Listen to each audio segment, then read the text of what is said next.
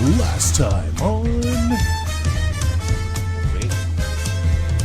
Last time on Dawntrail. We talked to the Hanu and got the second seal in this game for the City of Gold. Here we are. Let's go ahead and continue, shall we?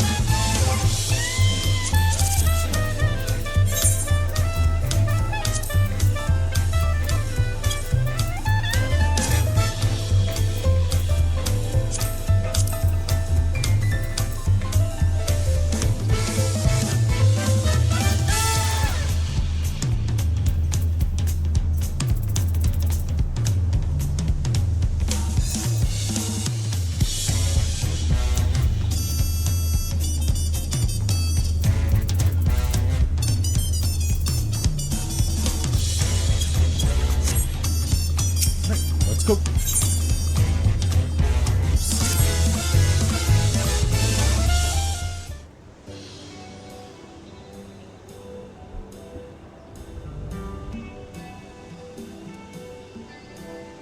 We've now won keystones from both the Feet of Reeds and the Feet of Gold.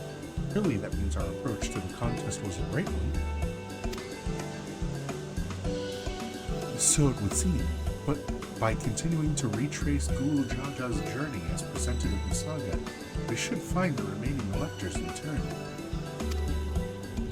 Then let's visit the Giants next.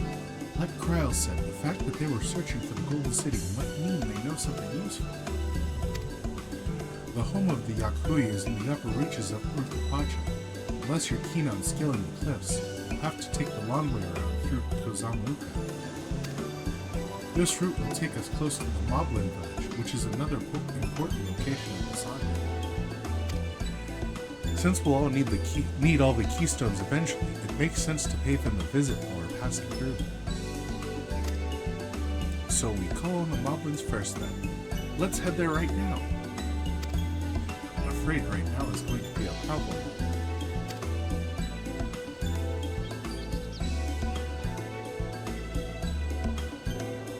The flight of we wingless, the great stairs leading to the Moblin settlement, collapsed in the storm. What are we to do then?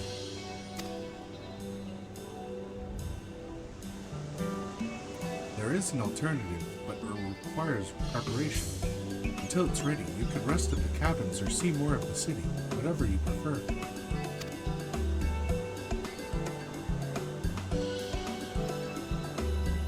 Just to be sure, you'll accept any method of travel as long as it gets us to our destination. Of course, who do you take me for? Then as your guide, I will see to the arrangements. Is it gonna be a boat?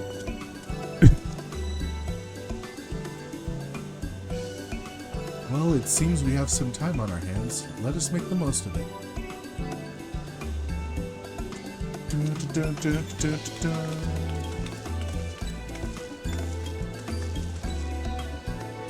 I need to get my axe repaired. I nicked the blade pretty badly when I took a swing at Bakul Jaja. That reminds me, I never got around to introducing you to Ropley, did I? He's the man in charge of Wachumeki Meki, and a good person to know. Want to come along? Let's go then.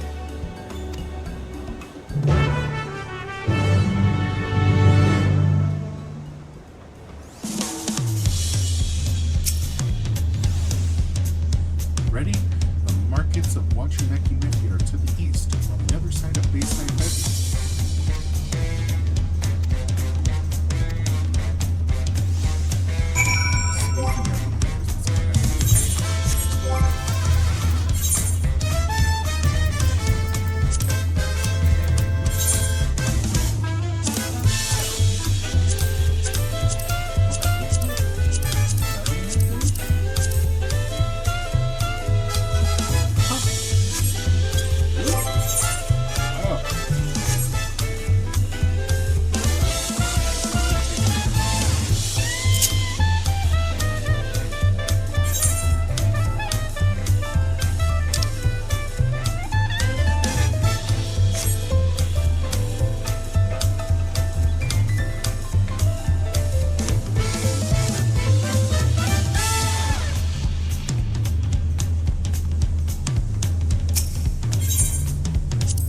This is on T's Tacos. Named for its owner here, a lovely tea soul. If you're after the best tacos in Trujillo, this place sits at the top of the bottom of the pie.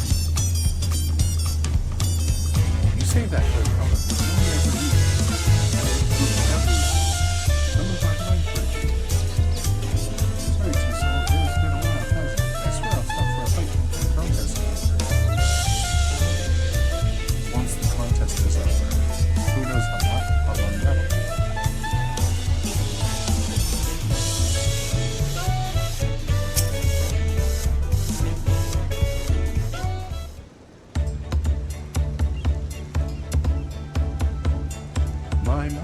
The third promise. How might I assist you this fine evening? Well met, Ropley. I need to buff a nasty nick out of my axe blade. Just let me make that quick. Yes, it's been tripped quite terribly trying to clean rocks again, Ropley. Or something like that. Think you can fix it? You stand on Tyrol's most prestigious gathering of innocents and ask this question. Tis child's play. We'll have to prepare for you 2 sheets of an O'Paddy's tale. Good to hear. I leave it in your capable hands. Who's your companion?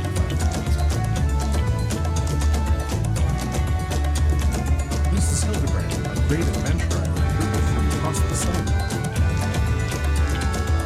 I brought him here to meet you, actually.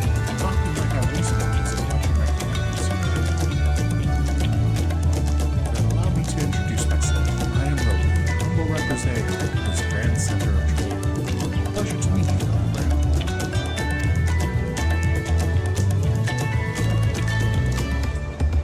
You there, stop dithering in the shadows and announce your business already.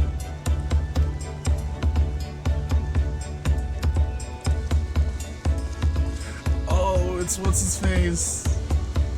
Theopolden, or whatever his name is.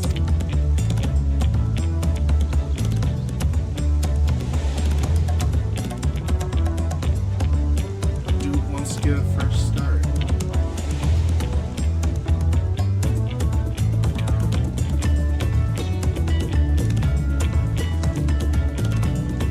A jewelry making event on the voyage over. Oh, I remember. Oh, fuck you, Tank.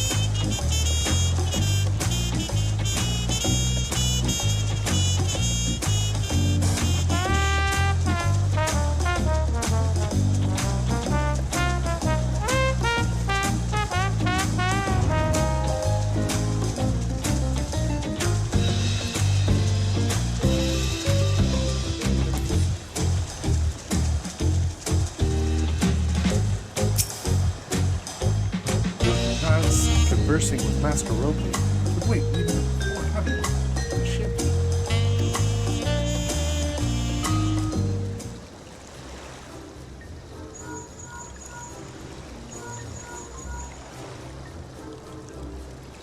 You found him? Good. I'll be right there. What did you run off like that? Did you have business with Robley or not?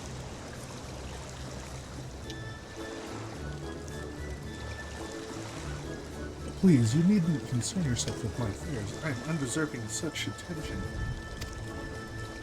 Huh? What are you going on about?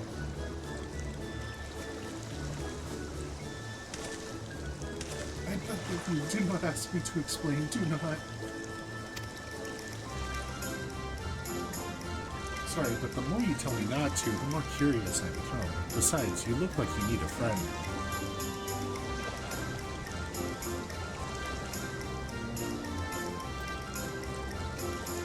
You are too kind. So be it. I suppose I can share with you a morsel of my misery. Before I came to Tuliol, I worked as a goldsmith at the most prestigious jewelry maker of all Ul'dah. Eshtain's aesthetics. It started off well enough, but as the days passed, everything began to go wrong.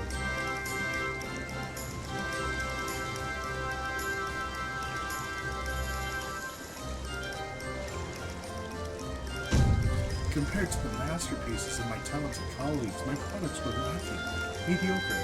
I lost all confidence, crippling doubt that possessed me. Any veneer of bravado I tried to put forth soon cracked beneath its weight. So he's a weenie cut junior. Thus did I take ship, hoping to find a fresh beginning on new shores. Yet as you witnessed, I lacked the courage to even approach a potential employer. You stand before a man wallowing in the wreckage of his ill-spent existence.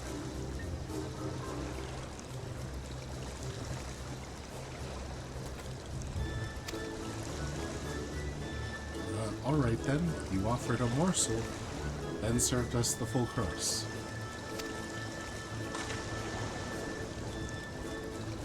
You must have really wanted someone to hear your story. If you like, I could try to give you a few words of advice. Then you have experience with my predicament?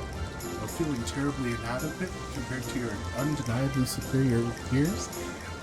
Ooh. Oh. Ow. Well, when you put it that way, yeah, called out immediately.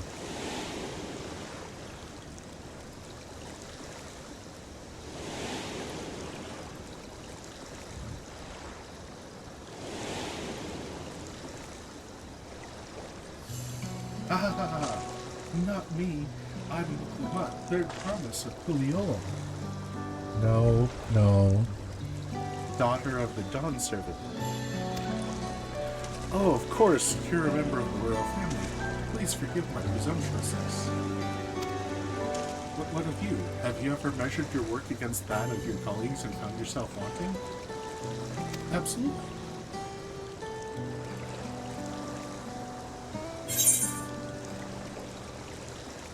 You can't measure your worth on the success of others. How can I not? Should my work not meet the same exacting standards, no new commissions will be forthcoming. What then was the point of my becoming a goldsmith?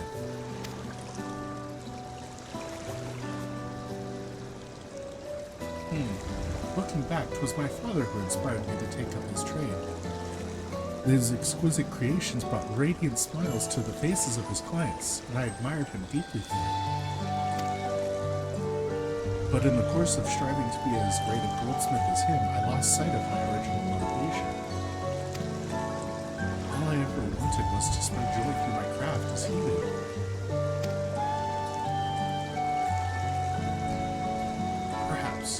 Perhaps I will give this one last try. Thank you both for reminding me of what is truly important.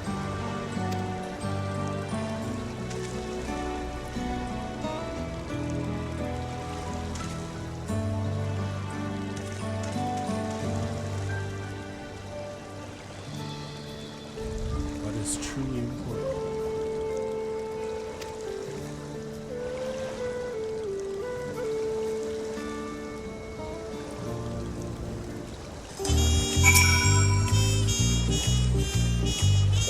Oh, sorry, I didn't mean to ignore you. But yes, I'm glad to see Father Yintang is giving himself another chance.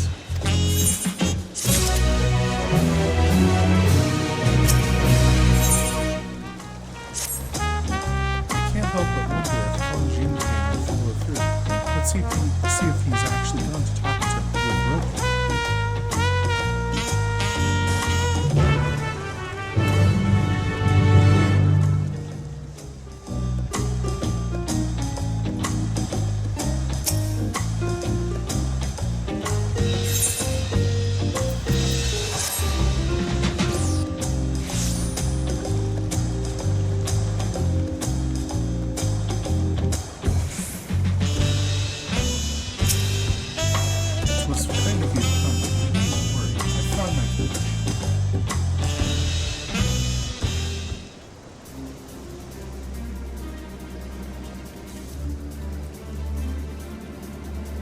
I accept my apologies for my earlier behavior. name is Fontaine, and I'm the goldsmith from Cool Dot in faraway Yorkshire.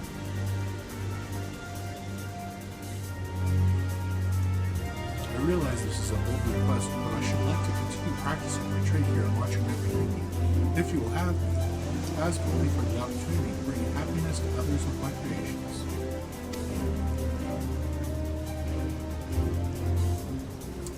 So that's what it was about. You were looking for work.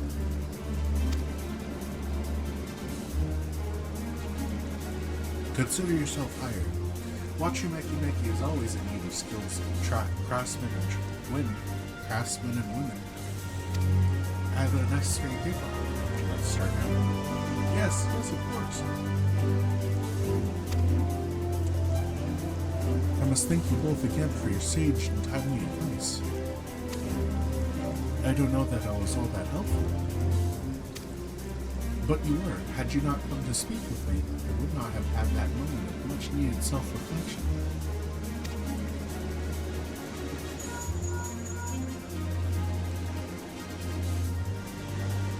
The arrangements have been made. Come and meet me at the entrance of High Tide Harbor. Yeah, boat.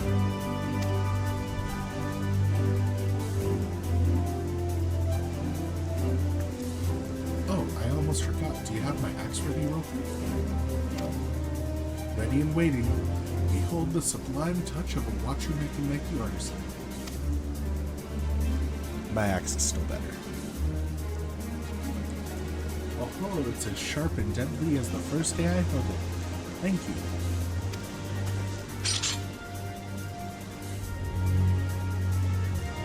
Well, good luck to you, Fontaine. Let me know if that doubt creeps back in. I'll be happy to talk you out of it.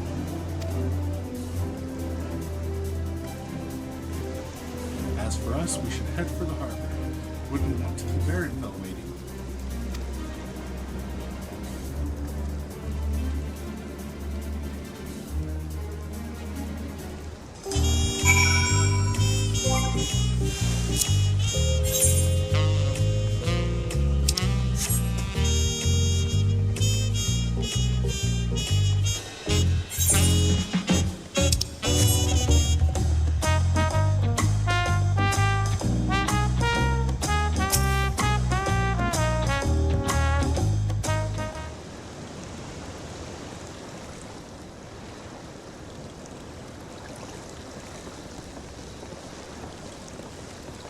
Enough with the secrecy. What is this big plan of yours? Look there. That is my big plan.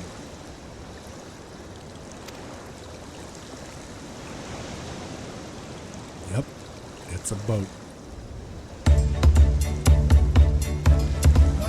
What is that? It's a punoti. She'll be pulling our boat upriver. How do we know she won't thrash about and sink us instead? They're gentle and timid creatures for the most part. It's not likely to cause a fuss unless you give a reason.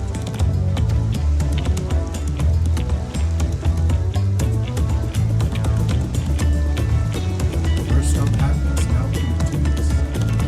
We're relying on a lot of animals for this trip.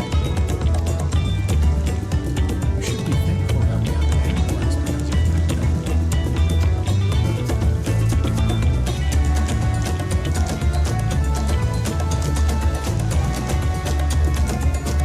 What did it have to do with the business? We got the boat. Hey, what's up, Max? I took you for someone who was up for the job. Long ago, when fighting still raged between the clans, the inhabitants of those on Earth moved swiftly through hostile territory. There you go.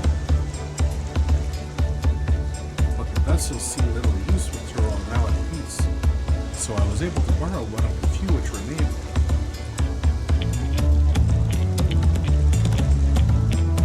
I did consider it a ritual. Pilots warned me that the updrafts near the falls would make landing difficult.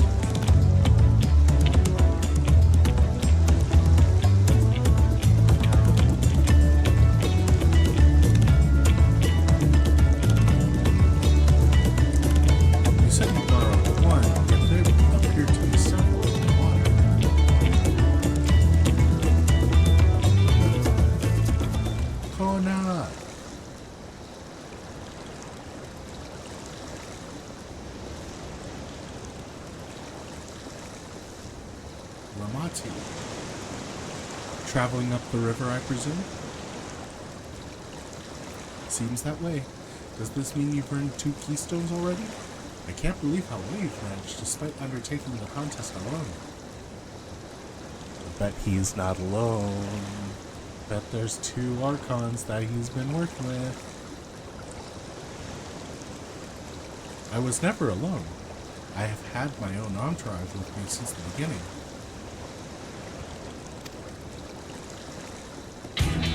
My friends, it's been, well, not that. What did you do? David, Ryanje, what are you doing here? Escorting friends, same as you. I heard much of the incomparable Archons during my time at the studio. As soon as the contest was confirmed, I thought who better to recruit to my cause. I contacted Scarlet, who arranged an introduction to these 2 gentlemen. The second promise had specific requirements. They who would be his assistants must both proven survival skills and mastery of life and purpose.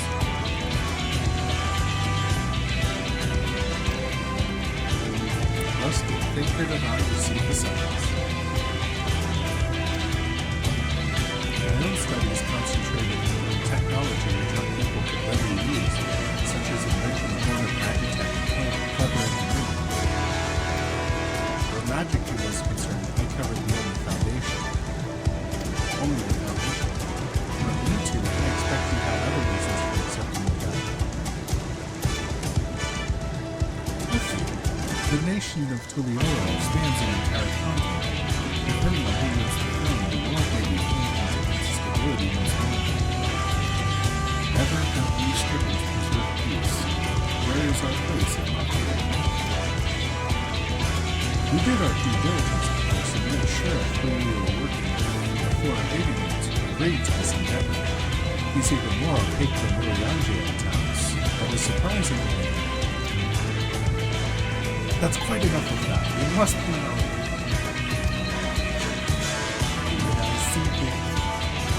Wait, I have one question before we leave.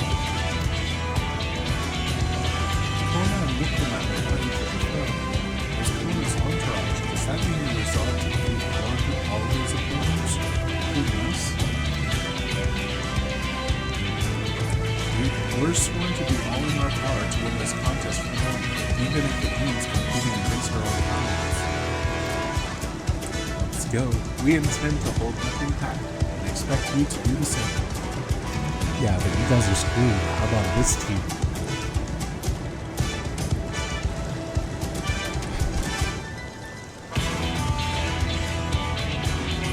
They're not even getting mentioned then. I thought you were taking a vote. If even you have been forced to travel on water, then the others will be doing the same. Or rather walk than risk confrontation on a leaky barge with no possibility of retreat.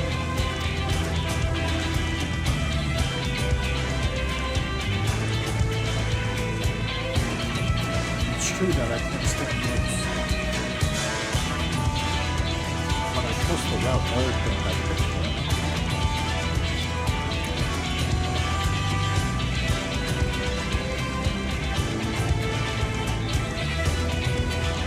Leave the handling of the community should other one like the time was however unhappy do your best to know the game as far as possible.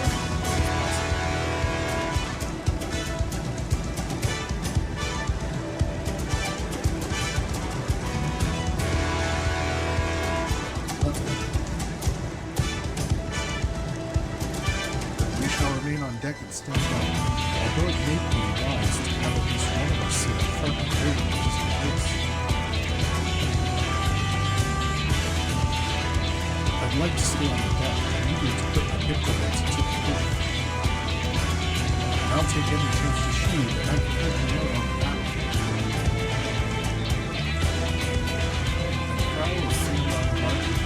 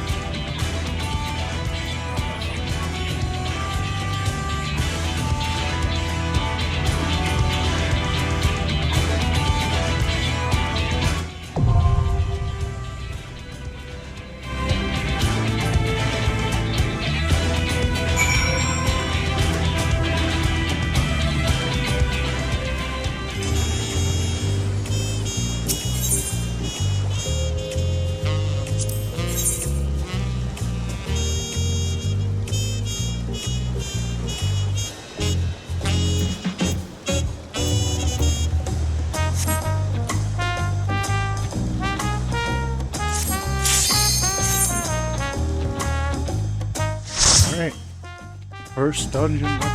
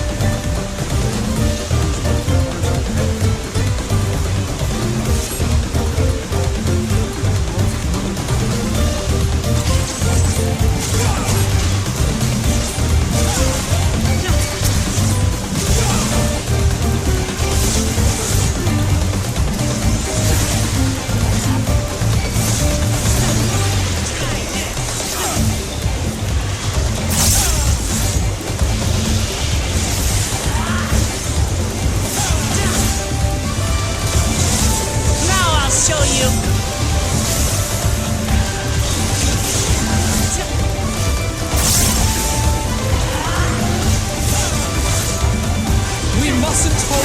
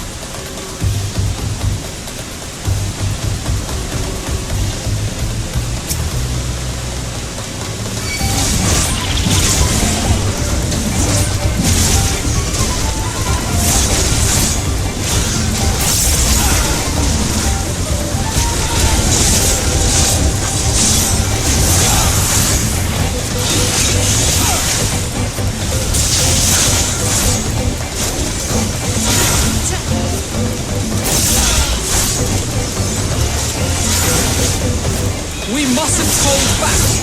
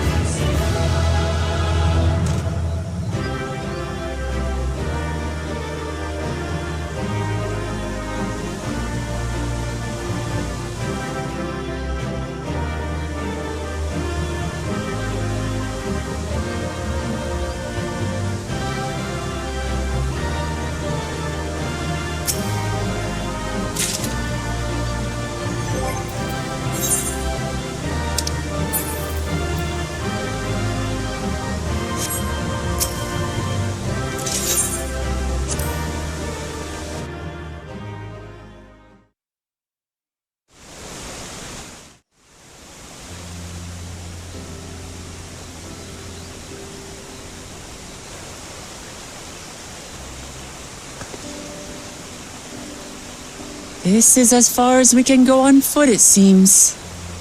We'll have to head back and see about fixing the boat.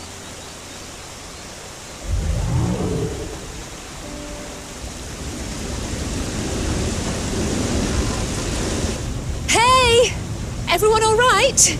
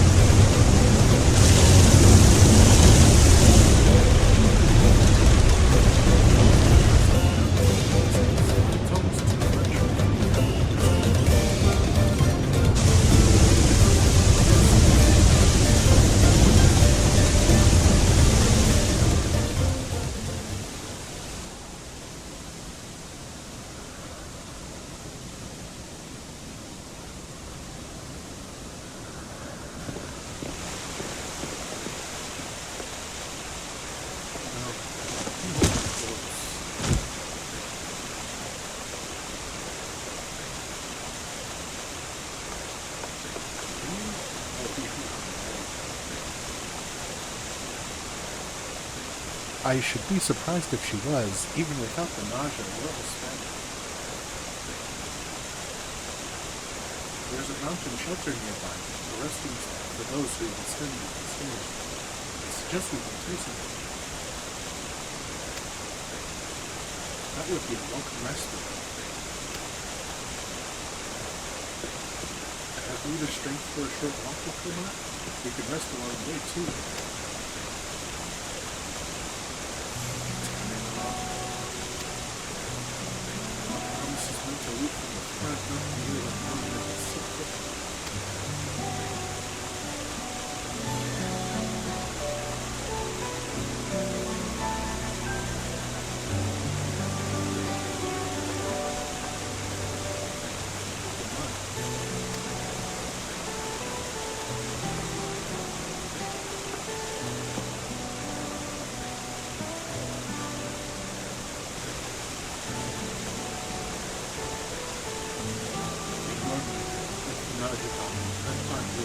Lead on. I'll follow.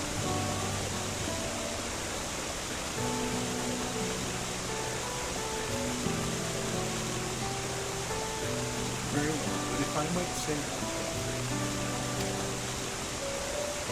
just because your opponents are claiming doesn't mean you can't receive struggle. You needn't play as well, so keep a pen and talk to us. We're always willing to learn.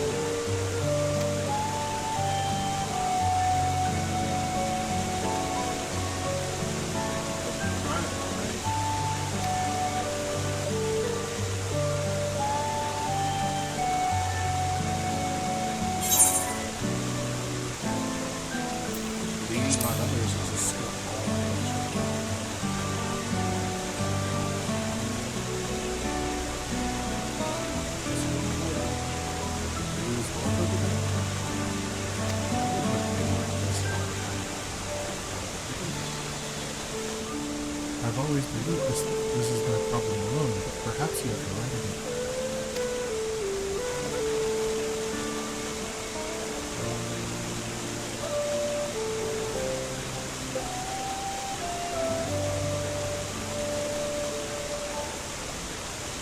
Right, I'll talk about things. Just give me a moment to collect my things. Of course. We'll be waiting at the shelter when you're ready.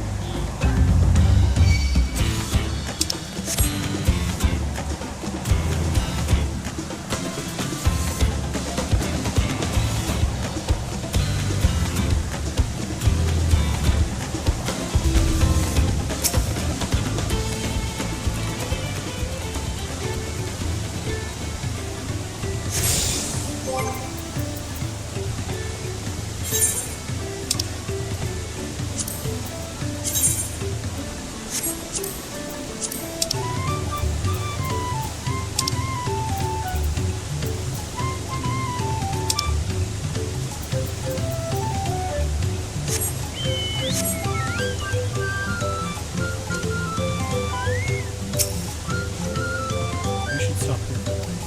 I understand the desire to rush ahead, but we need to recuperate from our punishing river adventure. Now let's settle in. We'll need a cook fire and there's meal preparation to be done.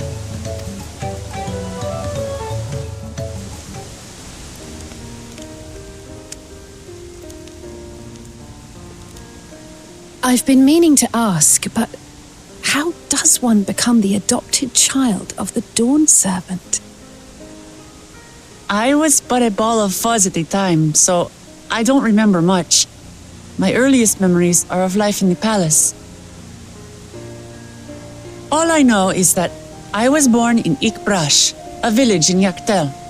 But I've never bothered to return there. As far as I'm concerned, Ulul Jaja is my only parent. I quite understand. I have no memories of my birth parents either. For a while, I wanted to learn who they were. But over time, that curiosity waned. Galuf was my dear grandfather, and he was all I needed. So our situations were quite similar.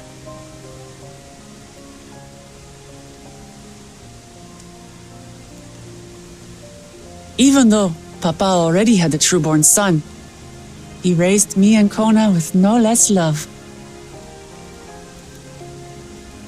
One time, I'd wandered off alone into the forest and gotten lost.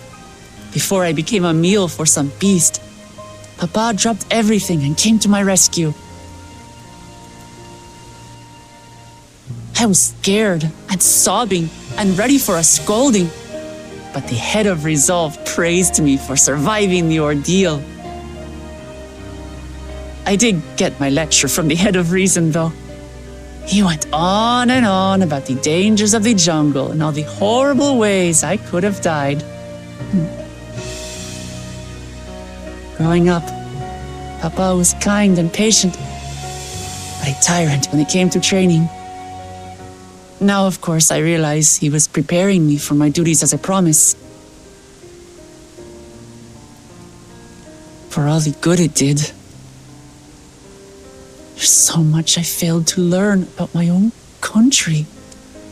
Whether it's alpacas or Ihihana, I hardly know anything. I've lived such a sheltered life, yet convinced myself I understood Tural and its people.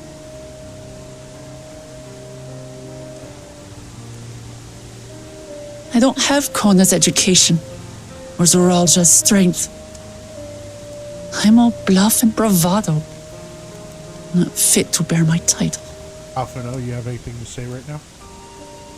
Oh, okay.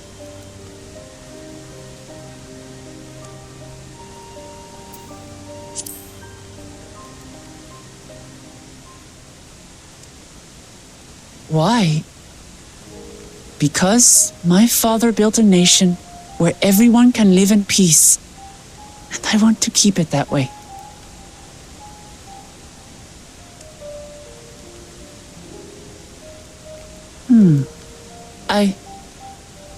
I think I see what you're saying. My reasons for joining the contest have nothing to do with my brothers. It's always been about the Turali and what I can do for them. You said it yourself. How important it is to properly know something. To hear the voices of others, empathize with how they feel, and think how best to serve. In so doing, you'll come ever closer to being the person you wish to be.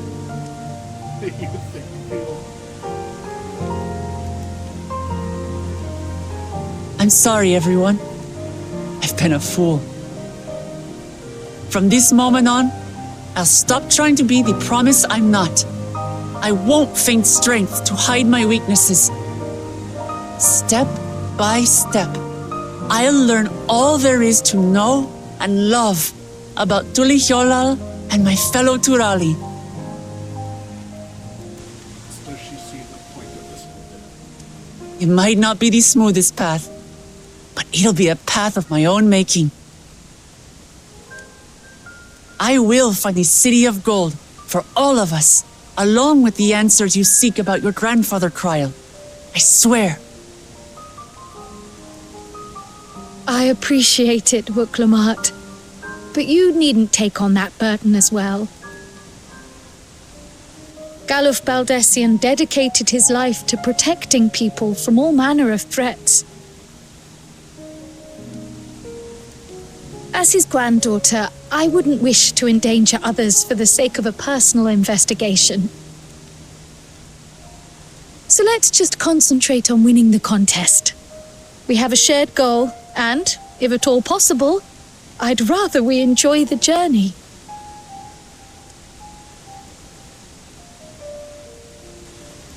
Hear, hear. We are companions on the same road, bound for the same destination. With our combined talents, nothing will stop us from reaching the Golden City. Thank you. Thank you all. I am proud to call you my friends.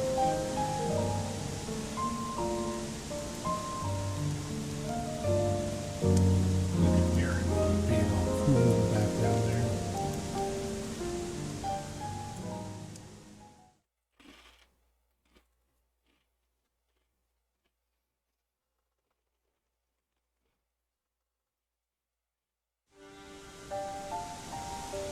Thank you.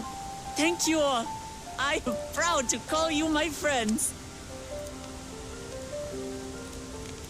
They seem to be enjoying themselves. Are you sure you don't want to go and say a word to your sister? Nay, there is no need for that. But what of you two? Wuklamat's allies are your comrades. It must feel strange to be rivals. Helping you has made us rivals, aye, but we're not about to break into fisticuffs over it. Unless, of course, it is a matter of winning or losing the contest. Then I'll have no qualms about putting Alizé on her rear.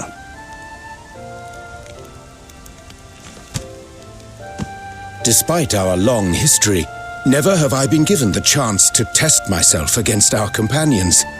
The thought stirreth within me a most unexpected sense of competition.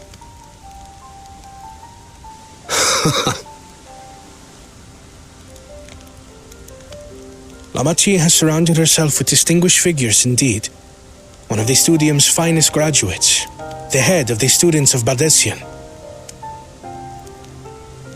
And then there's Eorzea's vaunted champion. If he's half the hero you say, then the odds are stacked against us. Not that I have any intention of bowing out.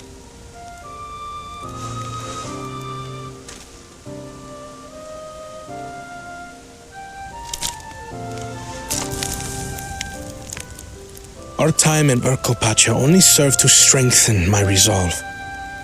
We saw how a single storm cut off the alpaca roots and threw my people's lives into disarray. Such uncertainties are why I advocate for the adoption of Sharlayan innovations, that Tuli Yolal might know greater stability and prosperity.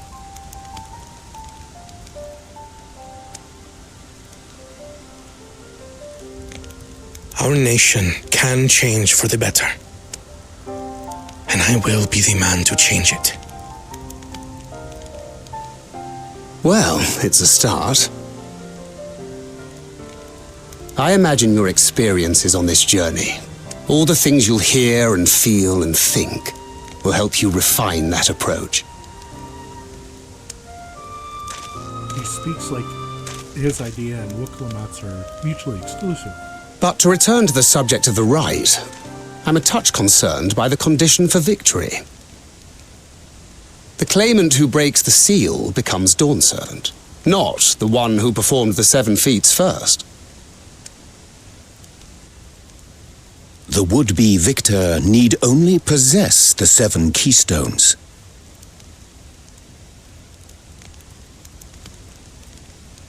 That is correct. As the contest wears on, we must brace ourselves for greater conflict.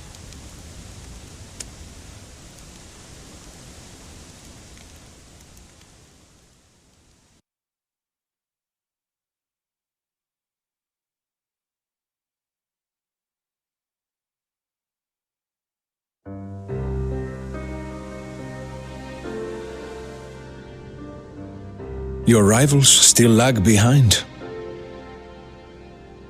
The second and third promise may have recruited competent lackeys, but none compared to you.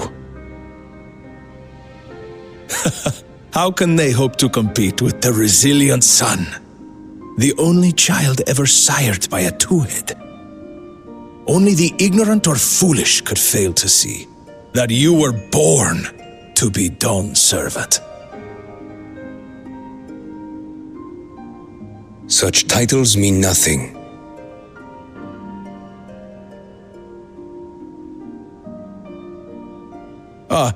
I neglected to mention, when I first heard the rumors that the contest involved the Golden City, I spoke in confidence with Gulul Jaja's inner circle. They all agreed on one thing. Whoever reaches the City of Gold will attain a power so great, it can dictate the course of history. If this power truly exists, then I humbly beg a fair share of it. Time is passing, and I would put my plans in motion without delay. The useless tool is cast aside after all.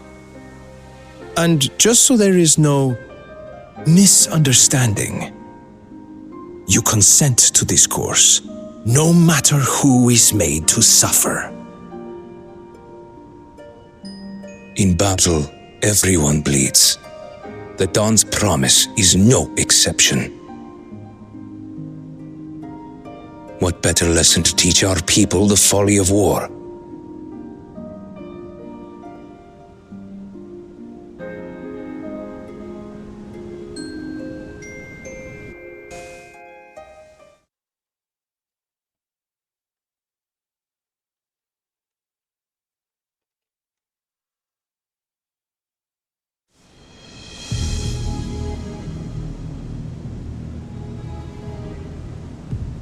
I was hoping for a good scrap, but this bloated sack of bile was no challenge at all.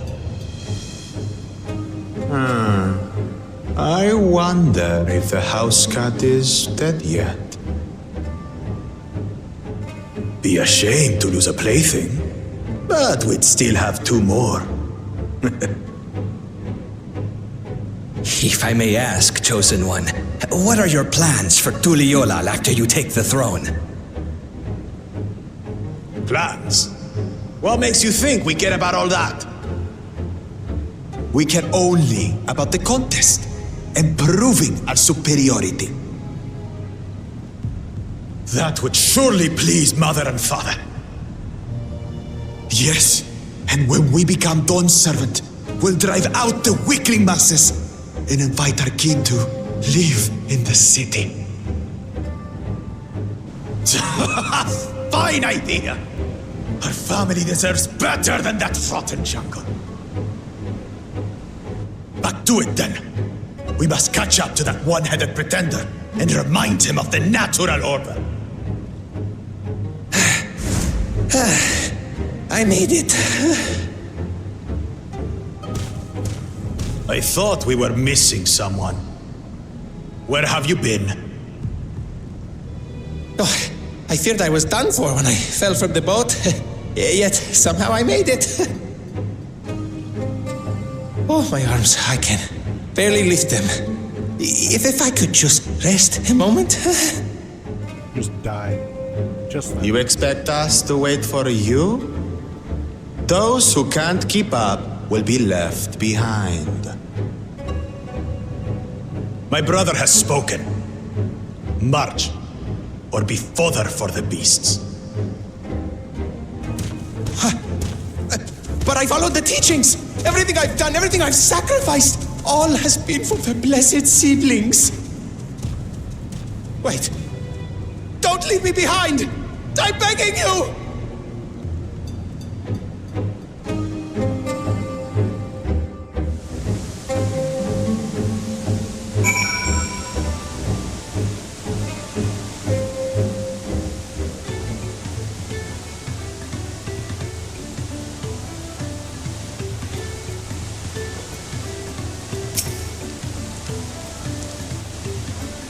able to say those things has brought me such relief.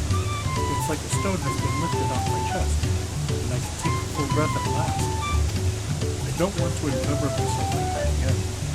I want to be better, will be better for myself and for my people.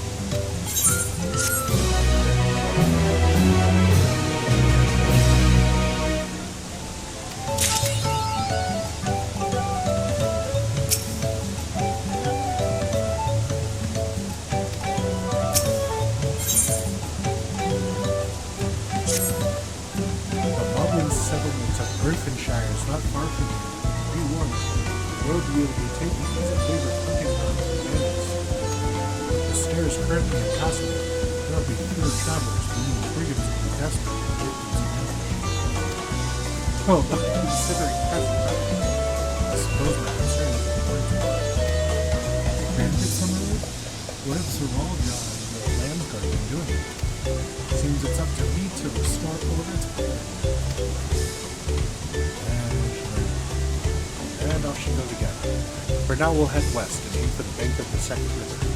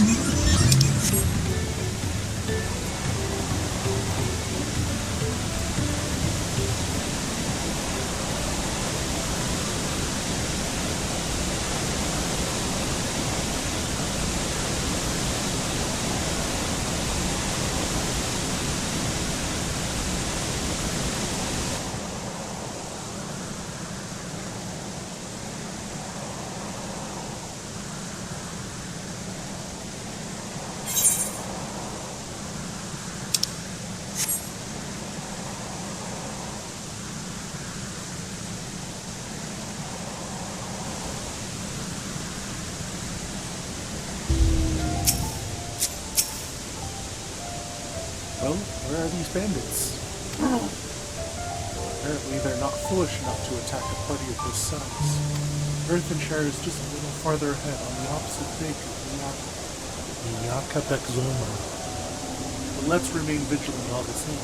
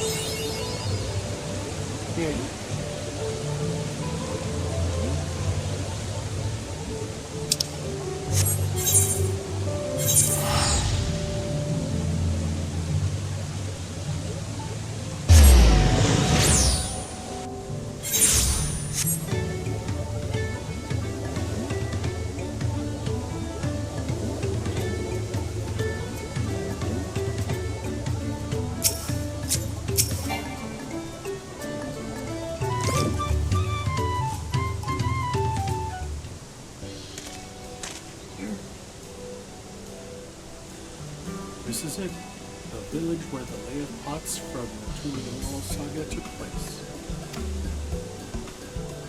Earthenshire, Adalshire. Might be the similarity is a cultural implication, I wonder. The settlements themselves couldn't be more different though.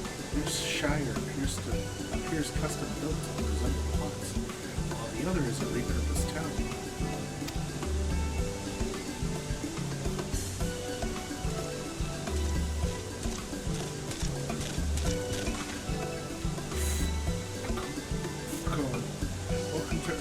Earthenshire.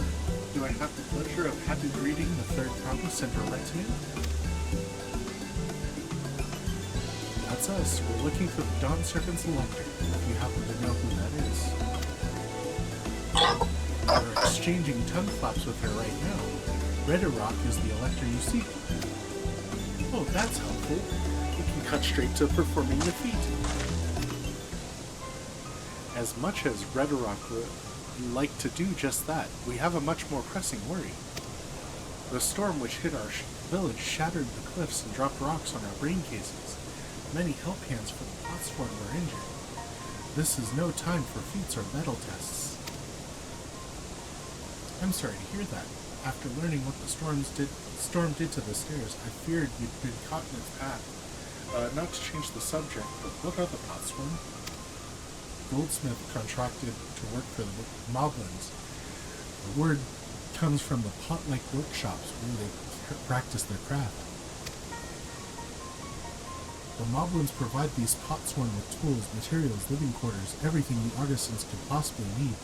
This allows them to concentrate on producing what is widely known as the finest gold and metalwork in Tehran. This is unacceptable. I was promised no distractions.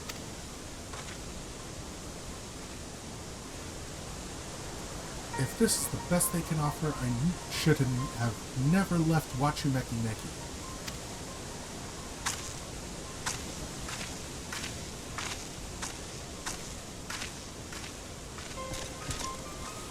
You see, the Potsworn desert us.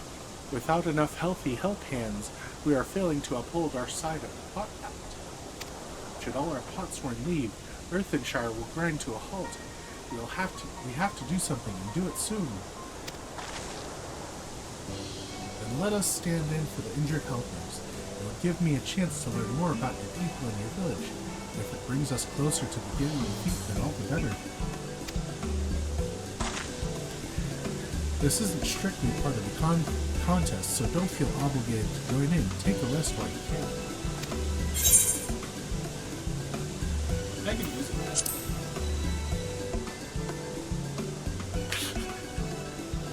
What What Hildebrand means to say is we'll all help. I doubt any of us could just sit around and watch. But nap.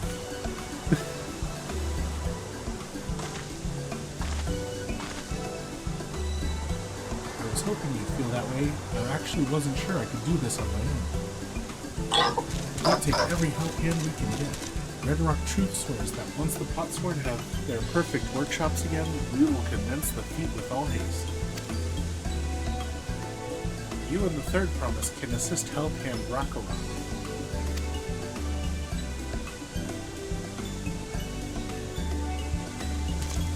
You other four follow Red Rock. There are other help hands in need of hand lending.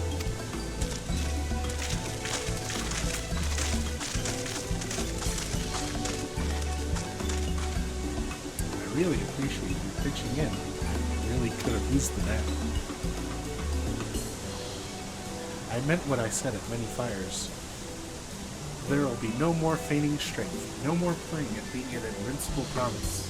Yeah, you're not me. If there's one thing I've learned on this journey, it's how practiced you are at aiding those in need.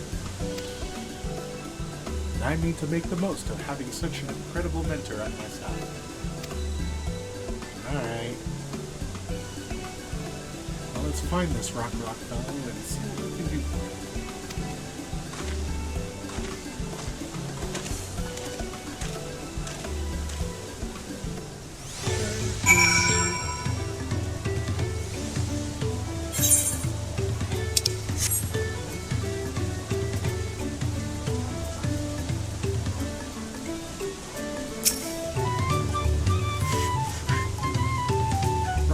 Can't meet his obligations without more help hands. How fast and broken their plots are empty.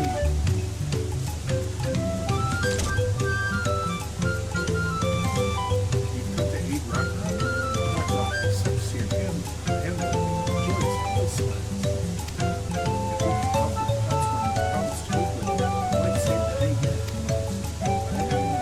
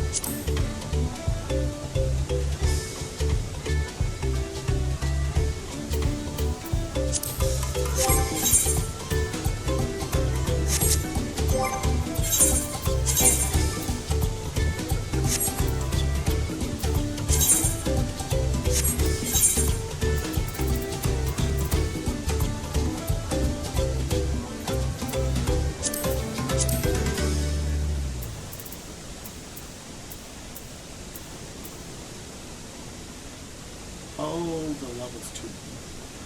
Okay. That makes sense.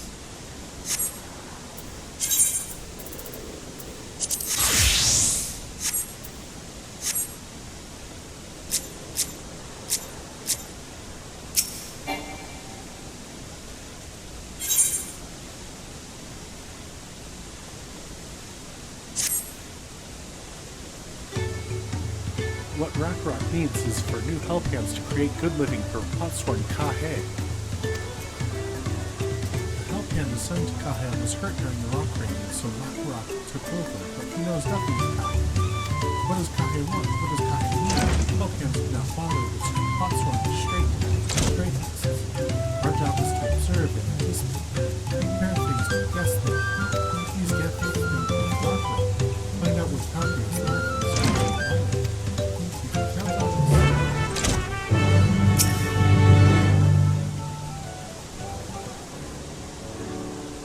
This is where Kanye works, is it?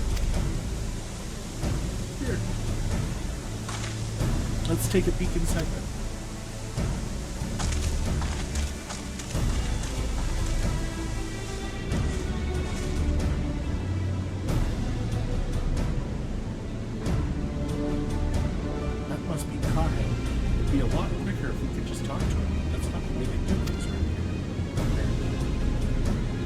have to leave and be a child. It's a destiny.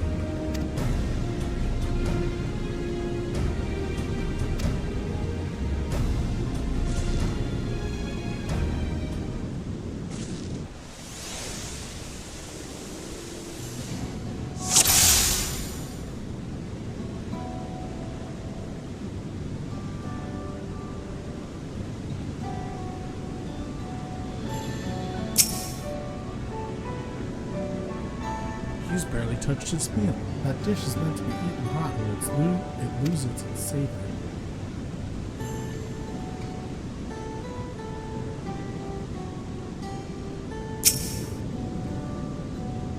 Those tools are looking pretty worn down. Maybe it's time for some new ones?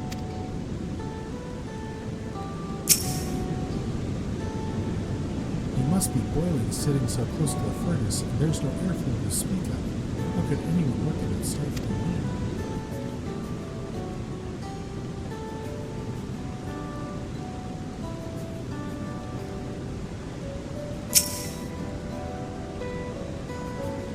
Well, he has no shortage of crafting materials. There must be something else he's missing.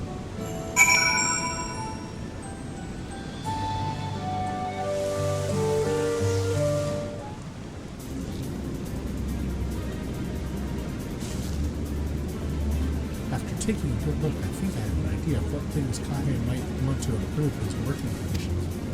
Let's head back outside and talk to Ragnarok.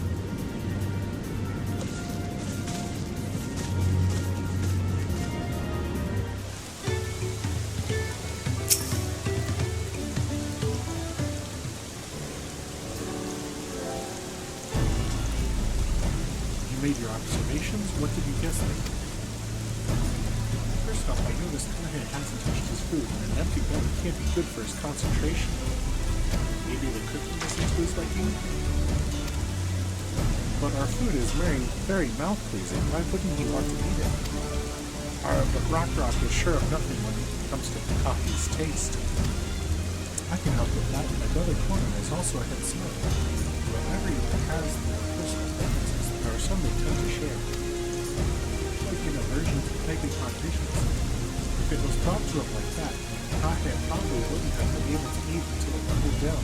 By the time he came back to it, he might have found it cold without appetizing. The simplest solution is to serve dishes that taste good no matter the temperature. Ragnarok never thought of that. Would the third promise mind explaining these things to our cook? Not at all, but I don't think that was the only reason Kage couldn't come this trip. The Hetsaro homeland was hot and dry, but even Kage seemed to be suffering in front of that furnace. Is there any way you could cool down the workshop? Oh, we could try a drafty shirt. They make a lovely breeze. Do you know where we can get one of those? We can gather them from the shoals of no return. There are many old boats there, abandoned by those who gave up their search for the golden city. So we salvaged them from the wrecks. Could you handle that for us, old man?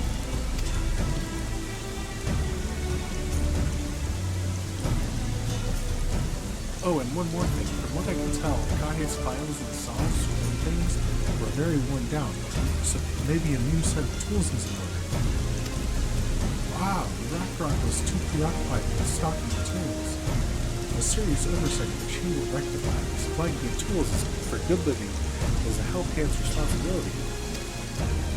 And we all have work to do. We can meet back here when our tasks are done.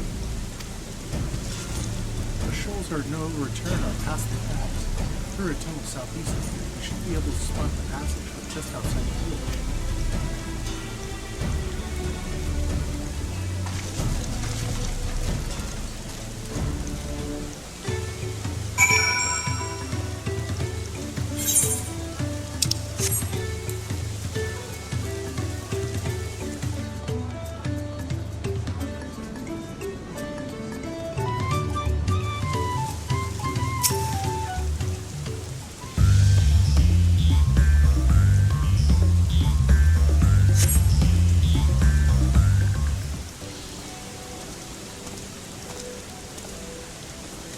You're Hildebrand, aren't you? What brings you out here? Ah, the issue of caring for the monster. They approached me without saying nothing, suggested quality of craftsmanship would guarantee that. However, the Moblins did not care for that. Surely it would be more effective to engage a uniformly trained collector. I cannot understand the fixation of individual contracts.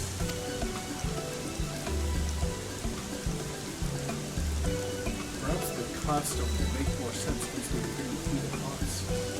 Until then, we could be unfit to assist in the matter of health. Instead, we are tasked with tending leisure. We are on our way back from procuring herbs for Anje. Settlements in Kozama too have been isolated by the storm's destruction.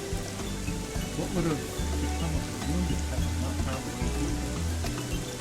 Should I become Dawn Servant?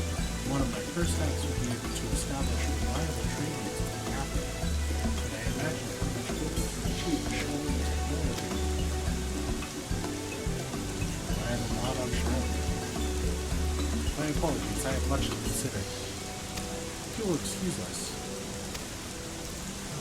We'll meet again soon, I'm sure. Take care of you, friend.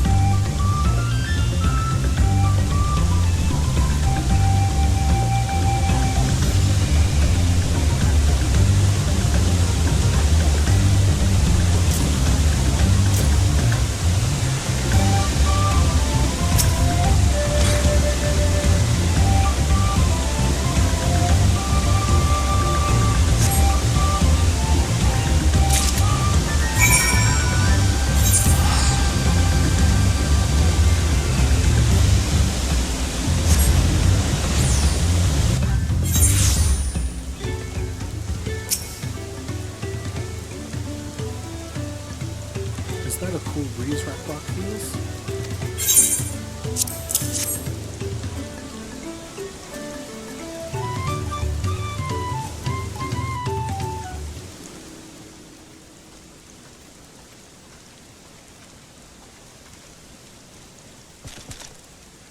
Yes, thank you for seek finding a drafty shard. Rock will add it to the new set of tools he brought. And I come bearing good food tidings. The cook has prepared a feast fit for the most discerning Hetsuro, and it's on its way even as we speak. Let's go in and see what Kahe thinks of our efforts.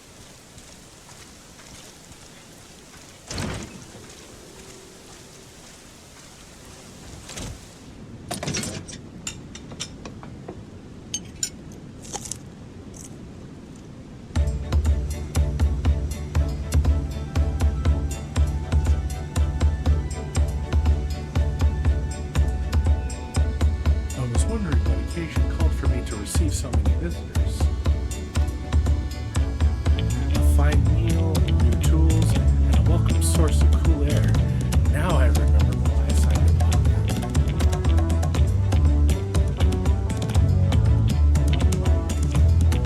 I'm grateful for your kind considerations. Allow me a moment or two. I'll reciprocate a piece worthy of a pencil.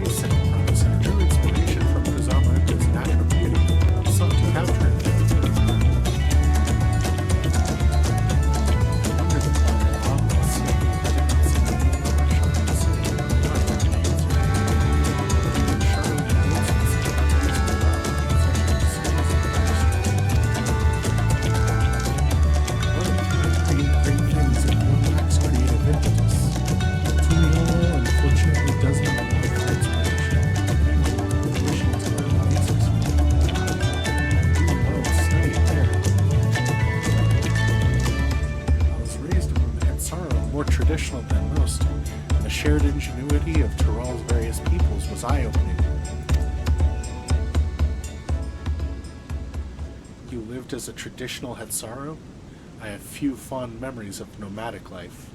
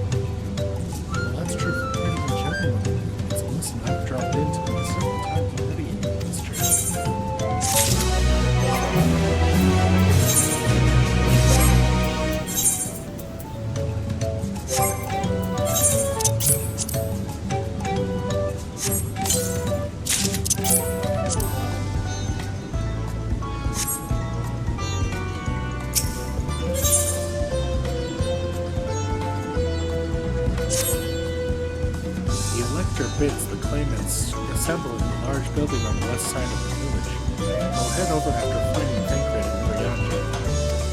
I also ran into the Levier twins on the way here. I took the liberty of directing them to the venue.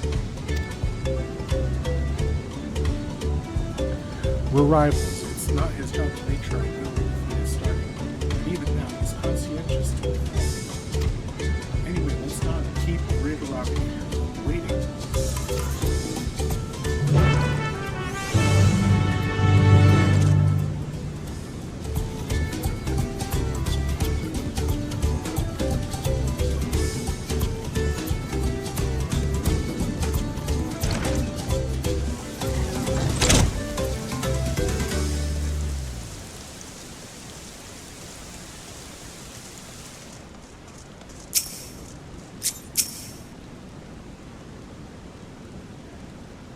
Redrock thanks you for assisting Helphand Rocklock. She will announce the feat once the other claimants arrive, so please be patient a little while longer.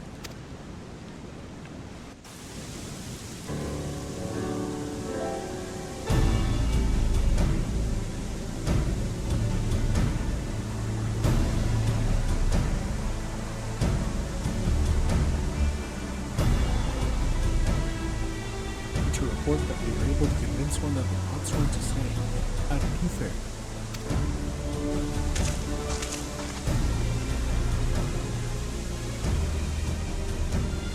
So you managed to do the same. Splendid.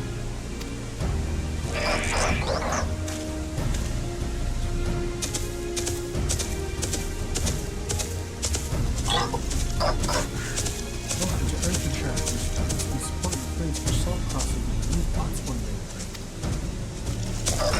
Hail the mighty Tall-Jaw. He cleared many piles of rockfall as if they were pebblestones, but resilient the sun for dollar serving. Tall-Jaw was clearing fallen rocks, and I'm surprised you would volunteer his time for anything unrelated to the contest.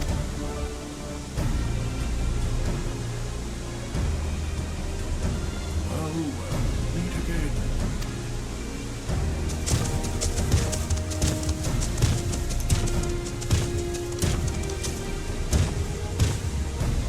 Just in time for the feat to begin. I'll bet he was already here, laying low while the rest of us did all the work.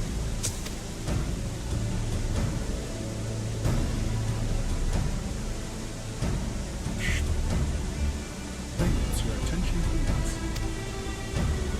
As Riddrock has explained, many of our Potsworn left us falling in the storm. The precious metal were crafted by those artisans bringing a rich jewelry shine. What is the soul? Should our stream of trade goods dry up, Earthenshire will suffer, till the yellow merchants will suffer.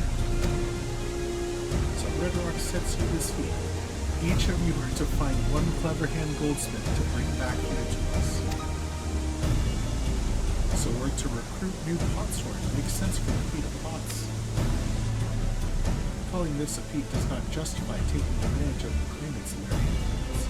How does finding workers for you demonstrate their worthiness for the throne? You are free to refuse Red Rock's request. She will be happy to inform the Dawn Servant of Geralda's disqualification. The right is a means to an end. The steps we take to get there are not important. Red Rock declares the feats of pots begun. But remember, a pot pact must be agreed to willingly, no grab snatching or deceitful tongue flaps.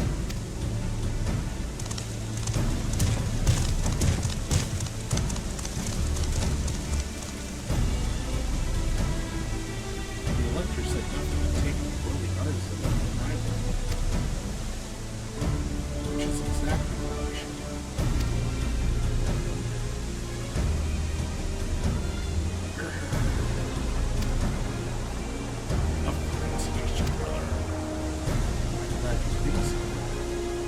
Let us lay out.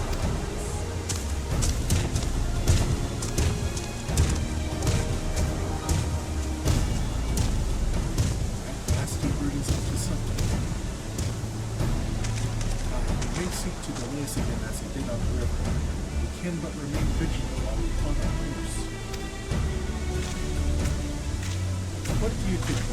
Have you any candidates in mind to satisfy the suit?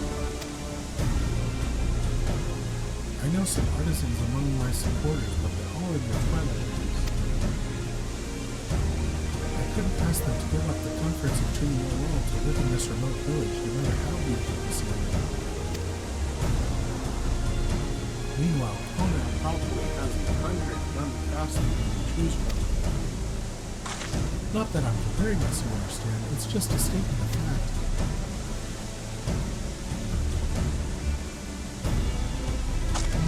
I suppose we could try asking around what you recommend. That seems like a logical place to start. Back to tuning all it is. Wait, does that mean we have to take the boat again?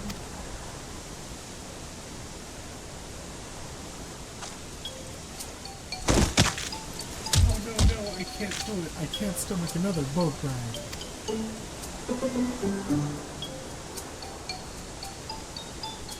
You said I should share my burdens, so I will speak plainly. The truth is, I get really, really sick on boats.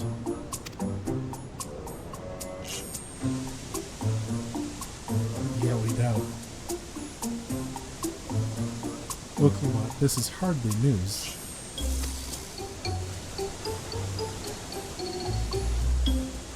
But it was brave of you to admit. In any case, we won't be fighting the current this time. Heading downriver will be much smoother. It will, are you sure?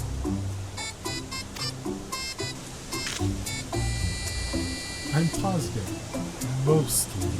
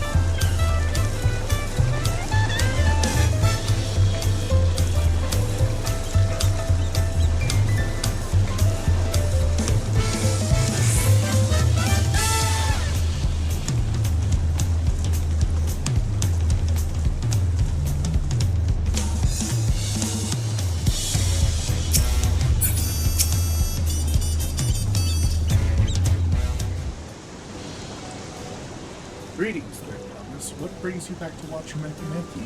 You've not shipped your axe again, have you? No, Master Lovely. Actually, I have a favor to ask.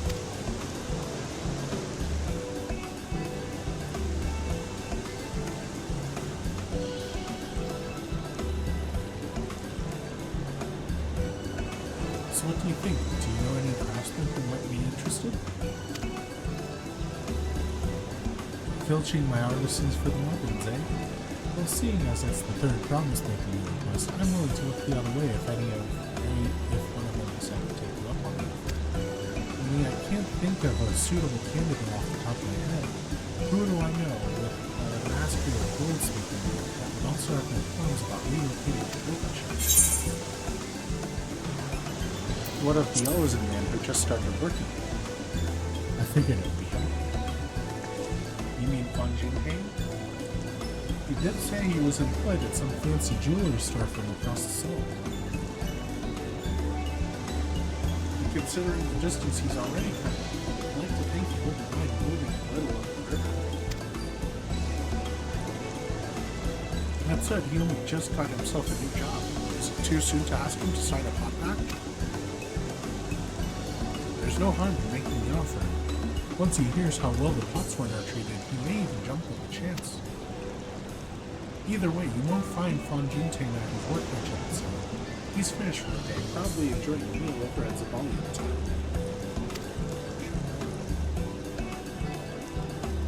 Then maybe we should go talk to him, just you and me, since he knows us.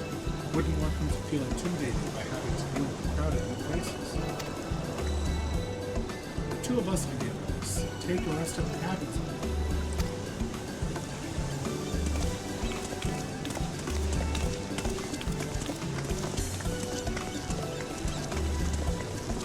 Right, let's go see a man about a pot.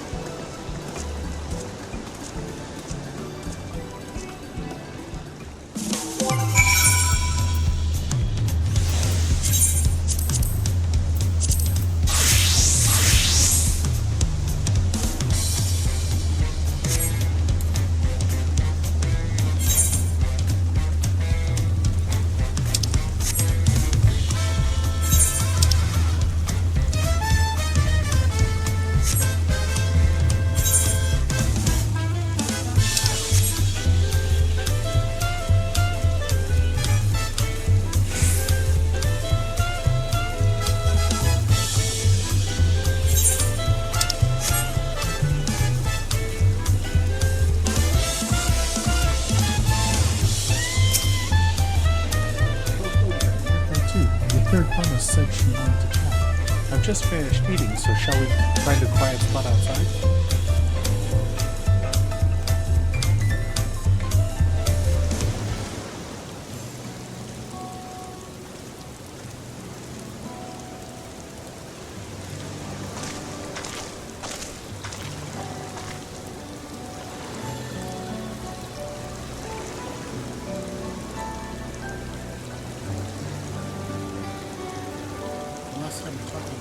You were a miserable state. Yes, I was, wasn't I? A lost soul until the two of you came along and helped me rediscover my purpose. My new place of employment has been most welcoming, and for the first time in a long time, I feel content with my lot. That's wonderful. So what is it that you wish to discuss? Well, it's hard to ask this right after you settled in, but I'm looking for someone to become a Potsworn. I've heard my new colleagues mention the term. That's why an artisan signs a contract to work for the Moblins, isn't it? But you're not a Moblin. I'm not sure I understand. It's for a feat in the right of succession. You need to bring a new Potsworn to the relationship. So that is it. We've clearly met, and after pushing you to work at what you make naked, I'm now demanding you throw that away and sign a contract instead. It's a selfish request, I know. I have something to tell you, I promise. The other day I completed the necessary procedures for immigration. I'm pleased to say I'm now an official subject.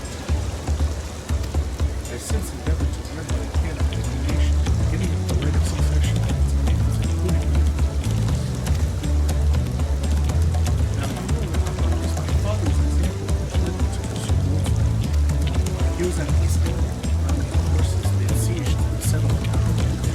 pursuing chaos he was slain. War took him from me invincible. Man I loved and provided. I wish to suffer such a loss again. And so, as much as I'm indebted to you for turning my life around, it is a fellow peace like a Tulola that I wish I wanted.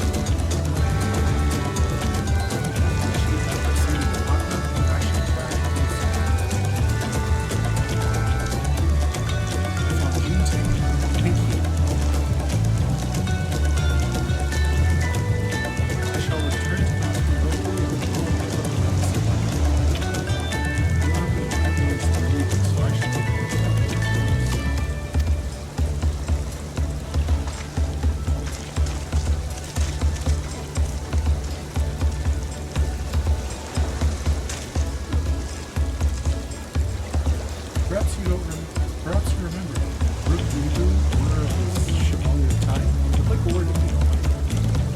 You're Wukloat's ally across the salt, right? You're something to the gospel. As it so happens, I can use some heroic help. It doesn't have to be right now. If you don't mind, we have a spare room. Much appreciated. You waited for me by my show.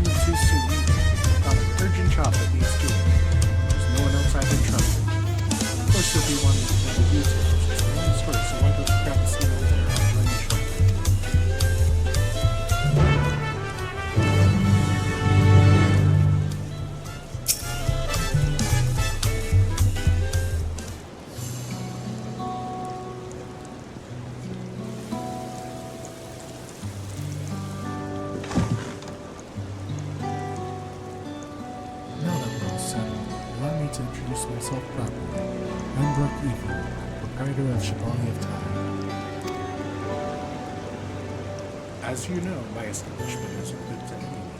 People hailing from across Tyrol and sometimes further come here to whet their appetite and slake their thirst.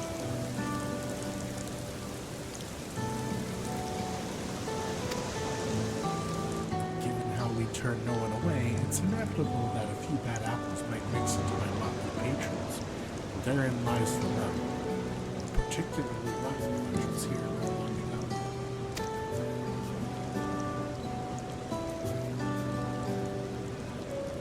Sitting just over there, in fact, having a conversation most foul.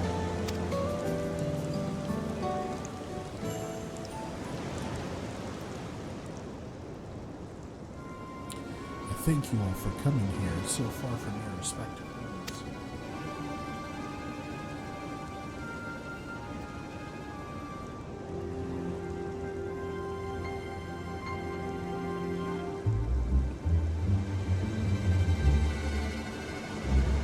As this is the first time we have all gathered in one place, perhaps formal introductions are in order.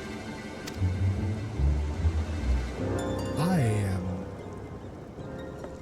Welcome, welcome. What will you be having? Could we have a moment, please? We're in the middle of something very important.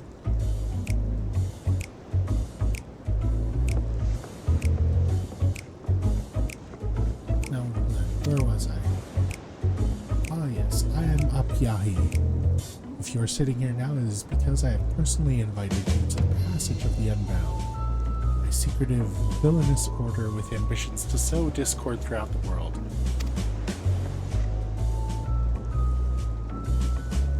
Villains do not often call themselves such. Nor do secret orders have their meetings in places where all eyes can see.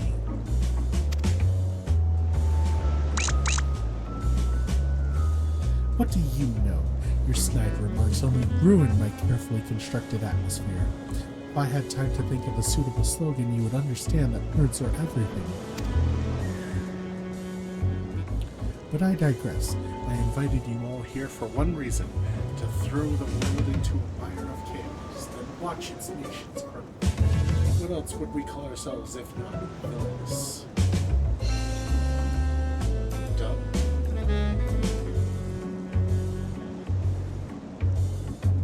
My only interest is to punish all who dared mock and belittle me. As long as I can achieve that, you can call me whatever you like. The rich, the powerful, the mighty, all shall be crushed under the weight of my iron.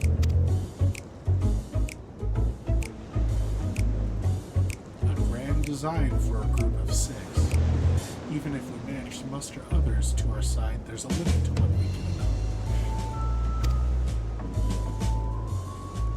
I regret to say that you are right. At present, we are bound and powerless. That is why, in order to raise our fists against our oppressors, we must find the strength to shatter our shackles.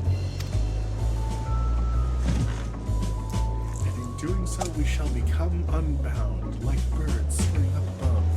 We shall take flight and spread our wicked wings, staining the azure skies black.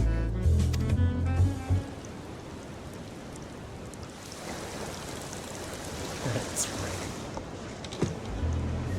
But sometimes skies become treacherous with clouds, and even birds must rest. You speak of finding strength. Is that why we're here? To look for it? If so, then I pledge my aid. With newfound might at my beck and call, I shall win adoration only by a hero. Your eagerness is heartening, and you are correct. The tools to make our goal a reality lay in Tural. Across this continent can be found certain artifacts which possess untold power.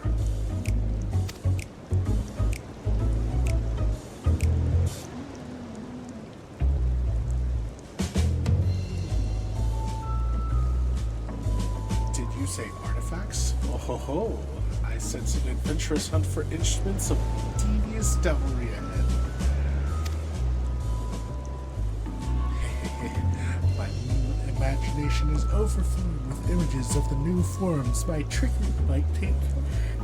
I dare say the world is not ready. Yes, well, to get to the heart of the matter, the objects are held by the disparate tribes, which make their homes in the Tural Cloud, where they have been passed down for generations as sacred treasures. Whatever stories these people have attached to their so-called treasures matters not. Each contain the essence of fearsome beasts called Tural the True. And with them in our possession, none shall be able to stand against us. We shall take the objects for ourselves, bring them across the sea, and use them to undermine nations far and wide. The means by which you each choose to do so, I leave in your hands. I only ask that you do not disappoint.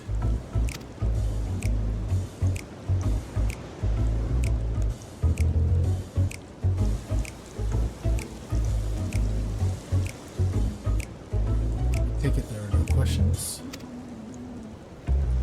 Let the passage of the unbound open unto the world.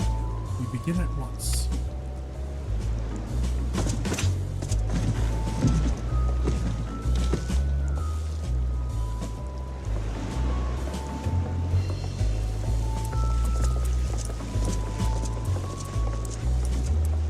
They didn't order a single thing.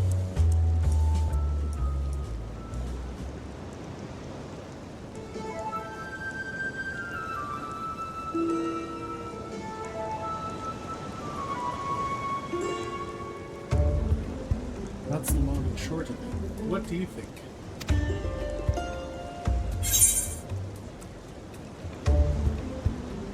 Left without ordering anything? Villainous. It's right there in their name. They're unbound by manners and respect. You won't be welcome back here anytime soon. You, on the other hand, can stay as long as you like.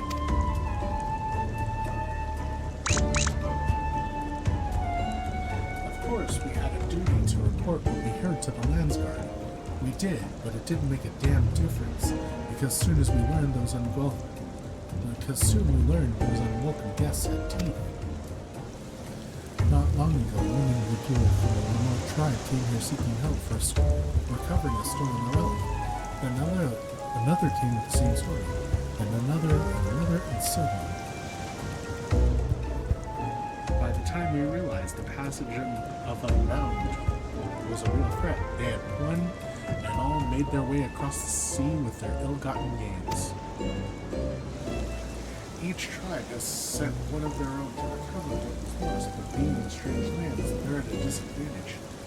That's why I've been looking for someone who knows every corridor of Eorzea and beyond. Now, I know you've business in Tyrell, else you wouldn't be out there in the first place. If you could take time to hear Raoul Jun out, you'd be doing a service to many, but he is a great helping hand.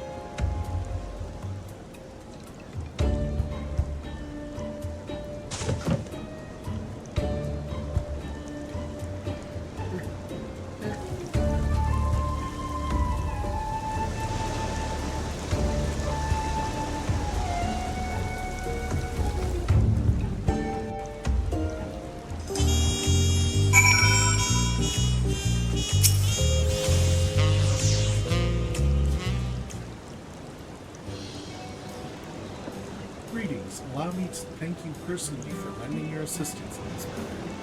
We've been quite desperate for someone suitable. Greetings, Raoul Jun.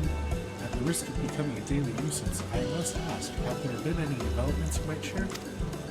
A nuisance? My personal thought, we come just in time for that. None other than the vaunted Hildebrand has agreed to aid the search.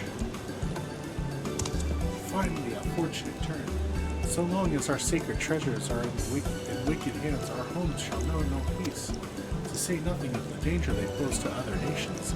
If these thieves really do intend to stir up chaos across the seas, then you had better depart on the next ship. But before you do, it might be proper to introduce you to those who have come to Tuliyola in search of aid. Though a Zenikwe comes from a village far to the north, a single warrior cannot hope to withstand the power of the tribe's realm. So she requires a stout protector, somebody that can be leaned on in times of darkness. The heirloom that Nepine must recover afflicts terrible maladies upon its victims. You seek someone who commands great healing magics to counteract this effect. The search for Shashapia's tribal treasure has been entrusted to a peerless hunter. She requires someone to act as a frontline fighter who can distract her target while her bow takes deadly aim. And lastly, there's Suhe, who knows little about her people's ancient artifact, aside from the fact that it must not fall into the wrong hands. She seeks a mage of great power, but anything beyond that lies enshrouded in mystery. Aren't you forgetting someone, Raholja?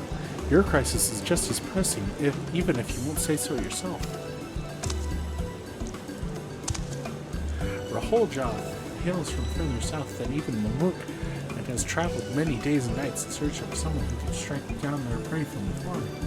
It is the only way to escape the effect of his village's treasure. Did I get that right? Indeed. I do get so forgetful in my old age. Thank you, Raholja. 5 tribes, 5 stolen treasures, all waiting for the aid of a brave soul. Hopefully that can be you.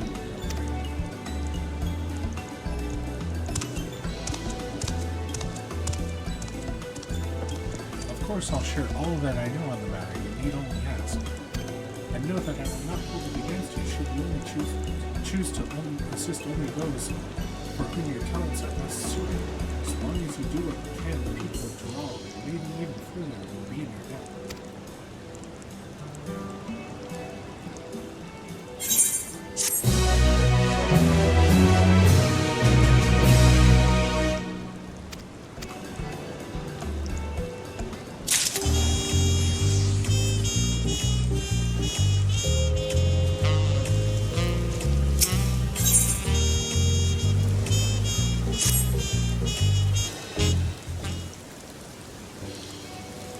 Hello there.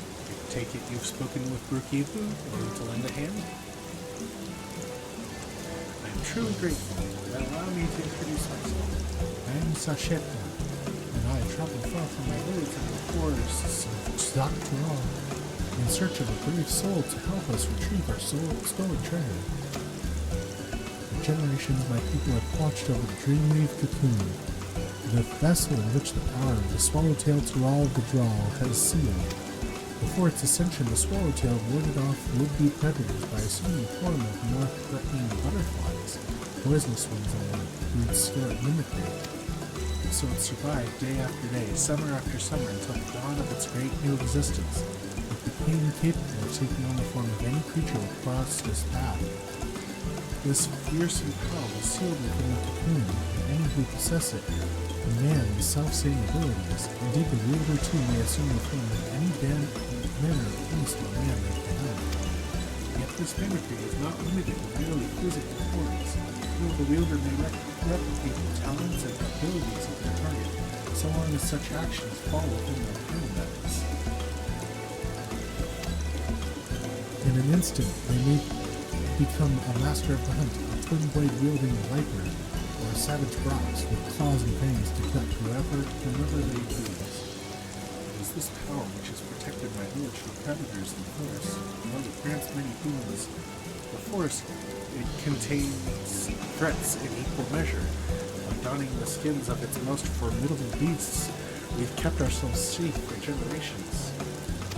Without the cocoon, my village is very surrounded as a risk. That is why we have sent our foremost hunter, Toka, to ensure it is reclaimed. She's never failed to capture her quarry, so I thought she would make short work of this ordeal. But there's been no word from her. I fear this may be a hunt she cannot undertake alone. It is for that reason I wish to relay the look back. One of the villagers ran into the thief before he fled, and said he intended to use the cocoon's power in Dawntrail, which I understand is the name of a large settlement located far, far to the east. Please, for the sake of my home, set out for this eastern habitation and assist Itoka with retrieving the cocoon. As long as you're willing to cover my teleportation expenses.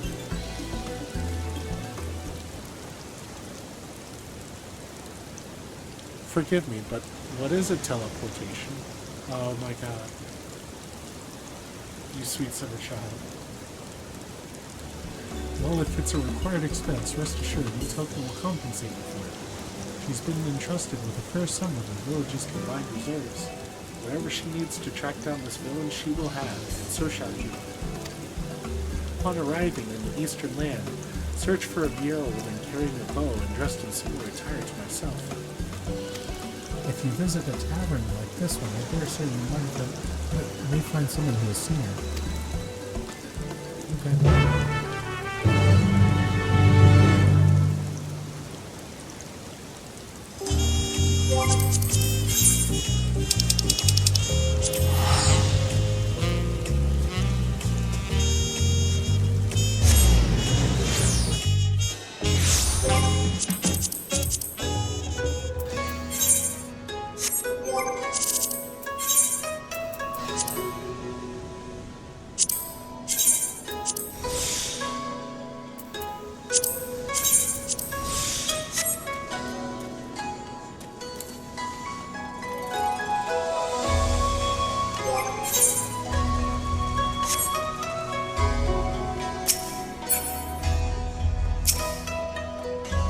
To the Shirakaze hostelry.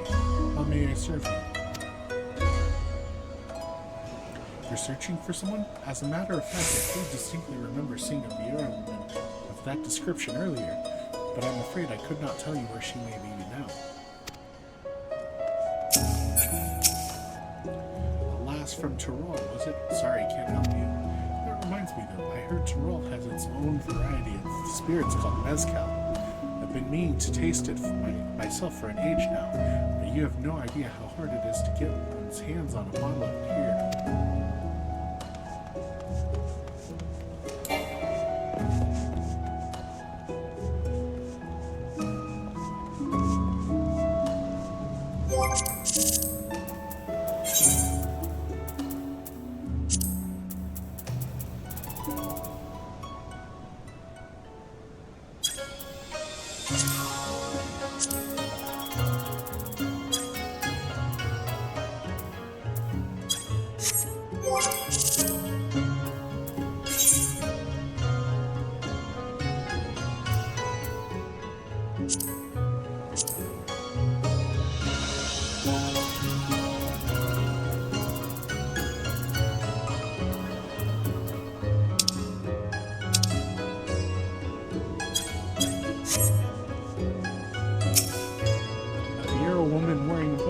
Yes, I do recall such a person. It was hard not to notice her, really, given how she was peering at every little thing.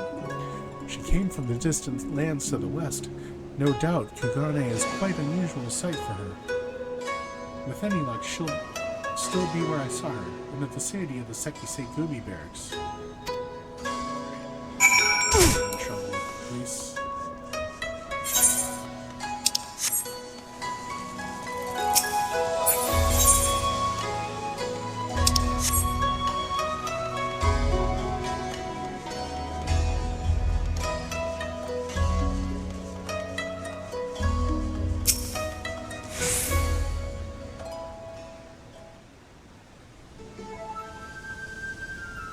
The city is simply too large for me to cover alone. Perhaps it is time I return home.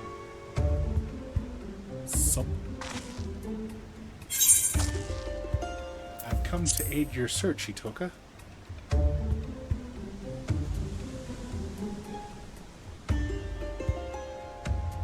Oh, is that right? I'm grateful, but why?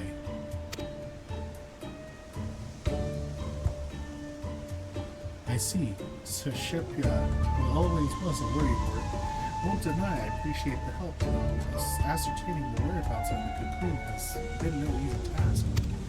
I've managed to secure room and board in this lodging after arriving in Kugane. I've been using it as a base to track down the thief ever since. I'll tell you all I know. According to an eyewitness from my village, the thief is a middle-aged Huron male. That's all we have to go on regarding his appearance. Yet so long as he possesses the cocoon, he can be anyone and anything. An elderly woman traipsing along the street, a child throwing a ball, mayhap even the dog chasing after it. Truth be told, I was nigh at wit's end trying to find him. That is until I discovered that a series of unusual squabbles have been occurring around the city. After investigating these incidents, I found one commonality. The instigator in each case invariably has no recollection of the incident, let alone of inciting it. What's more, eerie accounts have begun to circulate amongst the residents. Some folk claim they've somehow been seen in two places at once. Based on all this, I believe the thief's been using the Dreamweave cocoon to transform into innocence and spread discord throughout the city. Stands to reason we can find him by following the trail of chaos left in his wake, no? Yet should we apprehend him, in whatever form he's hidden himself within, there's nothing to stop him from feigning ignorance. Besides a secret remedy, of course. A recipe for an elixir which can forcibly remove the cocoon's enchantment has been passed down in my village for emergencies like this. I made sure to prepare a few vials before making the voyage here. I need simply throw the solution at the suspect and the cocoon's weave of mimicry will unfurl at the spot. That covers everything. Now what say we see if there's any trouble afoot? The thief will undoubtedly not be far from it. Let me know when you're ready. We'll catch him together.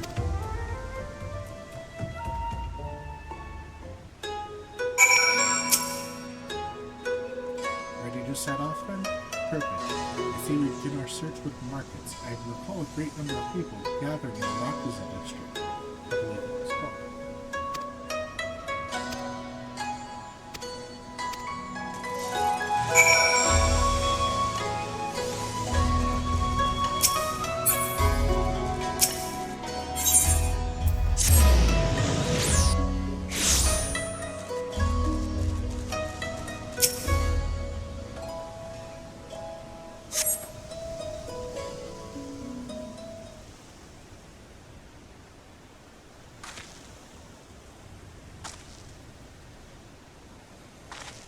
Look, you thieving poor son.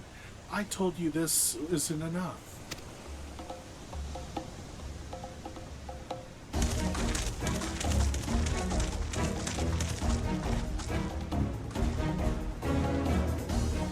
But sir, that cannot be right. I'm sure I gave you your change before. Enough. Hand over my money or I'll take it by force.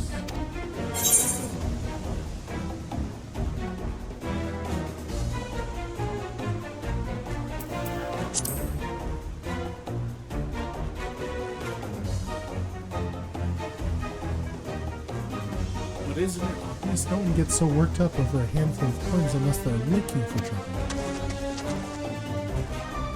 Reveal yourself, villain.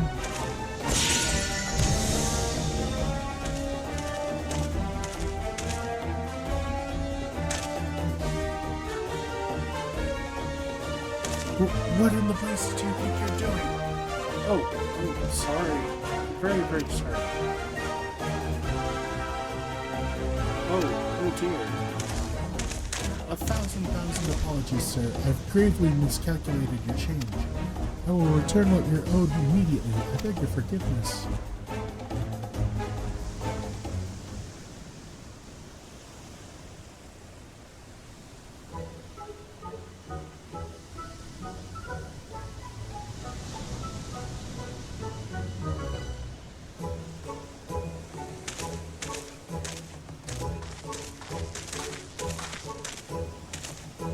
I apologize for the disturbance.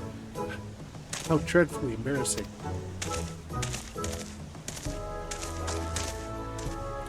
Well, a hunter doesn't quit after a single arrow misses its mark. Best not to dwell on what's done. Instead, focus on our next course of action. Let's see how things fare on Kogane Dori. You're not going to listen to me. Then what am I doing here?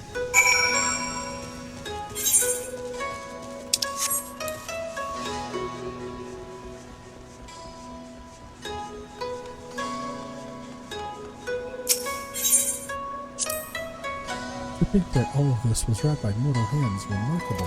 My people have ever lived in harmony with nature, but that doesn't mean we condemn the ways of those who choose otherwise. In fact, in the brief time I've been exposed to settlements like this, come see such places have their merits too.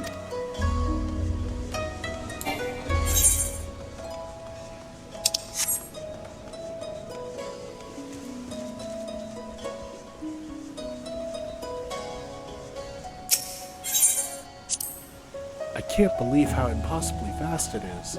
My jaw dropped when I first saw it. I could hardly fathom where the horizon ended and the sea began.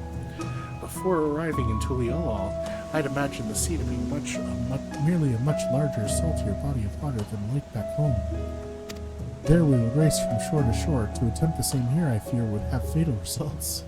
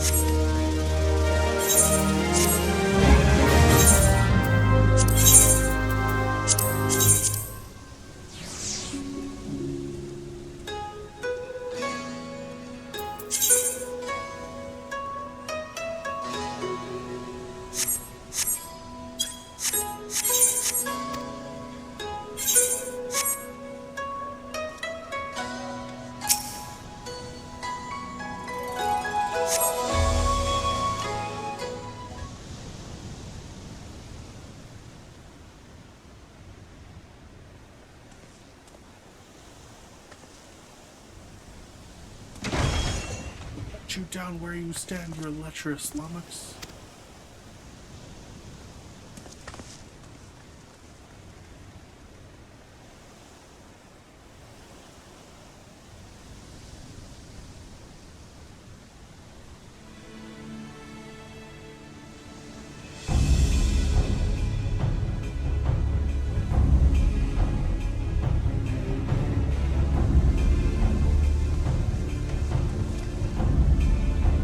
Going on here? Big bloke yonder allegedly laid his hands on that grizzled fellow's woman. Afraid this may come to blows. Calm yourself, man. I've not done what she claims. You dare add insult to injury by calling her a liar? Ignore him. I told you that pig defiled me. Cut him down this instant. There's no truth to her words. Wherefore does she spout such rubbish?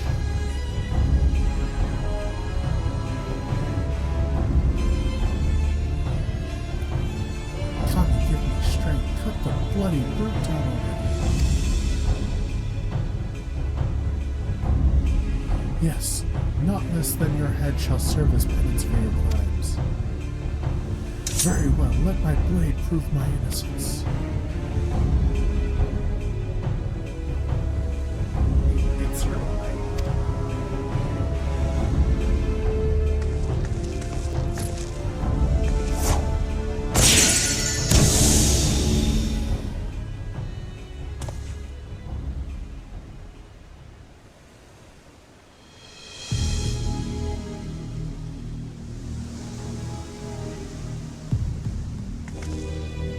Was that really necessary? No, I was growing weary of this man of ours. It's time I moved on to bigger and better things.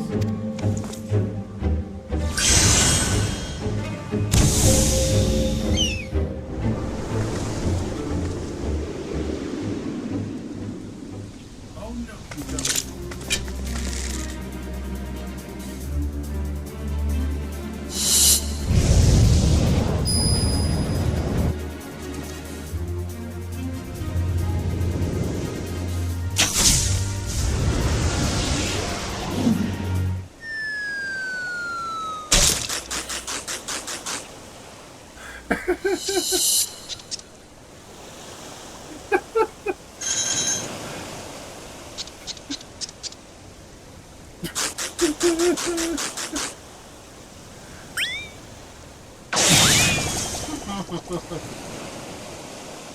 Oh, that's great. You missed.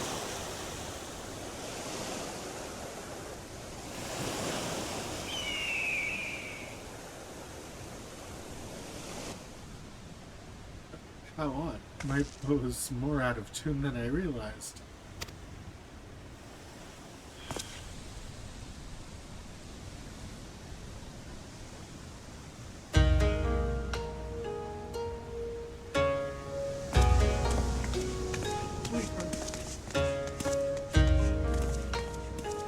Is it really you? Oh, thank the Kami, you're safe.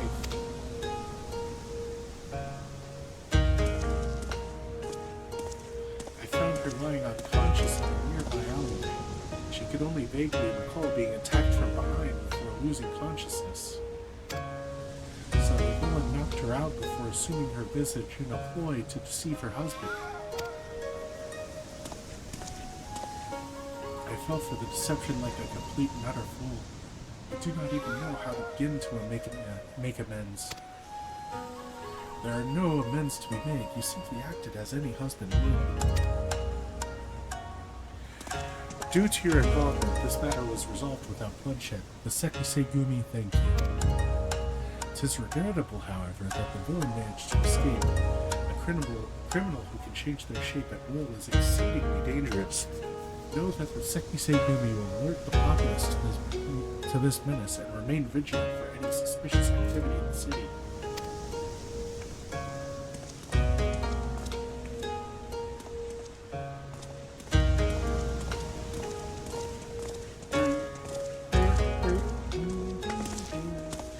Let's return to my lodgings. I'd like to go over where we stand with our elusive quarry.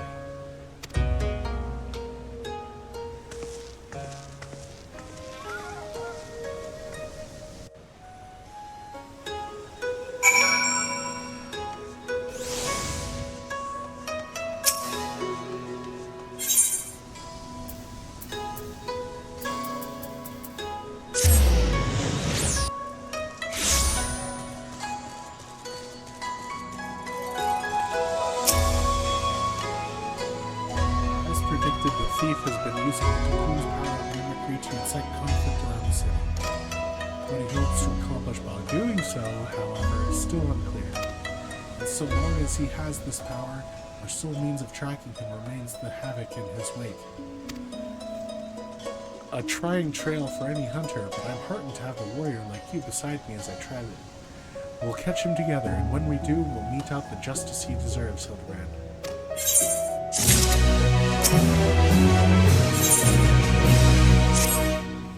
Good to see you, Hildebrand. For better or worse, I haven't heard about any unusual incidents in Kagane since our last altercation with the thief. There may be reason for that.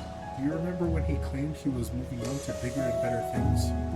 If we're to catch him, we may have to expand the scope of our search beyond Kagane. Yet he traveled all the way from Tyrol to this eastern land for a reason. I can't imagine he'd go too far. Do you know of any other settlements nearby? The Ruby Sea is dotted with settlements. People live out in those waters? But they're so vast, where would we even begin?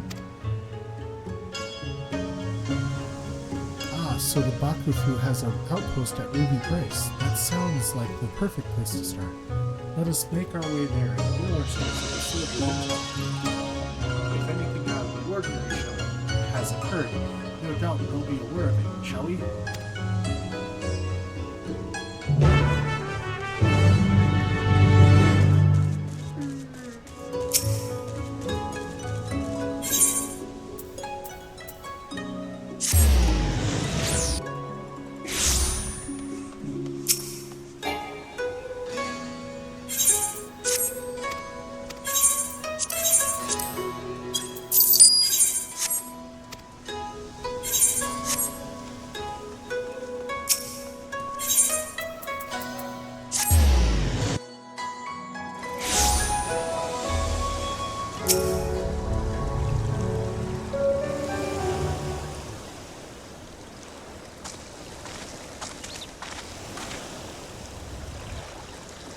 Well, this is unexpected. What brings you to the Ruby Price? Disputes. Strange you should ask. Not even a moon ago, the waters of the Ruby Sea were poised to turn a sanguinary shade. Please tell us everything. A Confederate skiff approached Ruby Price without authorization, and its occupant began hurling insult after insult, in an obvious attempt to provoke us. We did not succumb to their provocations, however. After warning the vessel we'd fire if they drew an closer, they withdrew without a word. However, should they attempt to provoke us again, we will not display the same level of restraint. The roar of our cannon shall signal their comrades to rally in full force. The water will flow red, of that there can be no doubt. Tensions run high, not like this has ever occurred.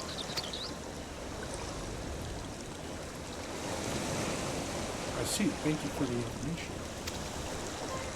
Might we speak privately?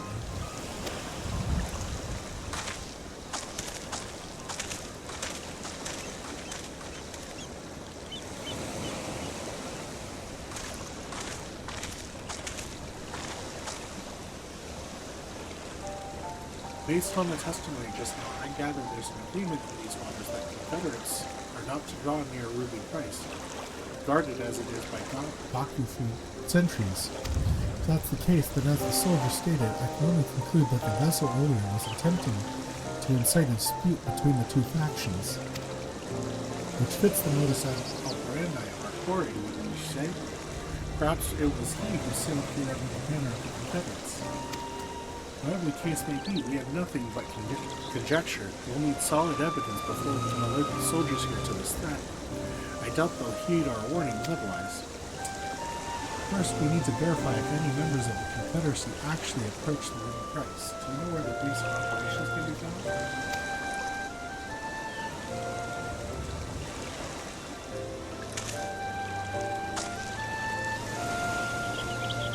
Sakusuki. Looks like it would be fastest for us to swim.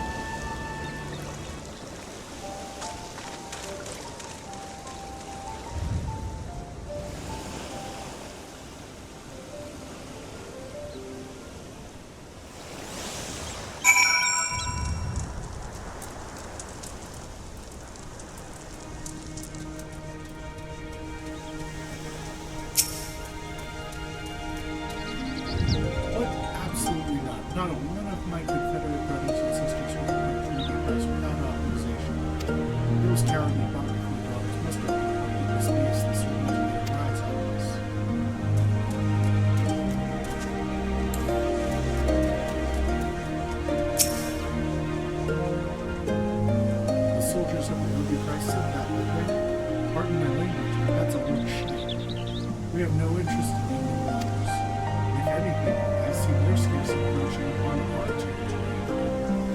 must be Daredevil first.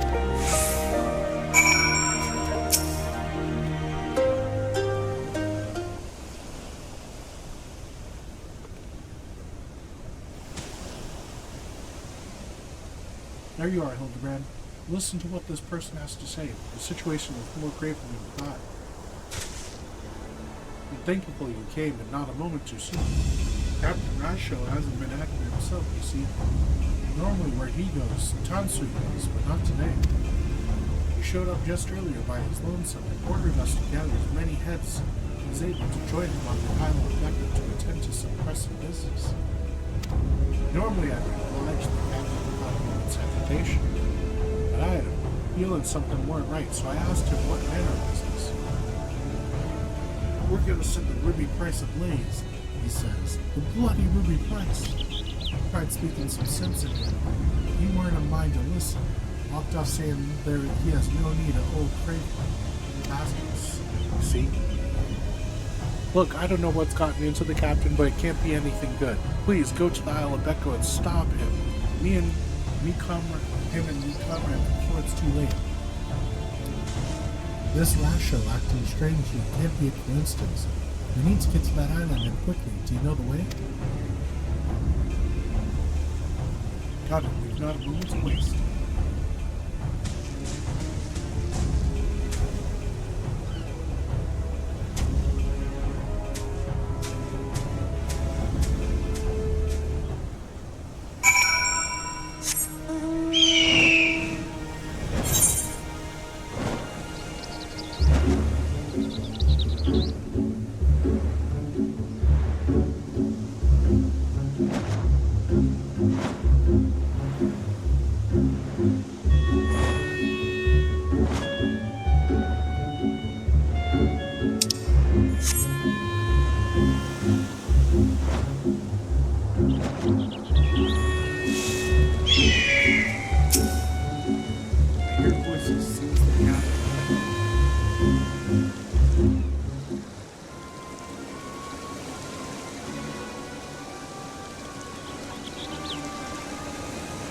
Those scum think they can encroach on our territory and get away with it.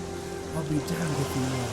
Tonight we lay siege to the ruby price and seize it for ourselves. Well, are you sure? If we do this, we won't just be starting a battle, we'll be starting a war. You've been acting strange, Captain. What's gotten into you?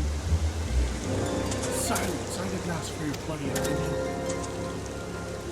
Those lying dogs claim it was us breaching the agreement. I say we give the bastards what they deserve.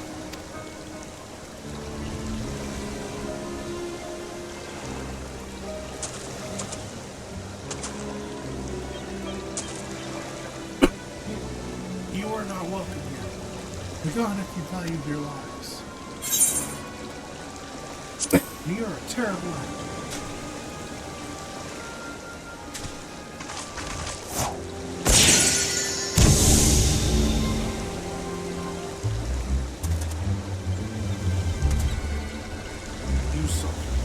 Once again, don't tell me you can't even a pirate captain once you won your acquaintances. What are you trying to accomplish? Why incite such conflict wherever you go? Why? Sorry to disappoint you, but contrary to the passage of the Unbound's proudly about freeing the world from the tyranny of government, I have no grand designs. I wish merely for everyone to show their true faces. Folk love to put on airs of sophistication and virtue, push them towards the edge, and their masks slipped off to reveal the monsters of the They'll go for the neighbor's jugular to save their own skin. You've seen it for yourselves. It's quite respectable.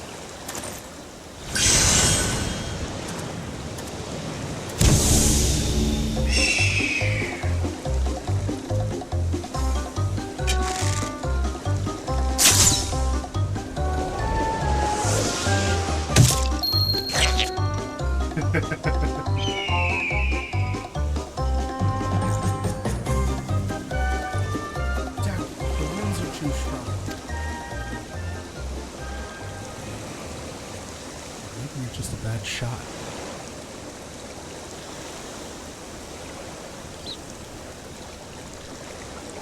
man of 1,000 faces is a true menace indeed.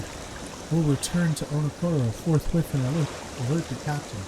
Rest assured the Confederacy will be keeping a close watch over the Legal Sea. I didn't think for a moment he was an imposter, and the lies he spouted about Bakufu soldiers were enough to make my blood boil. To think what would have happened if he had not been here to stop us. Mommy bless you.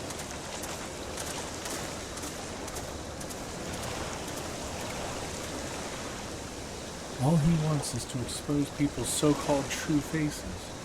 That he would use the cocoon for such a petty cause. Unthinkable. Let's return to Kagane for the time being.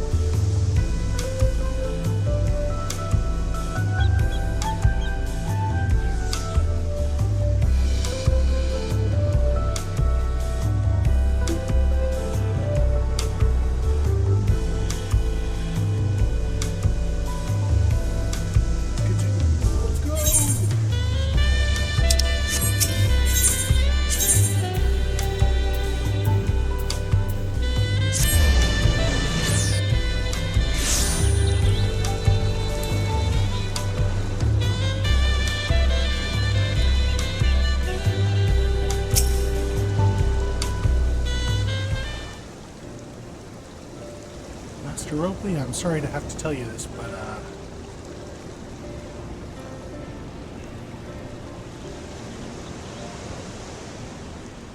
Quan Jin-Ting has agreed to sign the pot pact, yes? Well, it is a shame to leave the paper with wolves. Absent of the own handpicked to serve the third promise is a great honor.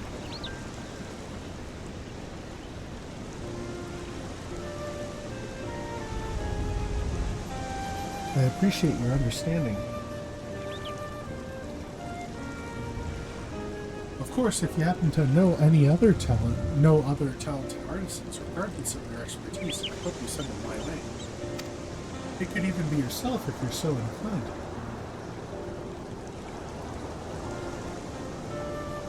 I'll keep that in mind.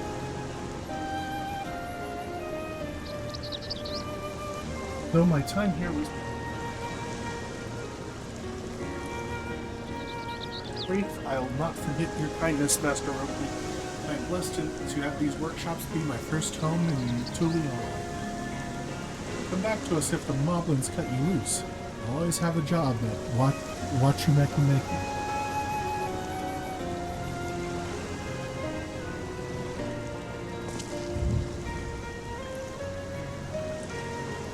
I expect you'll want to leave the Openshire as soon as possible. I'll go and prep the meeting.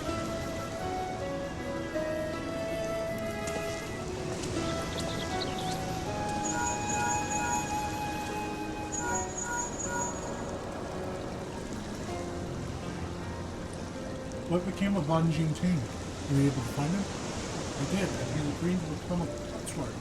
We'll leave when he's ready, but you still have a little time.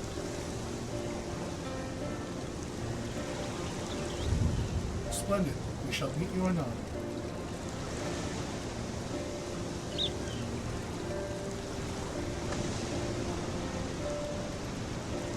I had plenty of reasons to win the contest, but now I have one more. Quan Jin-Ting is putting his faith in me, and I won't let him down.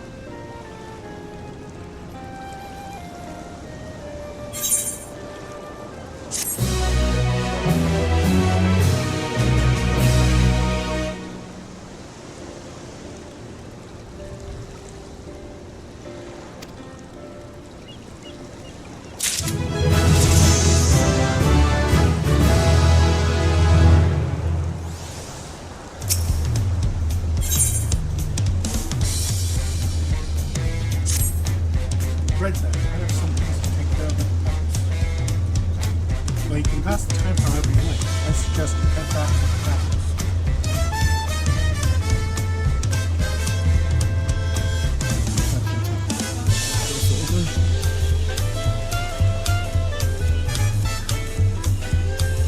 After all, even heroes need to rest. They need to fill out the journey.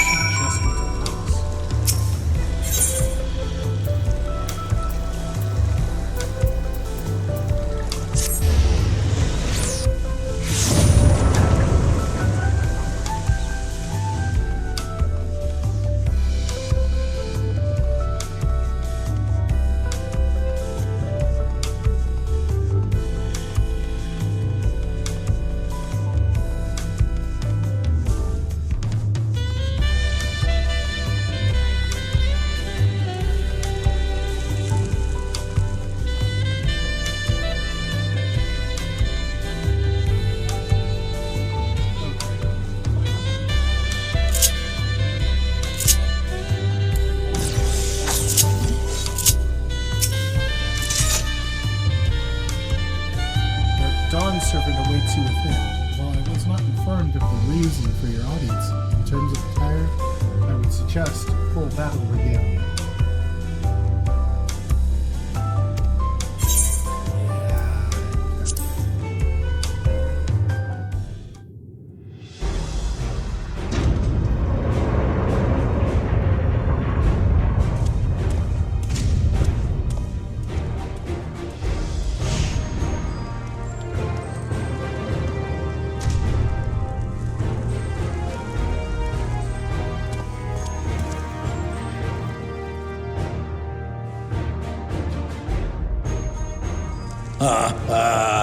Forgive me this sudden summons. When I learned my daughter's champion was back in the city, I couldn't resist the opportunity.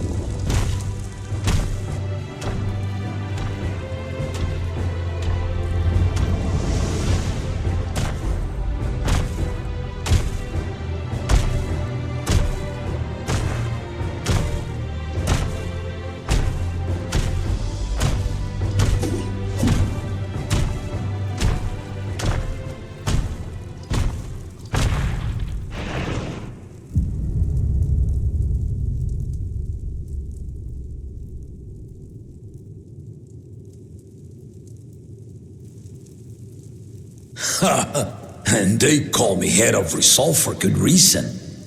Old as I am, I have not lost a battle worthy of the name since the day I took the throne. And I've been craving a proper challenge.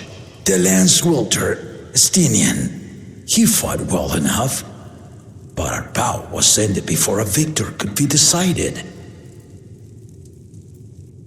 Judging by the sailors' gossip, you are a warrior of renown in your homeland. Yet I wonder, with all your deeds done and victories won,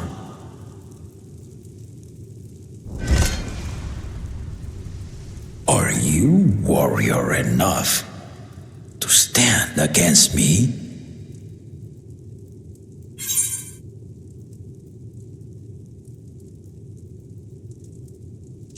Why don't we find out?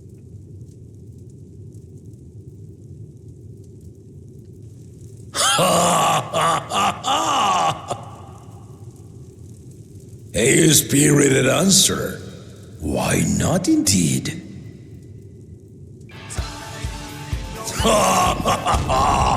The battle rages upon me. I'll stop short of killing you, of course, but expect no other mercies. Come, ready your arms, and show me the truth of the tales.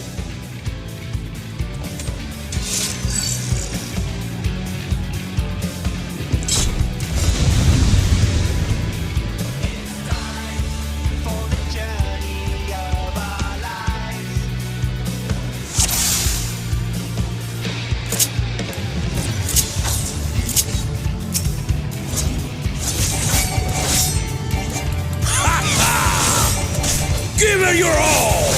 I want to fight to remember!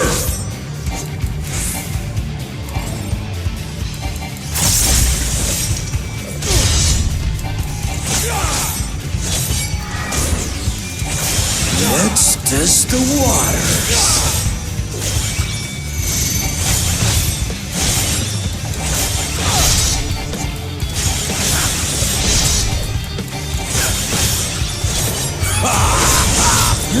They didn't even blink.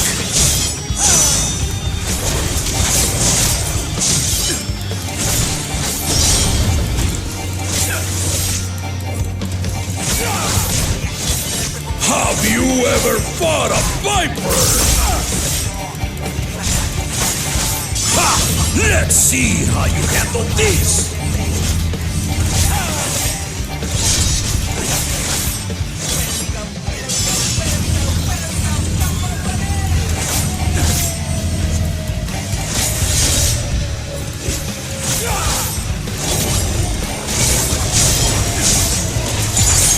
The spearman did not lie.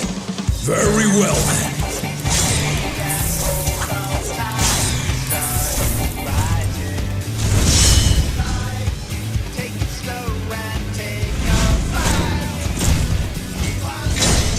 resolve and reason kingdom. All right.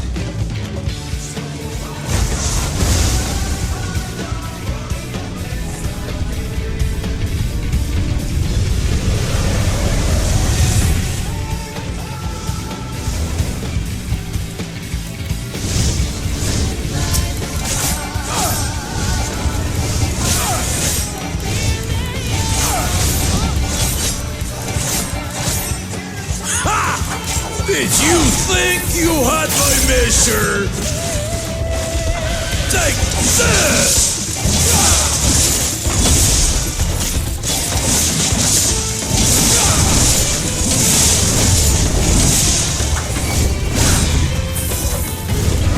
Guess you're holding up?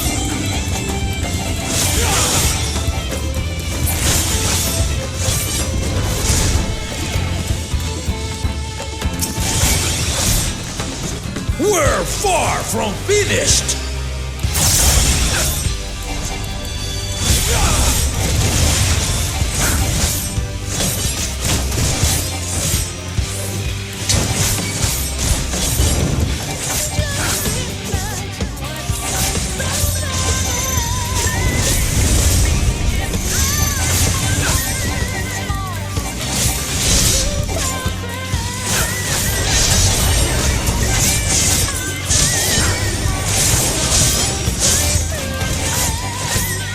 No more holding back!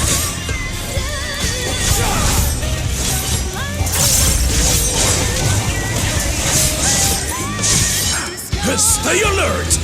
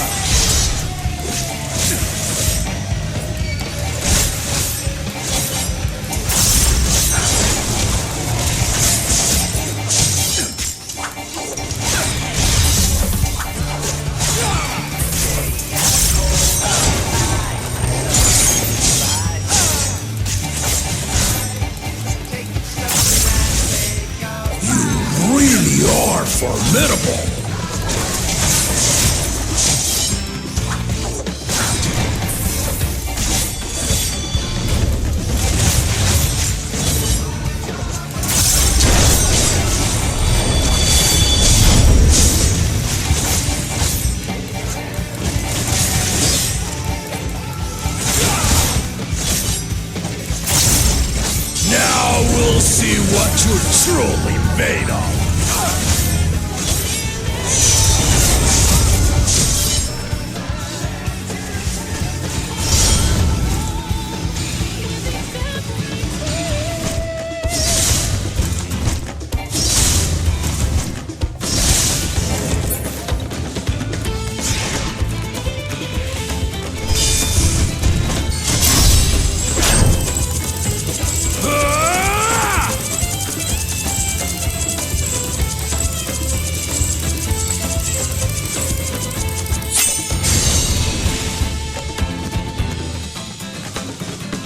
That will do. You've shown me more than enough.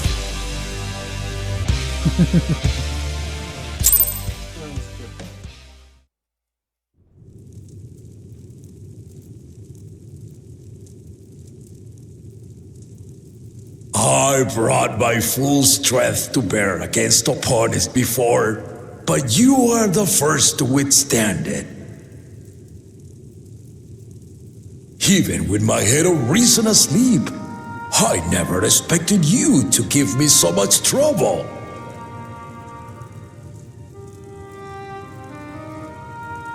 Estinian did not exaggerate. You are a force to be reckoned with. Ha ha ha ha ha ha!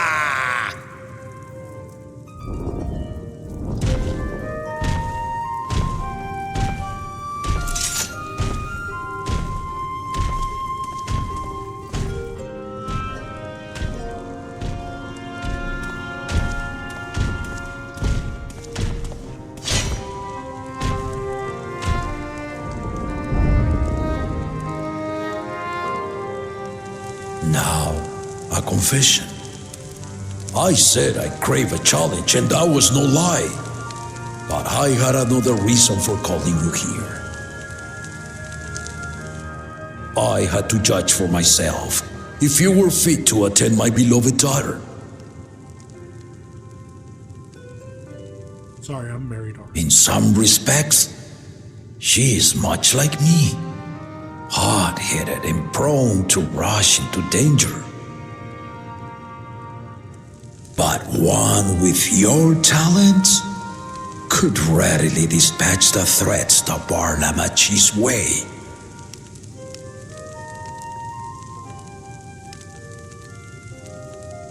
Will you hear my question and answer me plainly? Address me not as the ruler of Tuliyola, but a concerned father. Thank you. Then tell me, given your journey together thus far, what is your impression of Lamachi? Whether he be as their promise or just a companion on the road. Speak your mind.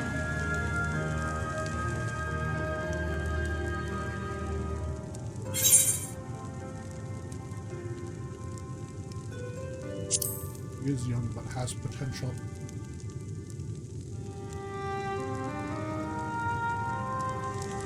Ha!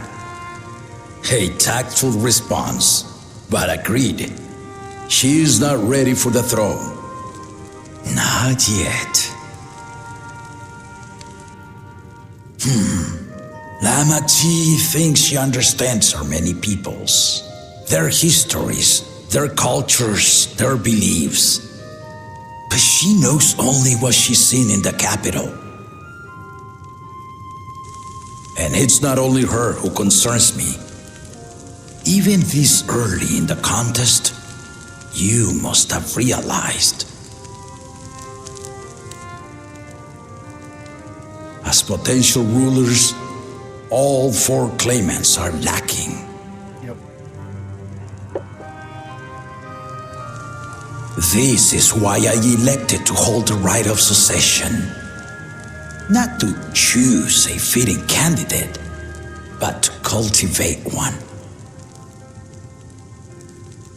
And if no one has impressed me by the end of it, then to no one will I yield my throne.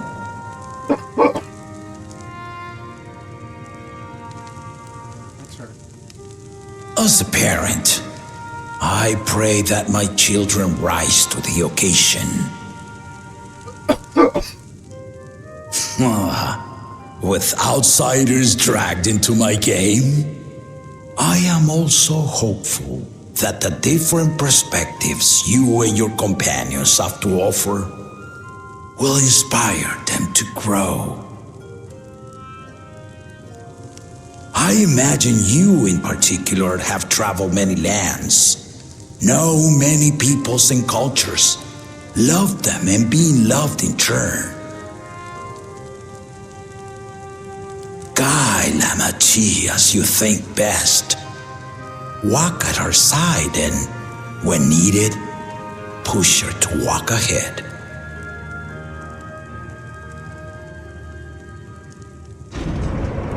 I knew it.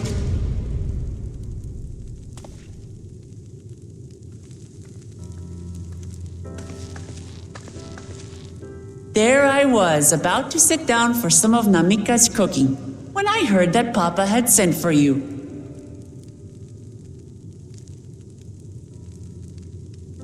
You were dueling behind my back, weren't you?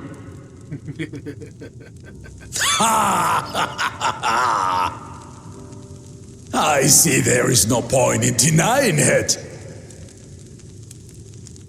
You needn't worry, daughter. I took care not to inflict lasting injuries. And same here. You and your ally may return to the contest without disadvantage. No harm done. I swear, just as I was learning newfound respect for my father. Let's take our leave of this battle-mad oaf before he calls on the rest of my entourage.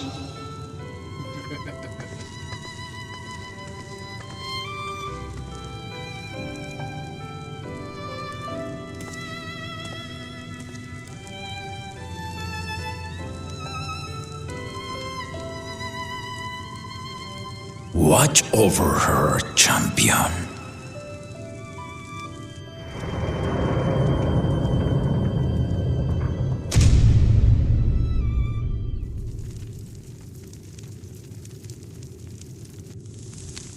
Kona's recruits are no less sharp, as one might expect of Galof's countrymen. They saw the flaws in our claimants from the outset. The other two, though, they dismiss comrades willing to point out their shortcomings, and no good can come of it.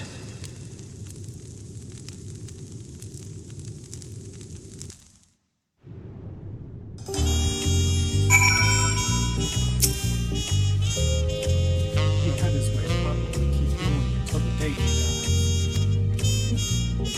Even now, I know of only 3 people who didn't need to be carried away after the battle. Zerolja, your Landsturbeing friend Estidian, and yourself. You really do live up to your fearsome reputation. I'm curious, though, did Papa want anything else of you? Just a smile.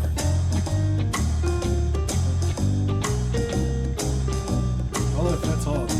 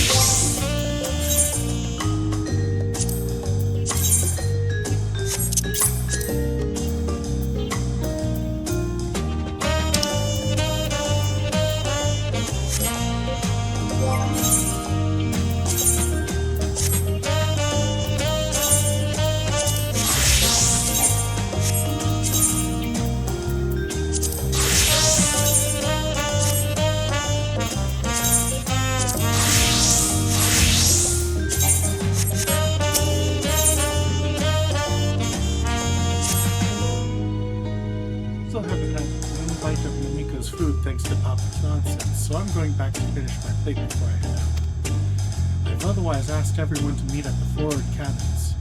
Come and join us after you've had a moment to recover, eh?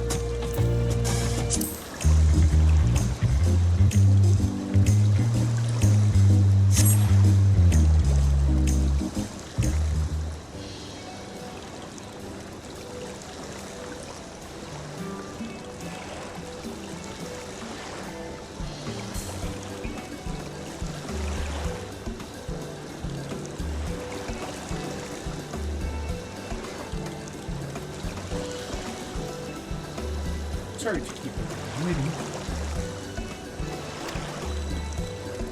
Is that it? You're all set to go? I left Eorzea prepared to travel in search of work, so I had few belongings to begin with. Bidding farewell to my fellow artisans took rather a long time.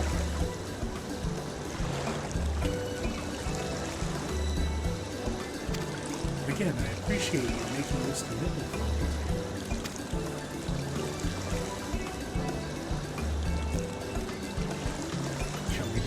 Earthshire then? A word before you go.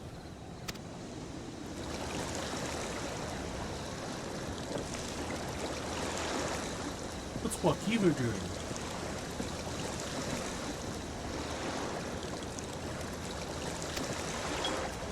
I spend my days correcting manners, and here I am perpetrating the grave offense of delaying the third promise's departure. Please, take up your axe and rend my flesh unto Takomi. Must your demands be so gruesome? Besides, I told you that kind of thing doesn't bother me. Oh, okay. Alright, then I won't let it bother me either.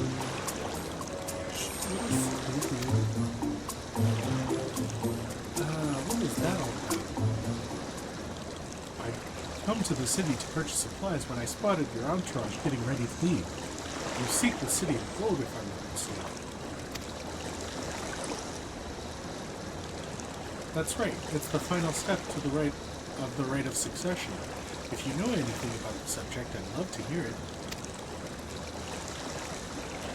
Allow me to be of service. As you know, the legends of the Golden City have been passed down in Jamal for 1,000 years. Yet when it comes to describing the place itself, the stories do not always agree. Some portray it as one might expect, a glittering metropolis of golden towers. Others suggest it is more unassuming and owes the name to a fabulous treasure hidden at its heart. Every telling, however, has a common thread. Those who go in search of the Golden City do not return.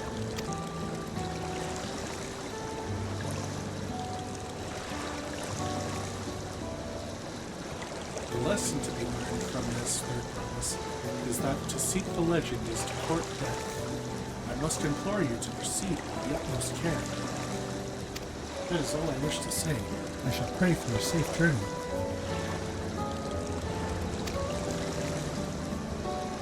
Thank you, Wokifu.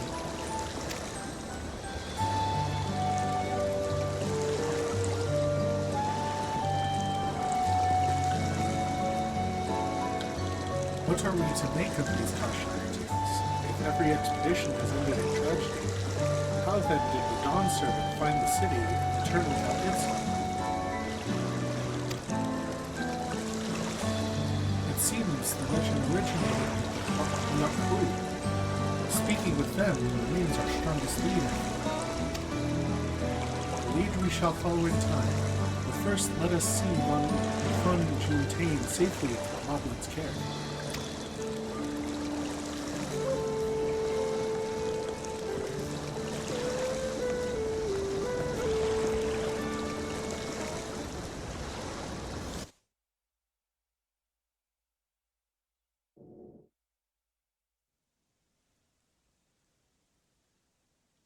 Meanwhile, in Kazamauka.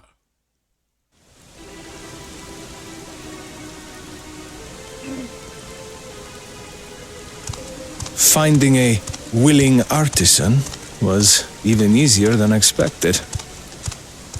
Many indeed are eager to curry favor with the Resilient Sun, especially if it means sharing the promise of new territories.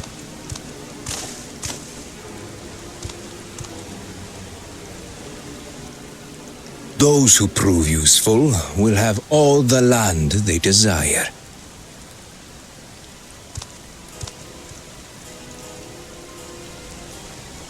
Such generous words, yet the manner in which he speaks them. If neither wealth nor territory are of value, wherefore does he seek to bring the world to heel?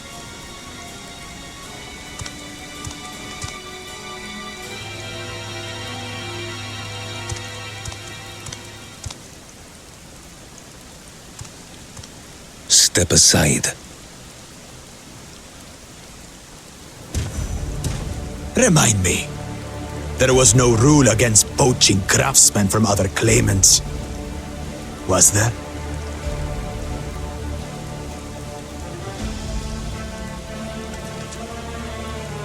Do not be foolish, Bakul Jaja.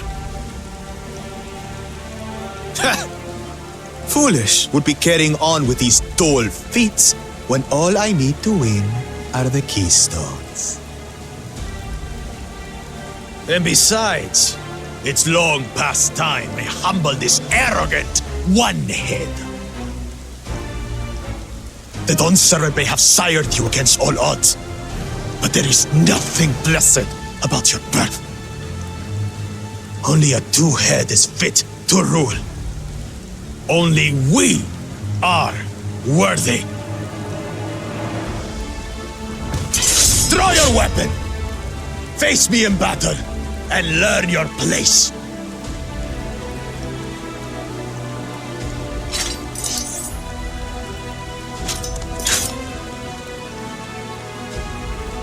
A moment, First Promise. Leave him alive, if you would. I foresee a use for this nuisance.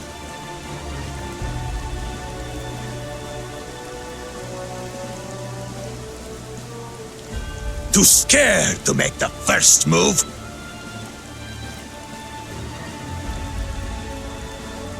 Then allow me!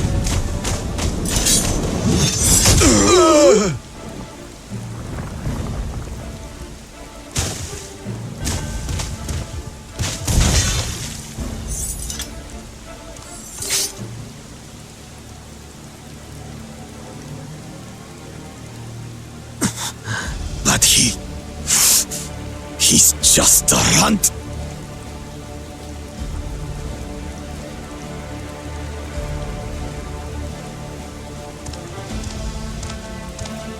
My thanks for your restraint. I can kill him whenever I please.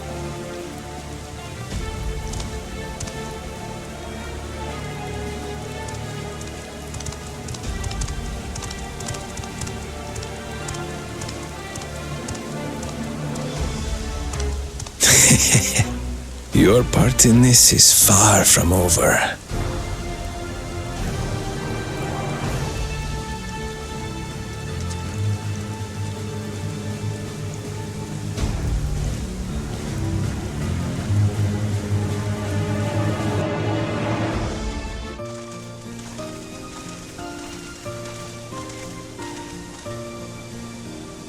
Back, and we brought with us a willing potsworth. This is Fungine Tane, a talented goldsmith who once worked at Ashtane's aesthetics in Eldan.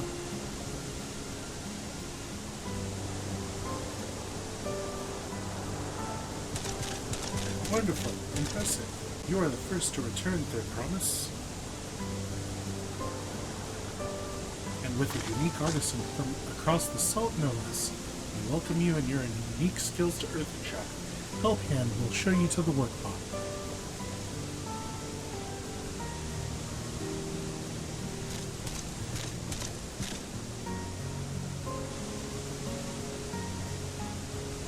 This is it then.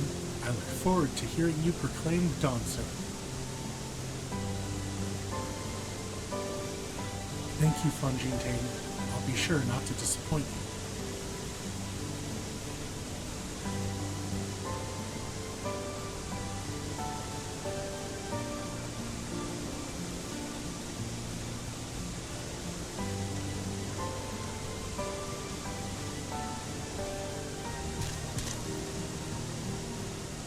You have met the requirements of the Feat of Pots.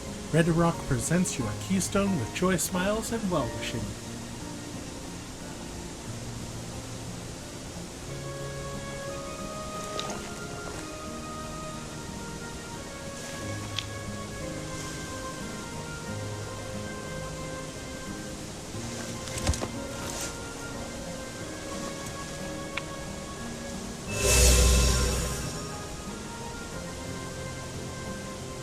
Makes 3.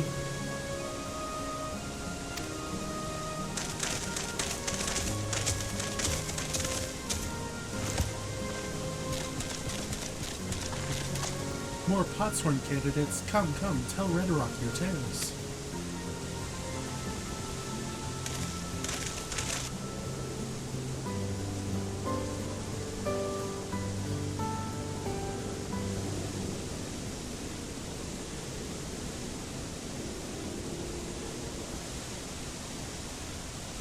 Another feat accomplished, another keystone acquired.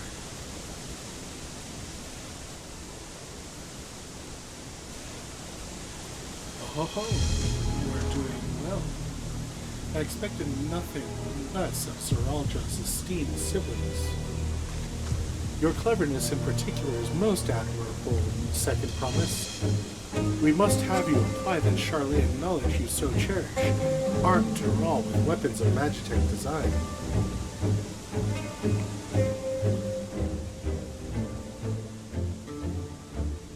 In your new role as new Dawn Servant's chief advisor, of course.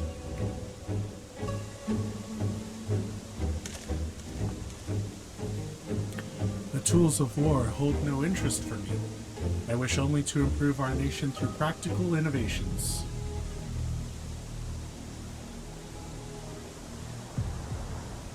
Foreign powers will think twice about testing our strength once Tuliolal is known for its advanced technology.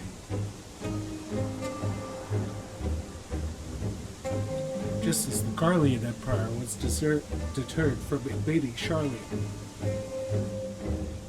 That may be well be true, but how long will it take Tuliolal to progress to this advanced state? How many years?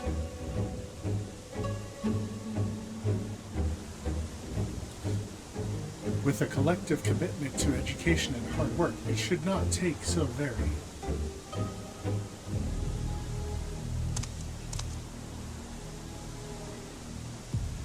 Your way is too slow.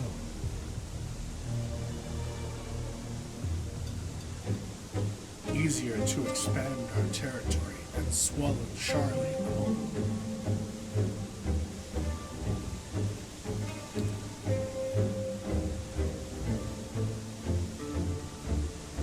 Conquer other nations through force of arms, and you're looking at a future of uprisings and bloodshed. Yours wouldn't be the first failed empire. Then we keep fighting, until the mounting costs convince them to lay down their weapons, until all have grown tired of loss.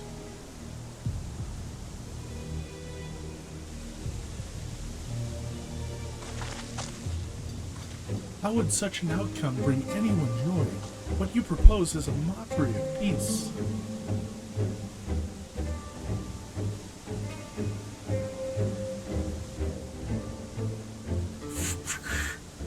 Red Rock is reminded of days long ago.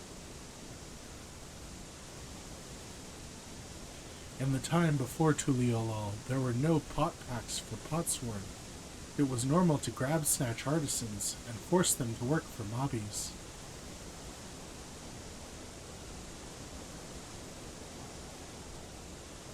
Until the day Gulu Jaja arrived.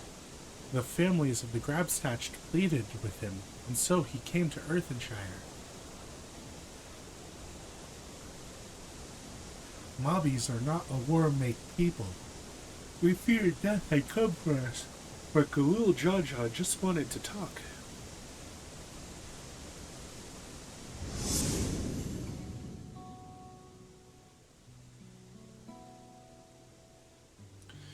Be at ease. We are here to trade words, not blows.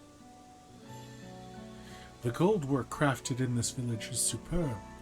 One can tell at the glance the quality of materials used, the mastery of technique employed.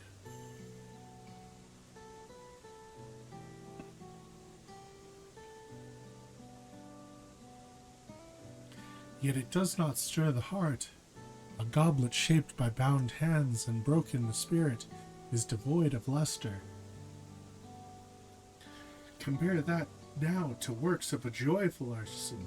She pours her very soul into her creations, and they shine like the newly risen sun. Have you not seen this to be true?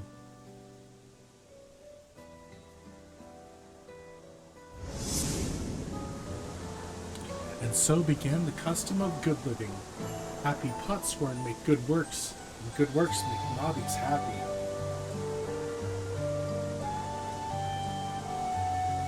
Galul Jaja's words were wise. Joy Smiles did indeed bring fine craft and much jingly shine.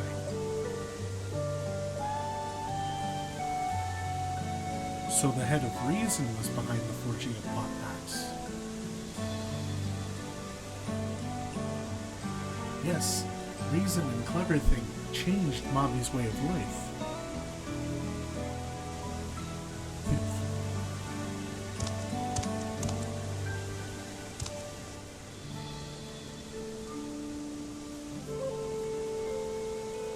The first promised tires of your talk will only be made. You would rather look to the future and the next feat.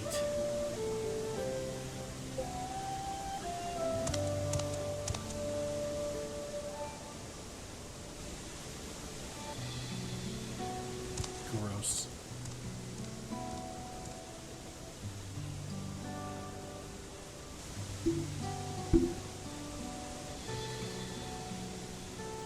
We should be getting on as well.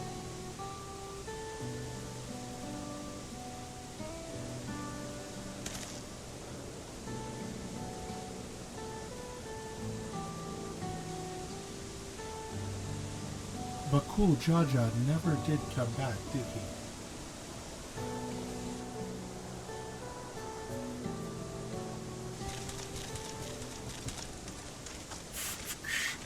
Do you have a moment there, Promise?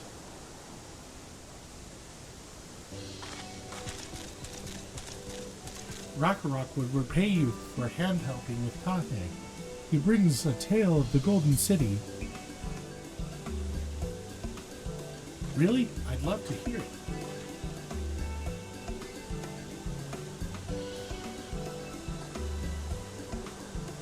The towers, the streets, all fashioned from gold.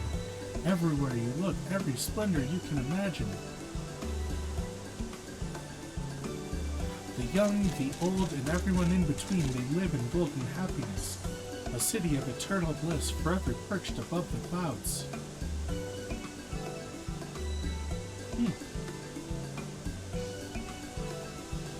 Everything fashioned from gold, eh? And just imagine everyone living in golden happiness. Now that's a city I'd like to visit.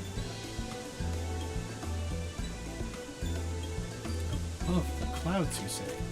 Excuse me, Rakarok. Where did you hear that particular tale? From our longtime Yakui friends. They live up in the mountains in Urkapacha.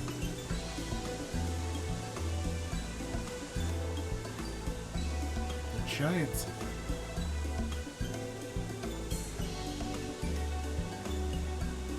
Seems everything is pointing us their way. This feat and everything leading up to it has taught me much about the Moblin way of life. I'll be sad to leave Earthenshire and your Joy Smiles behind.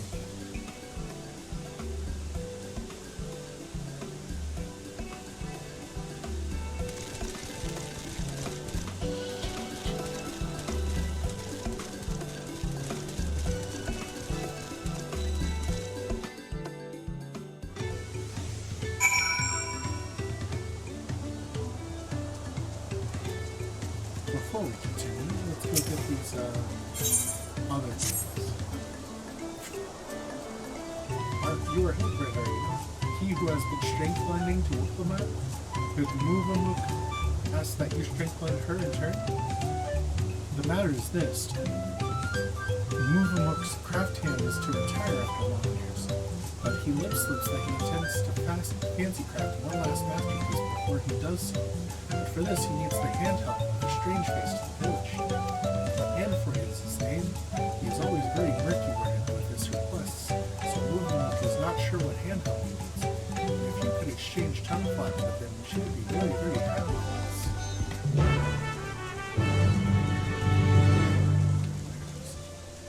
Vanderbilt.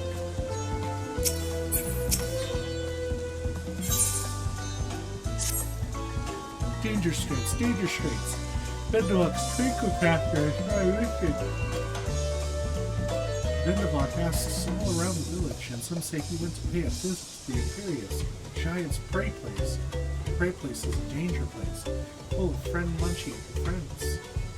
You are a finder, are you not? Will you sword lend for Vindavok and save her dear Twinkle Crafter from certain doom?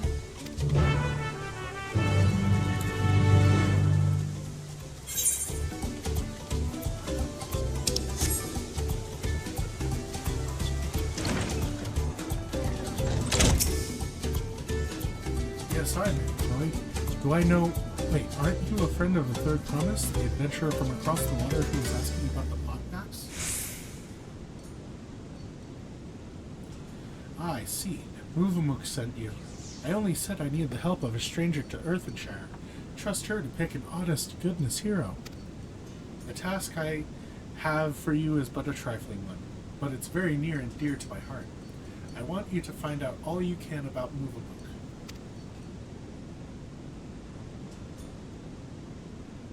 There's nothing untoward about it, I assure you.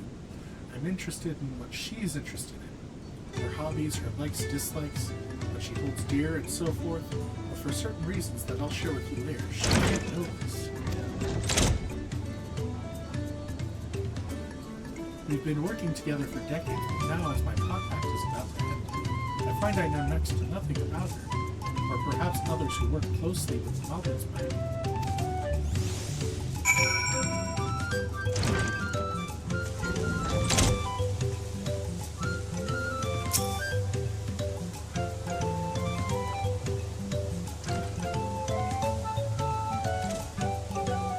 Muvamuk and Anfrey? Yes, I know the pair well. She's famously protective of him, sometimes even rejecting his patron's orders outright.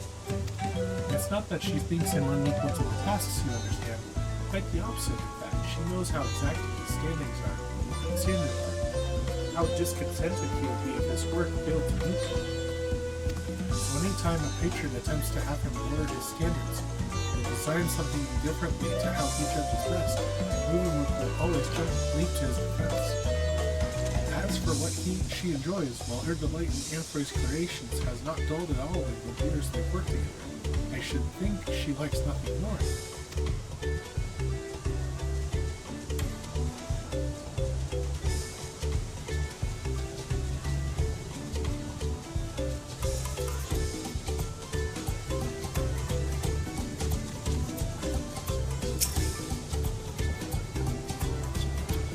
Uplander wants to know what brain tickles Muvamuk? That's an easy ask. Muvamuk never lip-flaps about anything other than her potsworn animal. He says he is just as good a tricksy crafter as he is a crafty tricker, always playing crafty tricks. One day, Anfrey draws little arrows around the village, showing Potsworn how to leave Earthenshire without help hands catching them. Many laugh-minded pot friends follow the arrows and leave for a secret hiding place in the woods. Mobbies are frighty feels over disappearing Potsworn. Potsworn come back all glitter teeth, but health pans are steam ears. All except Movement. She goes around the village saying guilt words to every mobbie for her Anfrey sneaky trick. Deep heart though, it is clear she has nothing but happy feels to have him back.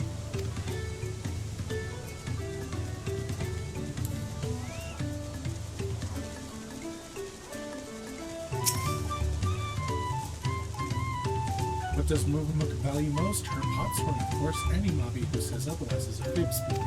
She keeps the treasure he gave her as hard sign at all times, or so she once lip-slipped to Tarnate.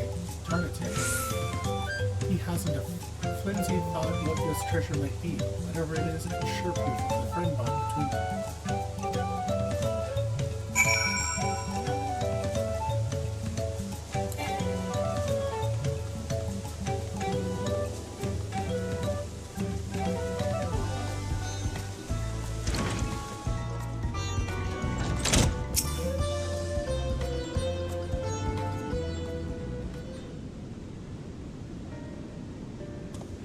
Ah, you're back. So what did you find out? It's you stupid Pop-Tart. Ha! She really thinks that much of me. They say that Moblin help hands love nothing more than helping their charges, and it seems it's true. Though it wouldn't hurt for her to show it a little more often. That's not the only thing you learned today. Thank you for it. You've given me exactly what I need. So I suppose it's about time I told you what I needed for it. Truth is,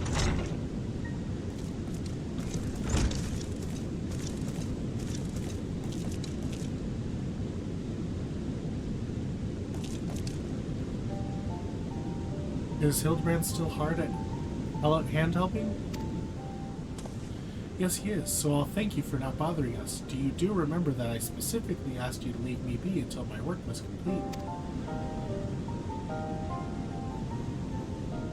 Always such angry words. Movamuk means no bother, just needs to do daily mob duty, sharpening tools until sparkly shine. And I'm telling you that I don't need you to, not now anyway. I'm almost retired. All my commissions are already dealt with. Until the end day of the Pot Pact, Movamuk will uphold her pact part. It is her duty as help hand.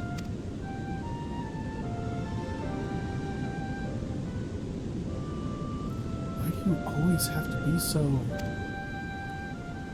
I'm sorry, Movamuk, but I'm going to put my foot down.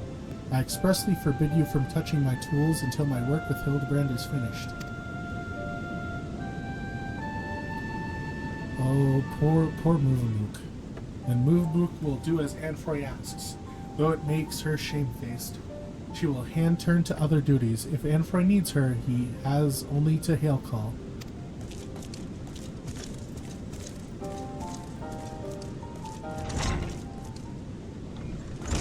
I wish I didn't have to do that, but I'll be needing every one of those tools if I am to achieve my aim. That aim being to make a farewell present for Movamuk.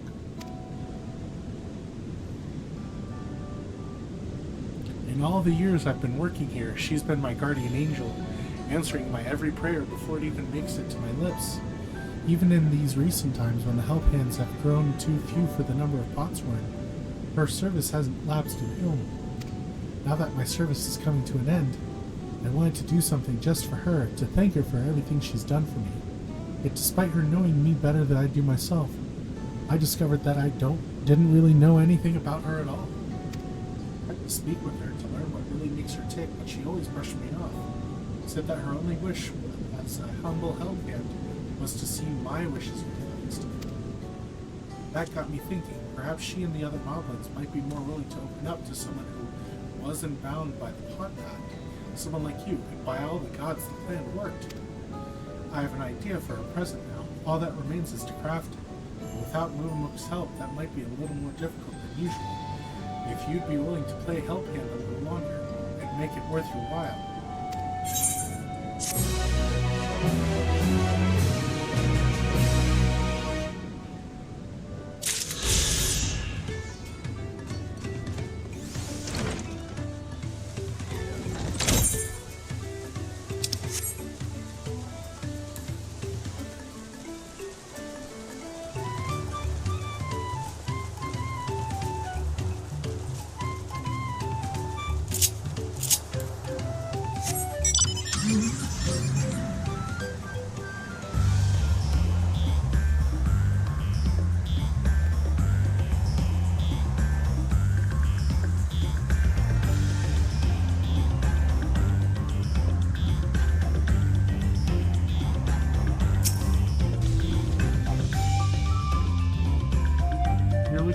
Twinkle Crafter? That's me, most likely. I'm one of the Motlin's contracted artisans specializing in jewelry making. Vendovok was concerned for my safety, you say? How kind of her to send me my own personal card. I've never been fascinated by the unique visual language of the Yakui, you see. I often visit this place to bask in its grand and cozy glory. Yet I have never once taken a step beyond this point. Beasts that look within are far too dangerous to risk delving any further. If you at my side, I can finally make a detailed study of the rest of the ruins, such as what remains of the universe. 500 years have come and gone since the giants returned to their ancestral lands. They have not been kind to the creations they left behind, but some of the larger structures still remain.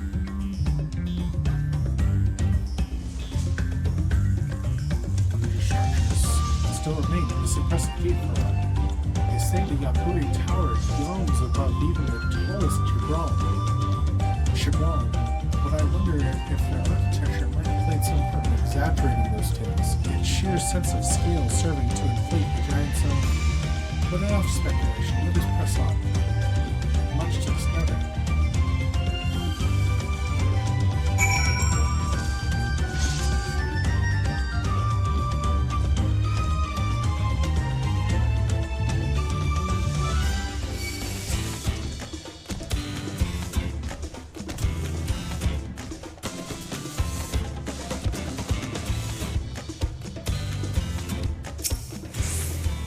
Of stone overlooking the nave.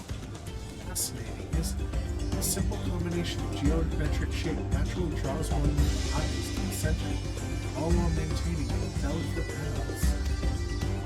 As the sun traversed the sky, so too would the shadows of the towers above paint patterns on the ground below. Not just any patterns, oh no, applications. Every stone in place with mathematical precision, divining the movement of the stars and the changing of the seasons. Triumph of both form and function. True artistry. But wait, what's that over there by the cliff's edge? Quickly, with me. Let me go look at this first.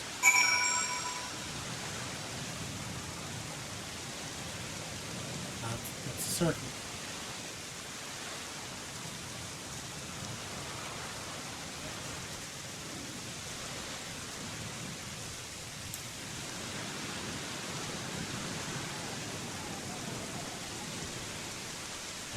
Just have to touch it.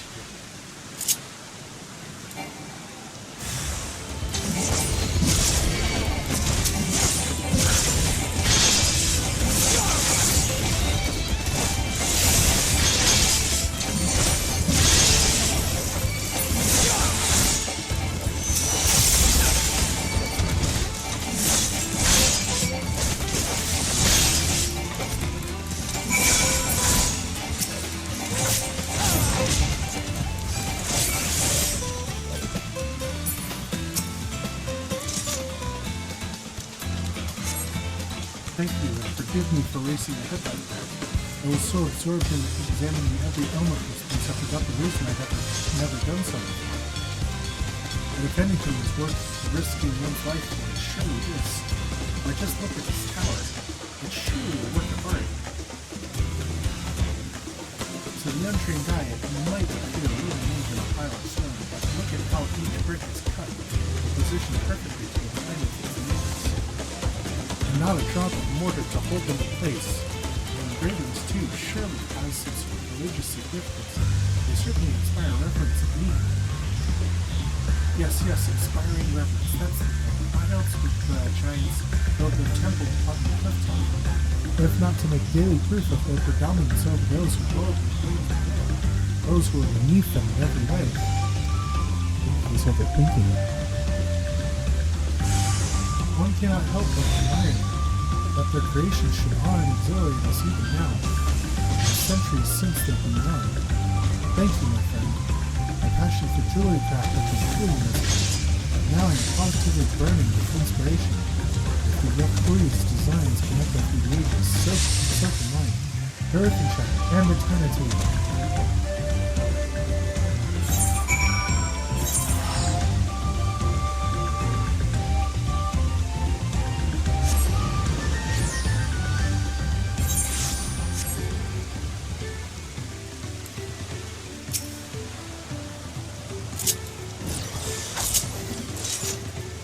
Big thanks for bringing the Twinkle Crafter back to us.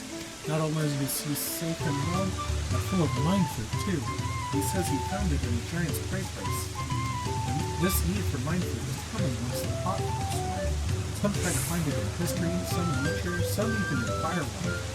It's our side of the pot farm to keep them all supplied with it. Duty that is a constant source of brain pain. But oh, the ideas they come up with when they have it, such fresh thinking. And about can't wait to see what our friendly Twinkle Crafter Mango crafts next.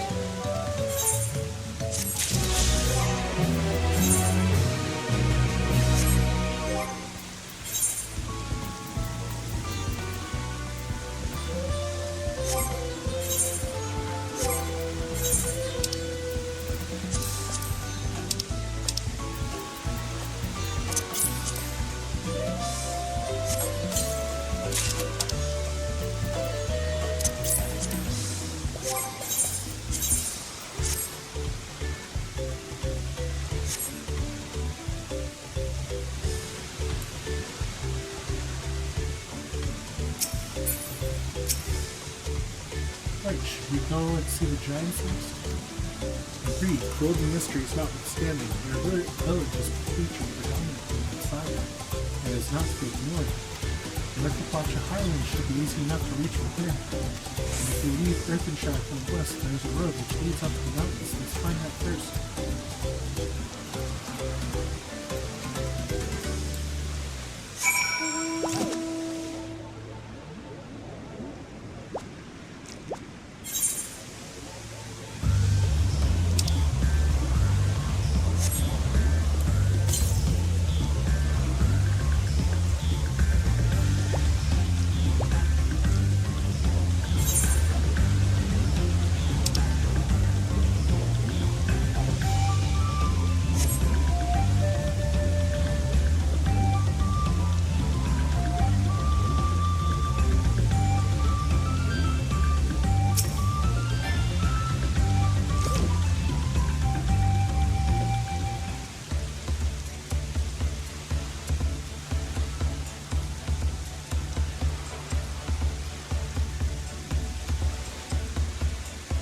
Looks like the trail is going to get steep from here on in.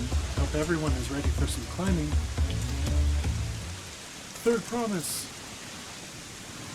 I'm glad I caught you. Redderock asked me to bring you back to the village. He says there's something she forgot to give you. Huh? Something other than the tea soup?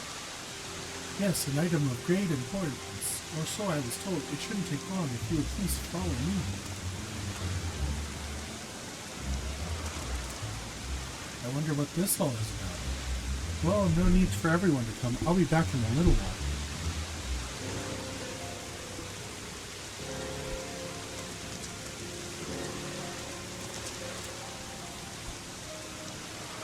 I don't trust it. Go after her.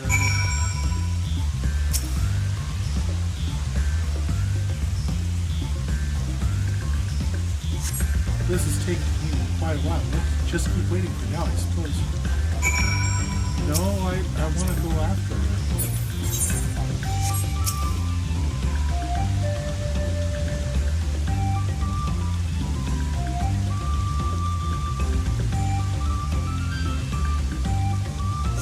Perhaps there were complications. Won't let us wait a little longer.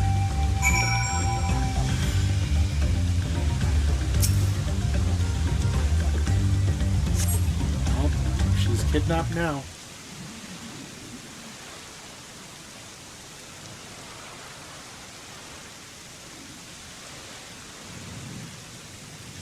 This is getting a little ridiculous. Did she get lost on the way back to find us? But how? There's only the one road. I wouldn't underestimate Mukamat's sense of direction or lack thereof. Fortunately, she has a link pearl. Let's see what's keeping her, shall we?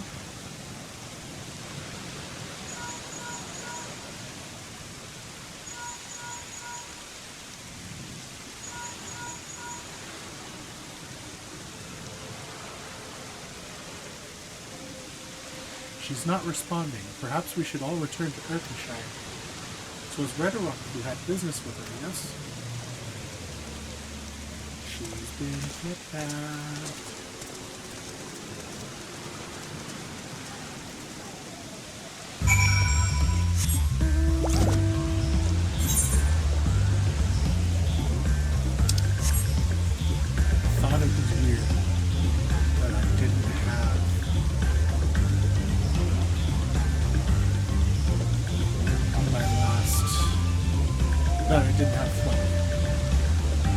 thought it was weird that we had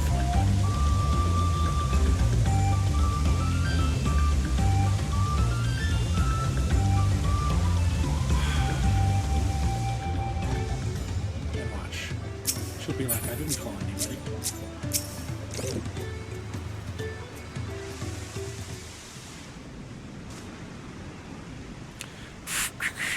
Back again so soon?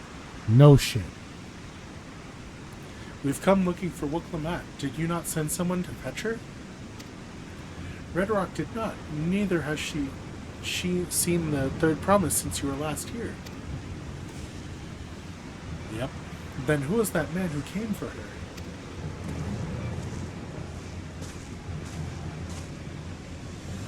Oh? I thought you'd left already.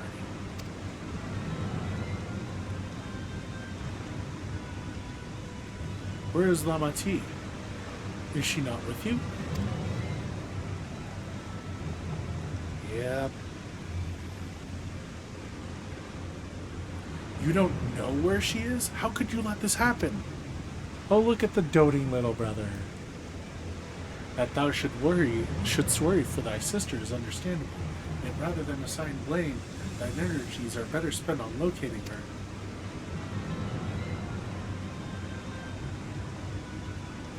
I will help you search. This is not how I'd wish a fellow claimant to lose the contest, my sister least of all. In that case, dividing our forces will allow us to cover more ground. Hildebrand and I should work together at least, the better to facilitate communication between our groups. Then the rest of us will split up. Report in should you find anything.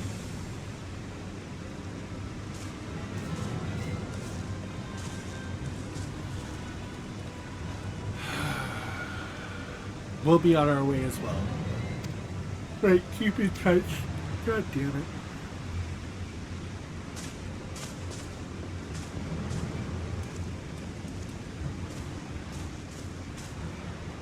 Come, we should begin our search.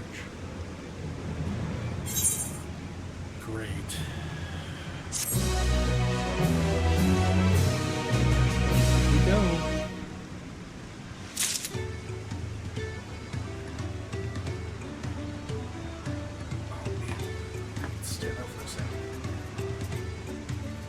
Right back.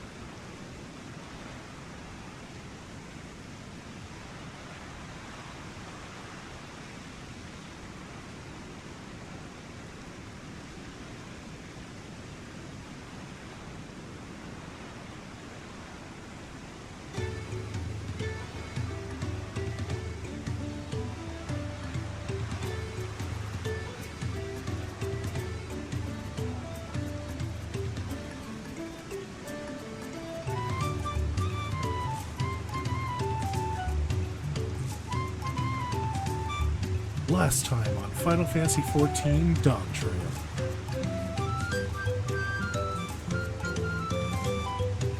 And we're back. So,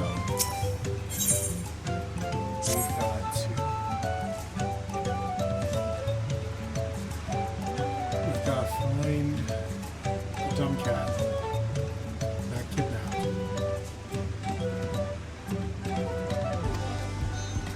In which case, it's entirely possible that Mamati never made it back to the village at all.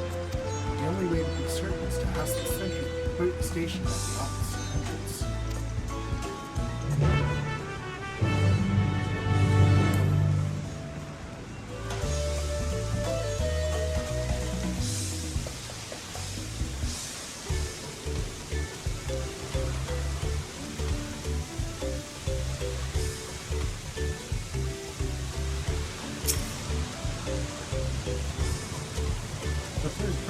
Mavi has been standing at his post with diligent highly questions. He has seen no claimants past this way. What of Tono Wallata with brightly colored hair? Mavi knows something of this point. He hears tiny claps about an earlier account of the many fires used to take the end of the road. Bandit himself. Thank you, but most helpful. Wow, I forgot about the bandits. My sister is currently not here, though I wish it were otherwise. We must consider the possibility that the Tonawallinson messenger and the brigand described by the sentry are one and the same. But Lamati is in very real danger. Come, let us hurry to Minifire. I'd like a word with his peddler should they still be around.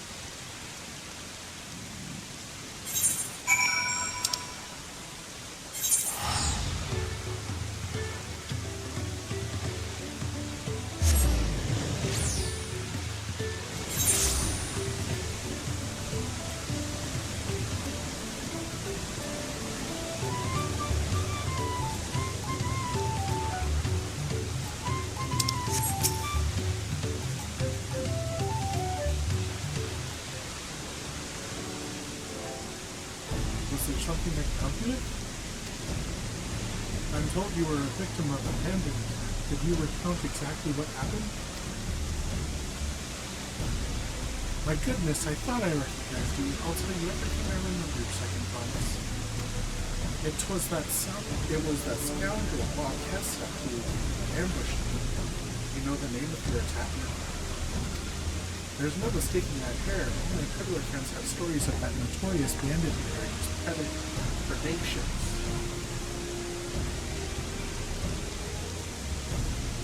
While Kessa and his gang stood to any low for the sake of a few pounds, and there's no fresh quarry coming up the stairs, they've had to become more creative.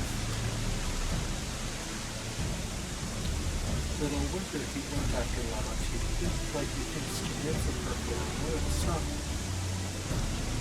I expect he'll soon make his demands, but I don't intend to wait.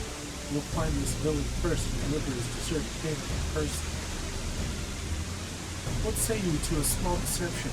I will assume the role of the well-to-do merchant to lure Walkessa out of hiding. Then when he comes sniffing about, we catch the rat by its tail.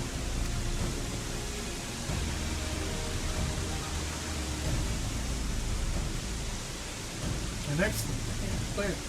I have just the right garments for your disguise, at a specially discounted price, of course. A brush with bandits hasn't dampened your mercantile spirit, I see. Very well, I accept your generous deal. Probably not generous.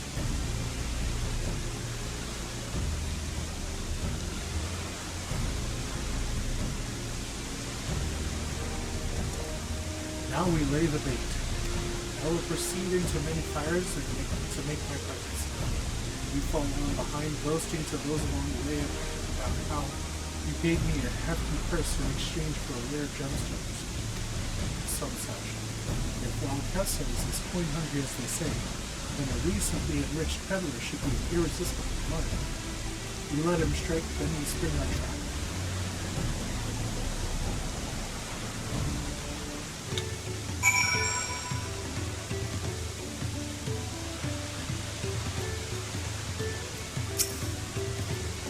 without parts.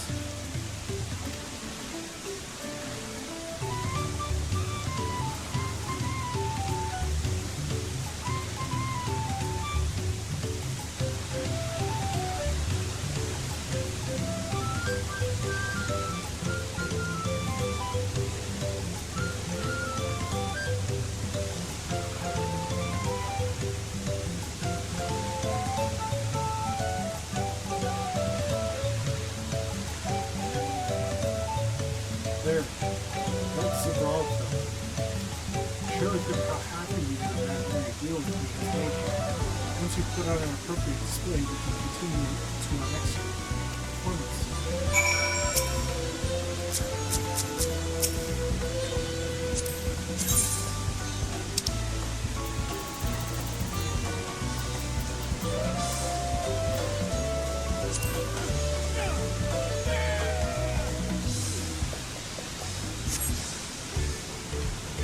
Rare gemstone from the Hatsara merchants. Empty the profit they must have made from such a sale. Since the stairs were destroyed, I've not been able to peddle goods at my usual haunts.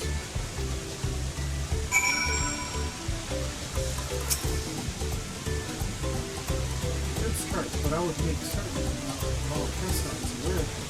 Let's continue.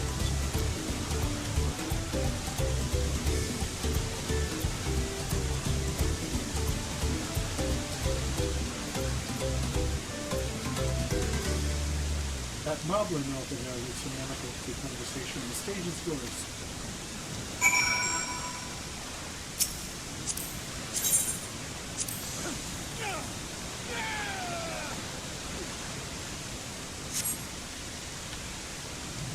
The head sorrow sold you a sparkle stone for your collection?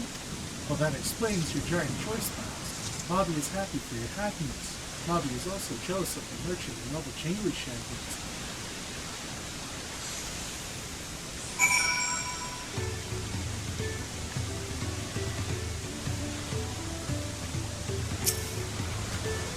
That should be enough.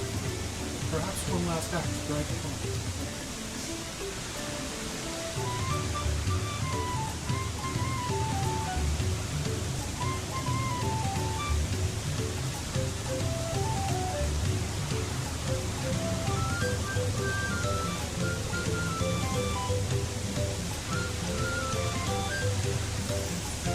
You see that cheerful pillar? Tell him to tell it the precious gemstone. He must be done with his part of the shroud. How nice to see a smiling face. Care to show a reason for it? For nothing but mumbling and grumbling since the storm has arrived.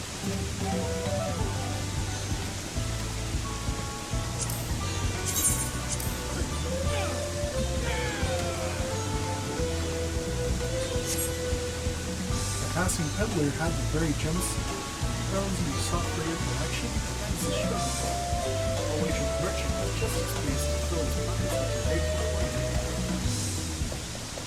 You have a good amount of coin. Well, I'm inspired to go and earn some hell of my own. Who knows, maybe the opportunity will find me, even though the crown too.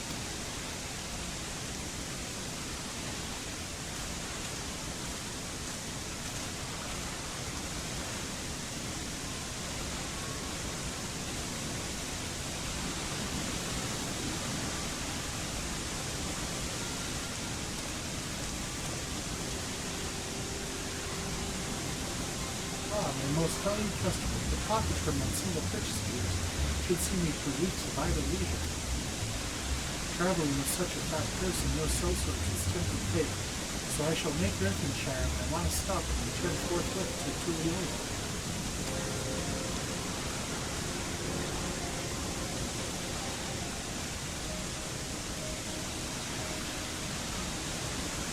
Did you see? The rat has come for a nibble.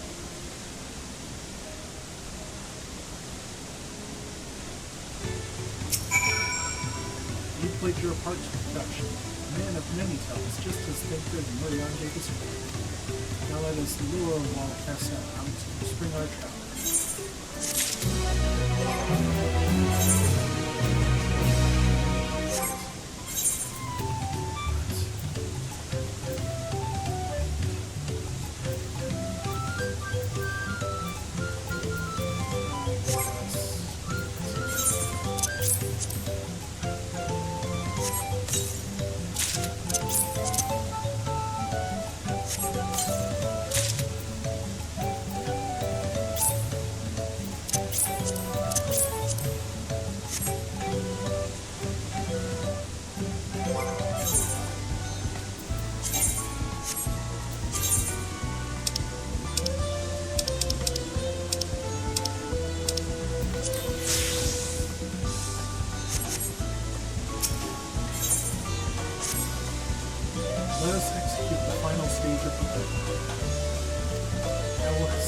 towards Earthenshire alone and unarmed.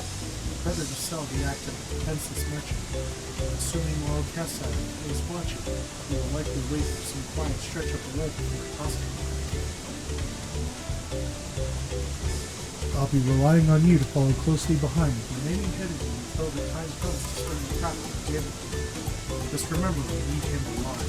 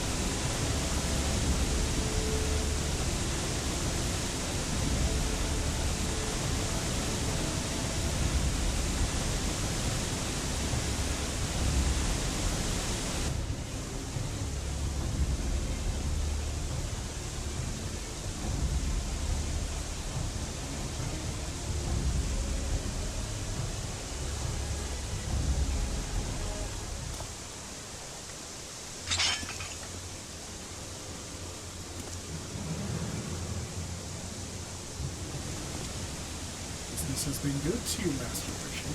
How about you share some of the profits? And by some I mean every coin you have.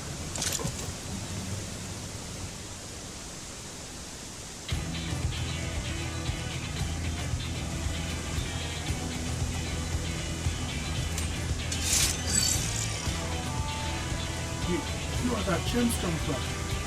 Oh, I see what this is. We've been tricked. Split your eye. Kill these bedrock.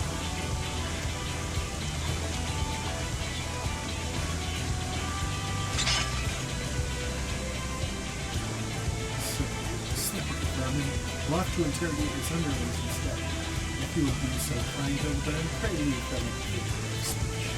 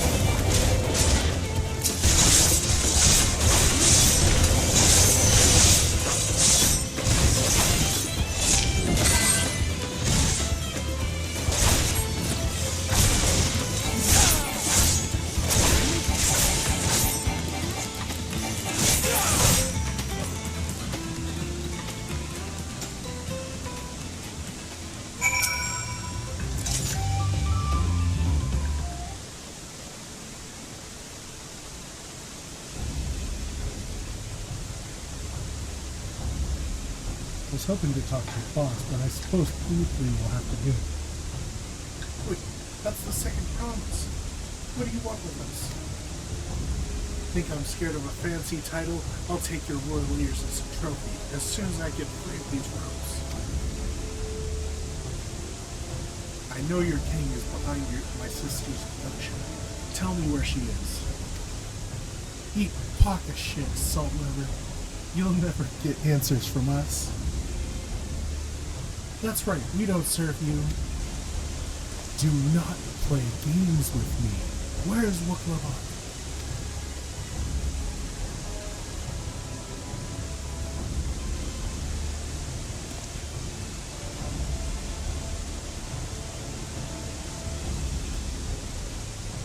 I am fast losing patience. Talk now or die. The choice is yours. We were hired to nab the third promise, that's all. We don't know where they took her. Hired? By whom? We weren't told that either. Only Walkessa knows. He's the one who took the job. Seems we needed a leader after all. Once I've arranged for the Landsguard to take custody of these criminals, I'll call on Thancred and his tracking skills, but perhaps you could pursue Walkessa in the meantime. The bandit was running in an easterly direction. Should you locate him, I suggest you shadow him rather than force a confrontation. He might lead us to where Lamati is being held.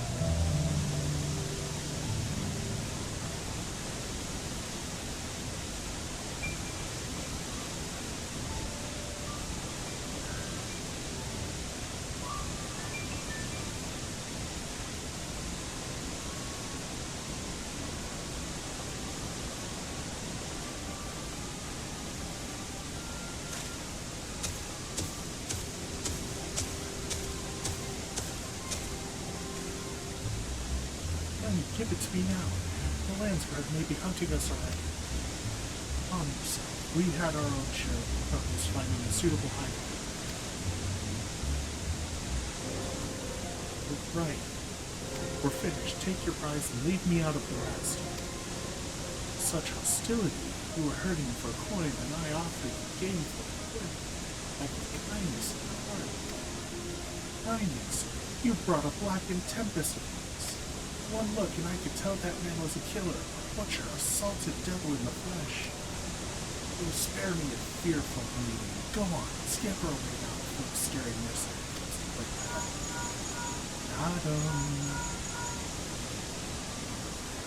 Kona told me the news. You found me abducted then? What's the situation?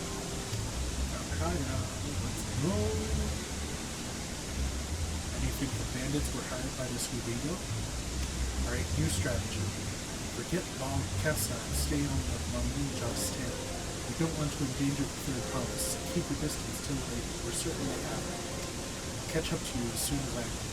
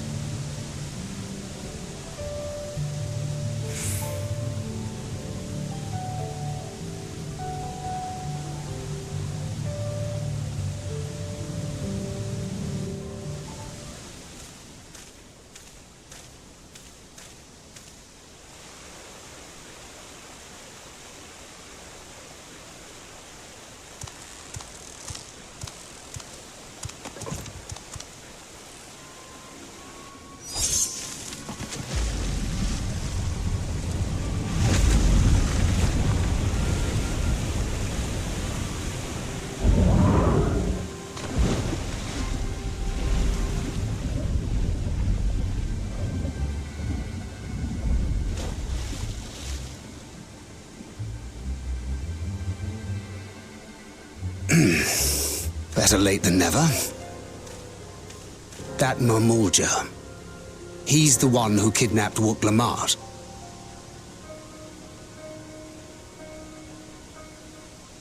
So we're still unsure. If we can follow him a bit longer, confirm his connection to the abductors.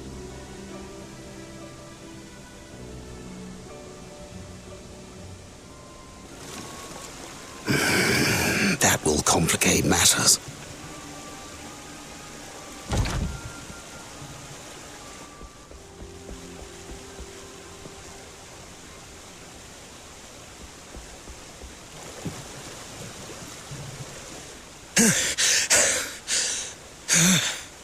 Confound it!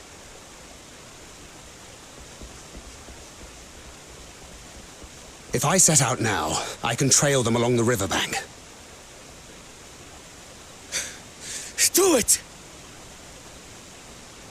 Even if it costs you the contest. What worth is the throne if I lose my sister to win it?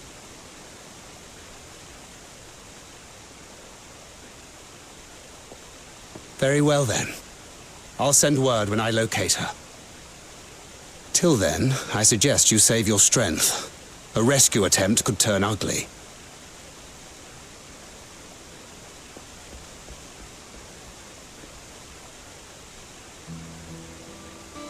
That Hubigo just now. I swear I've seen him with Bakul Jaja. Knowing the way that monster works, he probably hired bandits to kidnap her so he could steal her keystones. Yep.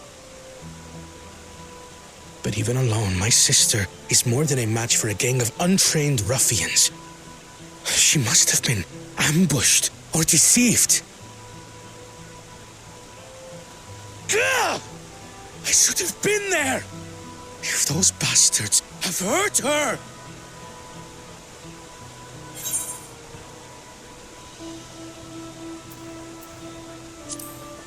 Okay. And what exactly is that supposed to... Forgive me. Snapping at you won't get my sister back. I'm afraid I've always been like this when it comes to Lamachi. The thought of her being in danger sends me into a panic. But isn't that how families should be?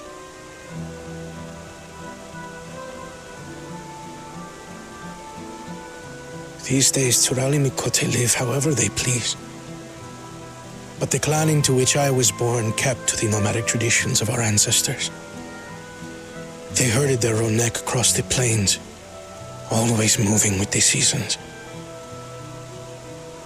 During one such migration, my birth parents left me behind. A child. All alone. Without a single word of explanation. Must have been a Tia. A chance encounter with a kind Pelu merchant was the only reason I survived.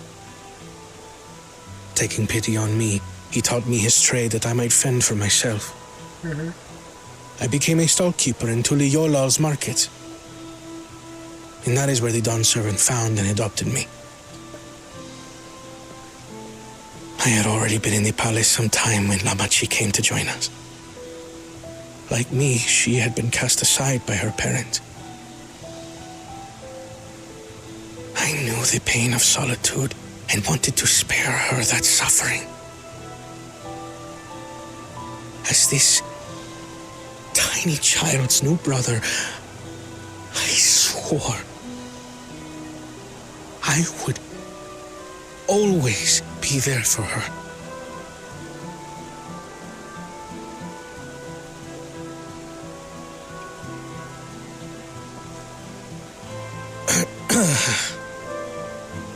So, as you might now understand, I will stop at nothing to rescue her. While we await word from Thancred, I suggest we prepare ourselves to travel downriver. You have a boat, yes? Several. I have several boats. I also have a whale.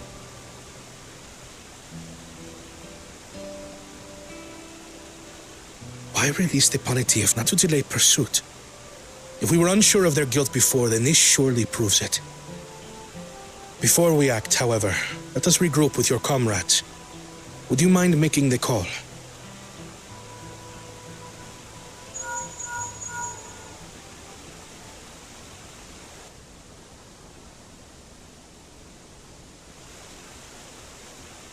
Understood. We'll meet you at many fires.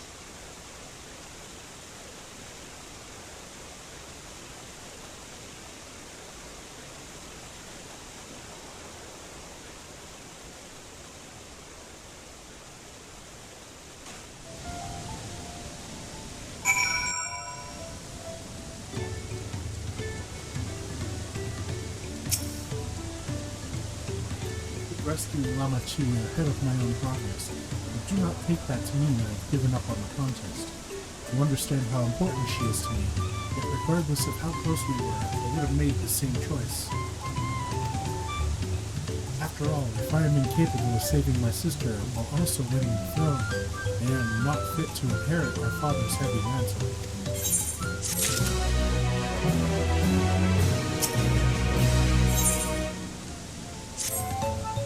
We need to gather our forces.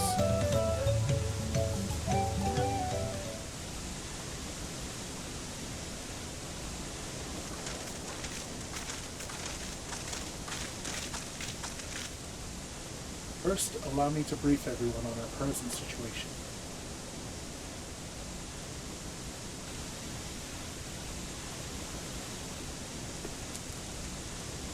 Thus, at the very least, we believe this ruby god knows where Lama Chi has been taken. Thancred is shadowing their boat even as we speak, and I should like to join him with all haste. Unfortunately, our quarry has had the foresight to release Uraputu from its harness, leaving us without a means to give pursuit. Ergo, as an expert on wildlife, what are our chances of recapturing these?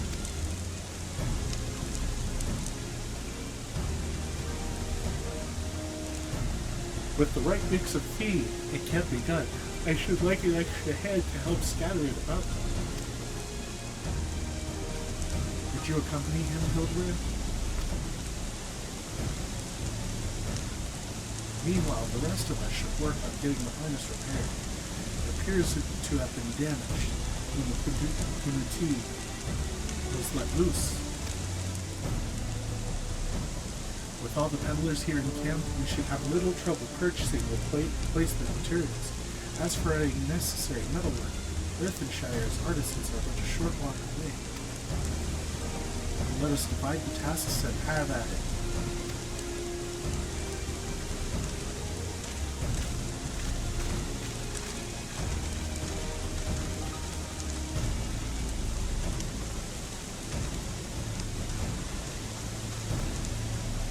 Unusually aggressive herd of wild community downriver, so our girl will have fled in the opposite direction. Come, let's try the waters upriver.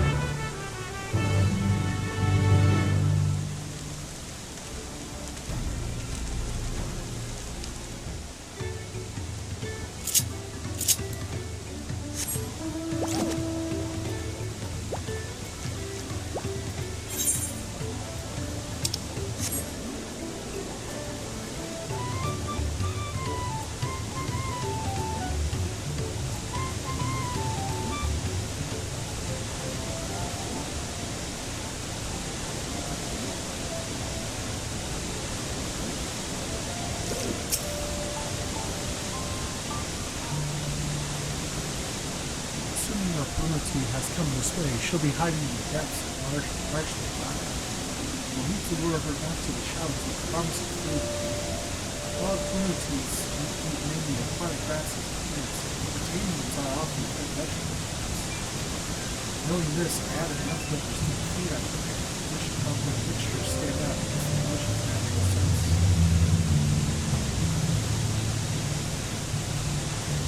The dolphins prowling and guarding predators out. Needed to scatter the food deeper in. I'll be waiting for you near the shallows with the rest of them, according to his enticing feast.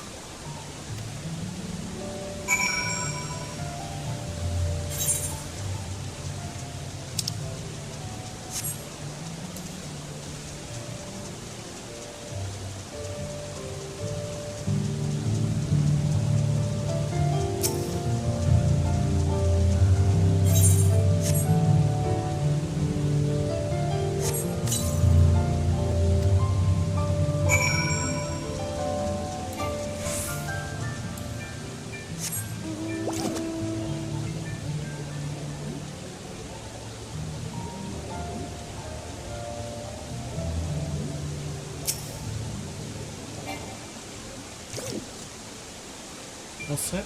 I've just finished laying out the last of the bait. Step back out of sight and leave the rest to me.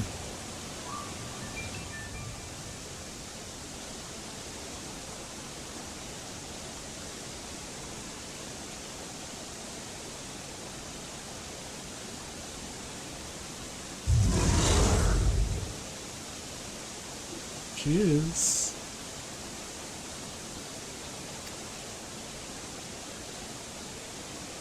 Shh, there's nothing to be afraid of.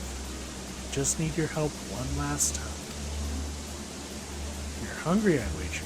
Come on, come with me. Oh, who's a good boy? Oh, who's a good girl?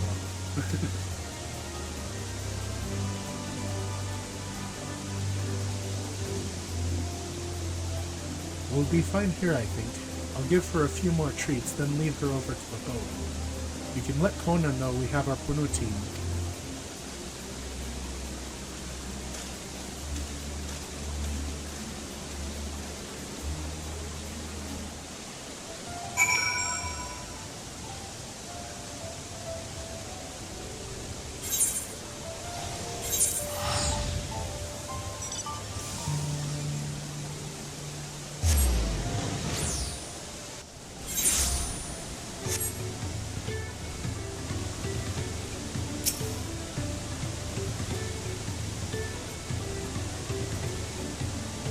Aaronville has put the Puno tea in hand, then. Good. I expected nothing less from a certified gleaner. As for the harness, we were able to purchase all the parts we needed. The Levier twins are over in Earthenshire right now, having the Potsworn make the repairs. I'm told it shouldn't take long. We'll be ready to embark on our rescue mission as soon as we hear from Thancred.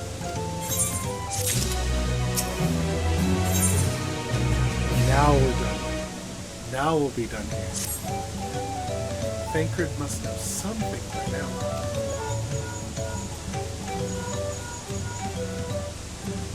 You found her? Understood. Thank you. I had but to invoke his name. This is Thancred. Thancred followed the Hubigo's boat to its destination and confirmed they are indeed holding my sister captive. They, of course, being Bakul Jaja and his minions. I swear I'll make them regret this. Namachi is in richly tunnels. The moment the harness is repaired, we strap in the Puniti and make our way back down the Iguyakutu.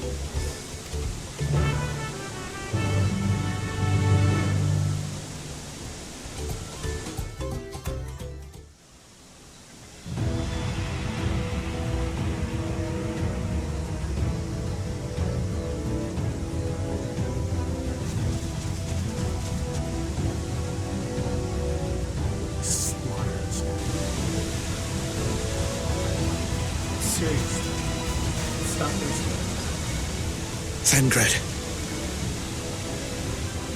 The third promise is up ahead. She's unharmed, but we best not dally.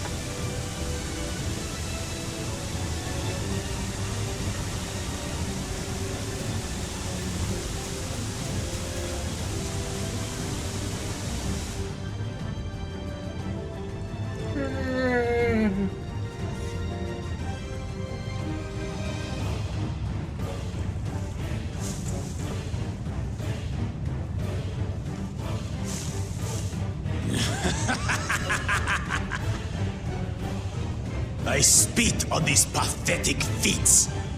Far more satisfying to claim their baubles by force. Give it back! Fosunten poured his everything into that stone. You've no right to touch it! Oh, was that the name of your artisan?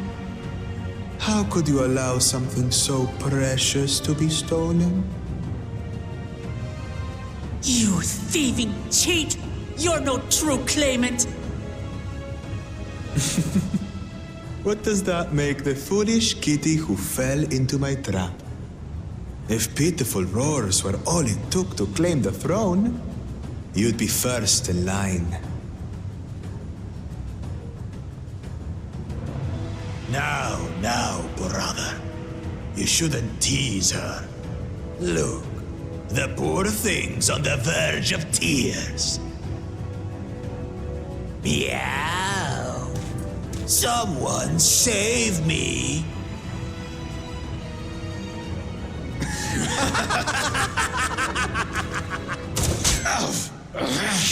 Who did that? This person doing the saving. His scales are as thick as his skulls.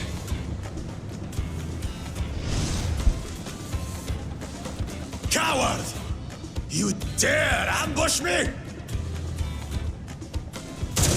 He's the coward. 'Tis the blessed sibling's favored tactic. That useless Bune was sycophant. He was supposed to keep the lackeys running in circles.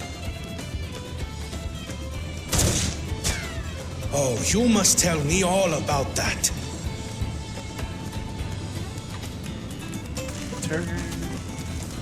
Careful now. You wouldn't want to hit her hostage.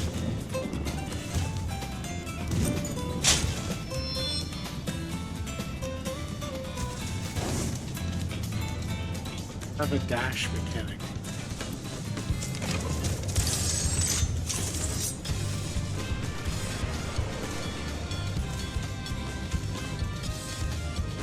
That one's not to be underestimated.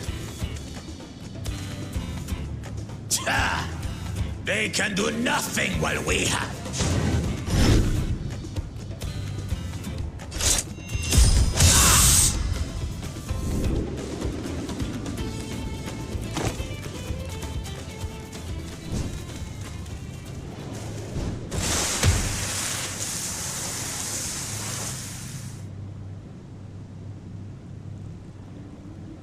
Impeccable timing.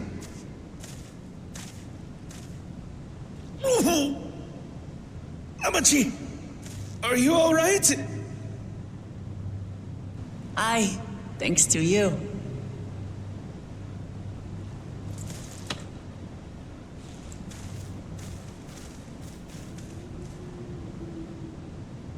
Solo this guy. These weaklings think they can defy us? We'll slaughter the lot of them! Oh no. Patience, brother. The keystone is ours. There is no need to fight this day. And Zoralja has left us hurting. No! I won't stop until I gut these maggots and feed them their entrails! If we fall here, we fail our siblings for nothing. Is that what you want?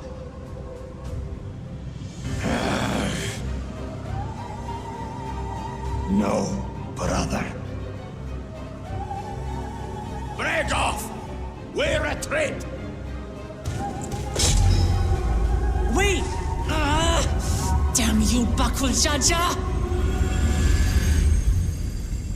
You think Thancred is that silly that he would make an attack and not steal something? Do we give chase? We head back. Amachi is safe. And that is what matters.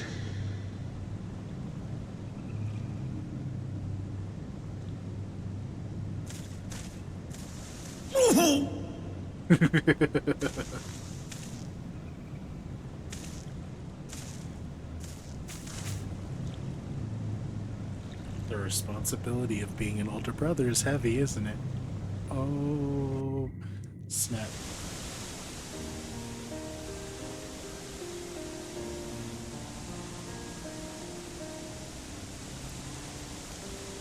I'm so glad to see you unharmed, Lamachi.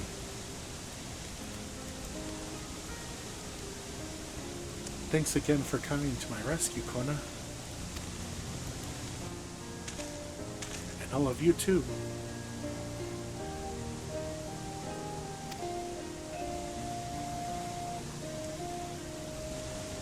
Bakul Jaja must be desperate indeed to resort to such aggressive tactics. I shouldn't have been so careless. I underestimated him and it cost me a keystone. Fontaine upended his life so that could accomplish the noble's feat. He believed in me, believed in my cause. I've let him down.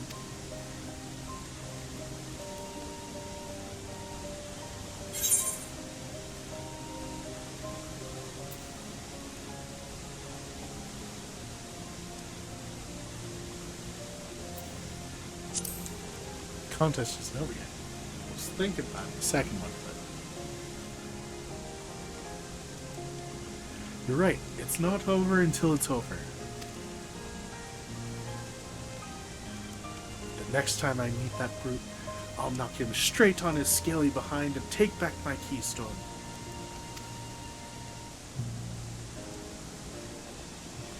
Speaking of vengeance, didn't Bakul Jaja curse some useless Bunewa sycophant when he caught sight of us? A reference to Surreal Ja, I would assume. He is devoted to our brother, and is the only Bunewa I know of participating in the rite of succession. If Surreal Ja is somehow involved in this, I will never forgive him for putting our sister in danger. He will have forfeited his right to be called brother. He's a total siscon. What a nerd.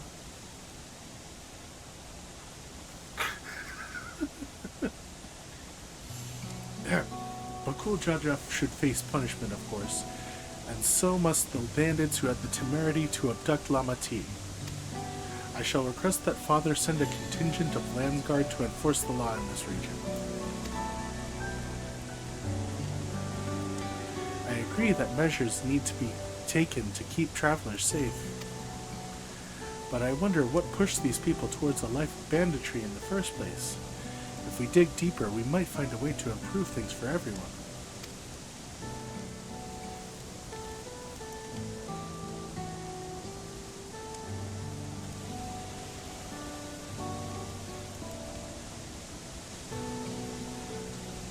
Tis something to think about. For now, however, the rite continues. Thank you all for your help.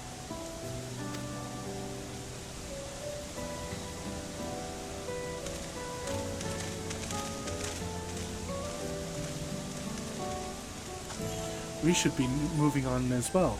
Are you feeling fit to travel, Waklama? You bet I am. Zoralja's gained a good head start. And it's time we clawed back some lost ground.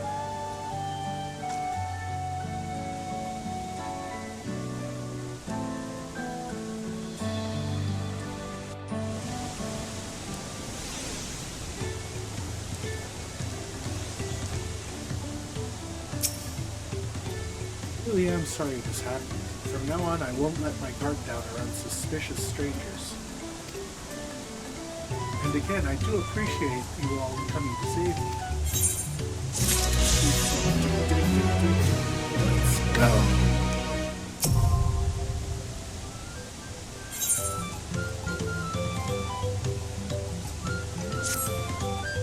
The road beckons, friends. Let us be on our way to the Hyokui. Then it's back to the path through the mountains begins. You remember the spot where you were tricked into walking off of the Wakesa?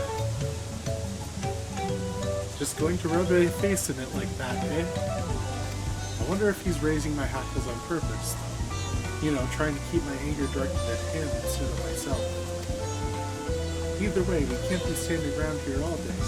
We have a lot of lost time to make up for.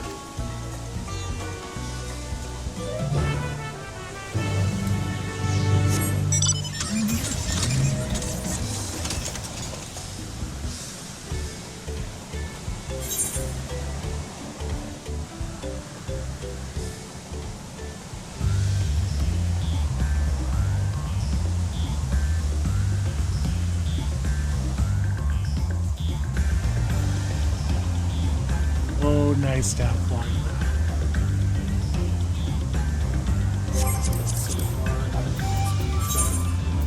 Two areas. 6. 2. I have 6. Oh. Here we go.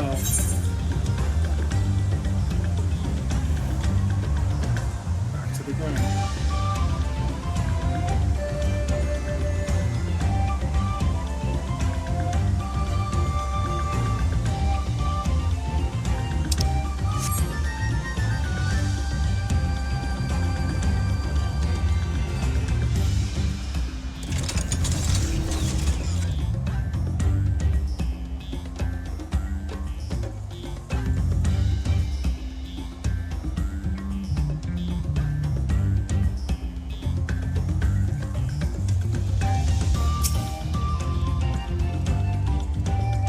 Leave without letting Ready Ground know what happened, so I stopped in Earthenshire to say a few words before moving on.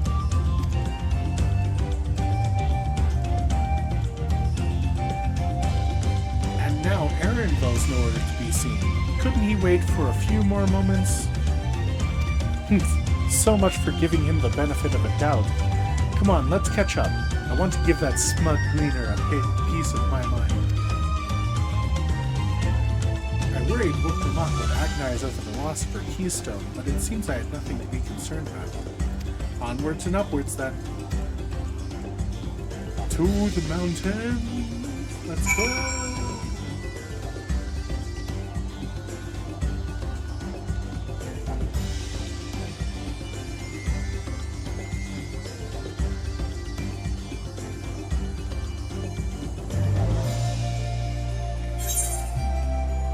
No preference. There's six instances.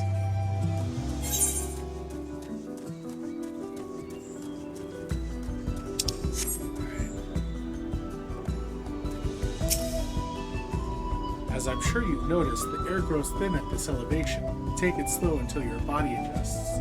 Deep breaths, drink plenty of water. A few more steps and we'll be in Warlord's Echo.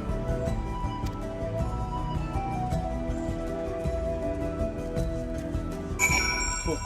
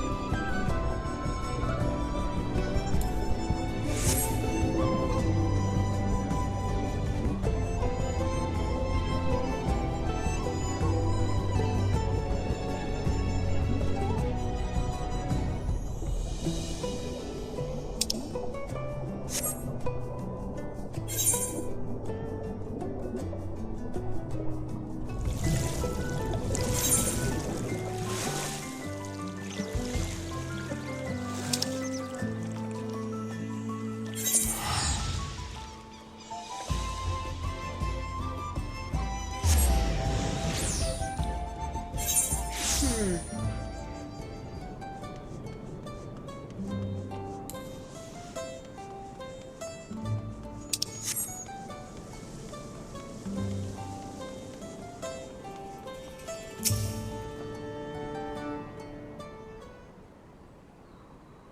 Ew, I think I'm getting used to the air up here. And there's the giants. So this is the place from the Lay of Proof, where Papa met with the Yakui.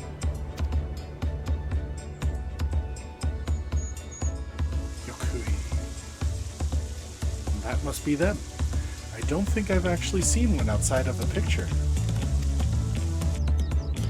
So it is for most Turali. The giants rarely visit the lowlands. Here in their mountain fastness, they tend to the solemn duty they pledged to undertake in their pact with the Dawn Servant. To watch over the Tural Vidral, Valley Garmanda, and maintain its prison within their temple. Ah yes, Wuklamat told us about the Tural Vidral, the creatures that live for far longer than normal and awaken to strange powers. Indeed. Yet even among those anomalies, Valley Garmanda is unrivaled in strength. It has endured for centuries, bringing catastrophe each time it emerges from its lair. As you learned in the Lay of Ice, it was Galul Jaja who at last managed to imprison the beast, and it has lain dormant in the temple ever since. It is said the building still bears a gaping hole in its ceiling from when Valley Garmanda was lured inside by Galul Jaja's final ploy. I'd like to see this strongest of all Tural Vidral. I wonder what it was like to fight it. Orlar's Echo was where both the Lay of Proof and the Lay of Ice took place. Does this not suggest we'll be facing 2 feats this time? That's a question we can ask the Elector once we find him. Or maybe we should flush out the Ghoul Jaja first so I can get my keystone. We should find out who the Elector is, because that's who we want. I suppose we still have 4 keystones here. And no matter what we do, the contest will pit us against him sooner. Alright, let's seek out the Elector. I suggest we pay a visit to Karyozor the Gracious, or so their temple is called. The Moblins told me that the High Luminary, Girlfuror, is to be found there. If we are to ask someone for information, he seems a wise choice.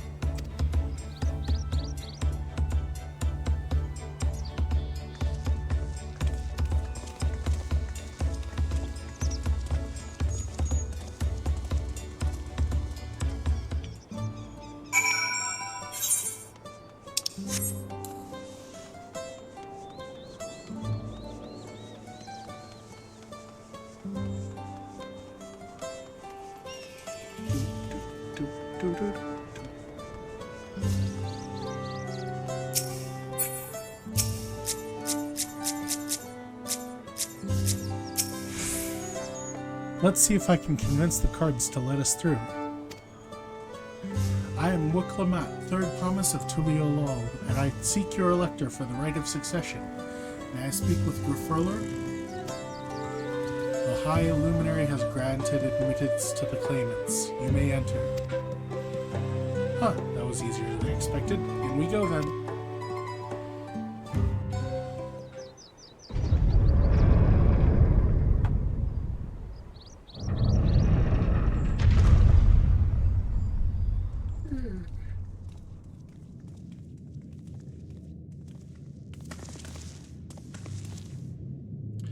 Gods, is that...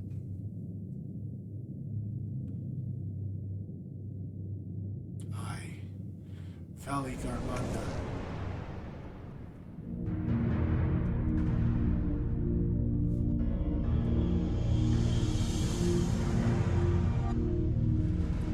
It's fighting. Welcome.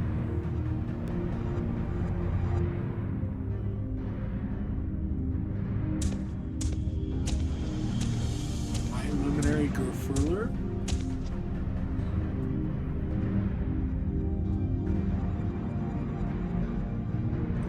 He is not here at present. I am Luminary Zermurwer. This is the Sky Ruin Valley Garmanda? It is. The Tural Vidral, whose name has evoked terror since time immemorial. Even my people, once conquerors of all beneath the sun, were as brittle leaves before Valley Garmanda's tempestuous tower. When the Sky Ruin descended upon Urkapacha 8 decades ago, the casualties were staggering. Had Galul Jaja and his companions not intervened, we would have been slaughtered to the last.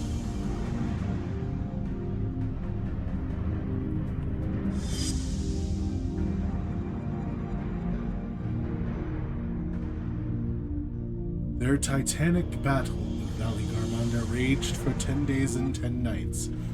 As their foe fought on, tireless and relentless, our heroes were pushed beyond their limits of endurance. Thus did the Head of Reason concoct a desperate plan. Galul Jaja tricked the Sky Ruin into losing control of its own ice magics, causing the unwitting Tural Vidral to encase itself in frozen ether.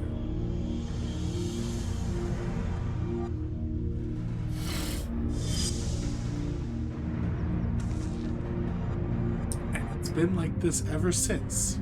Nice work, Papa. But what happens if the ice ever melts?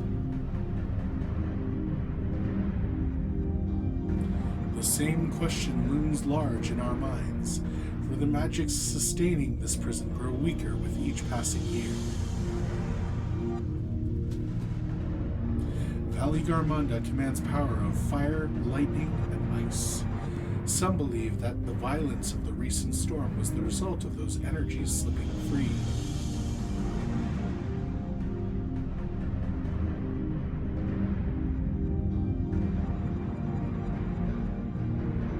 Raging Tempest from Valley Garmanda?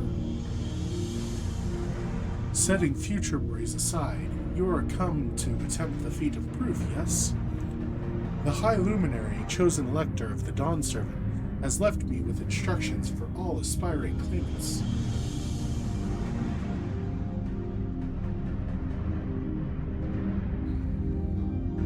You are to scour our forbidding mountains and find the waiting Gerfurler. That is to be your challenge. Ah, so the search itself is the feat. You've already spoken with my brothers, I take it. I have. Their expeditions are underway.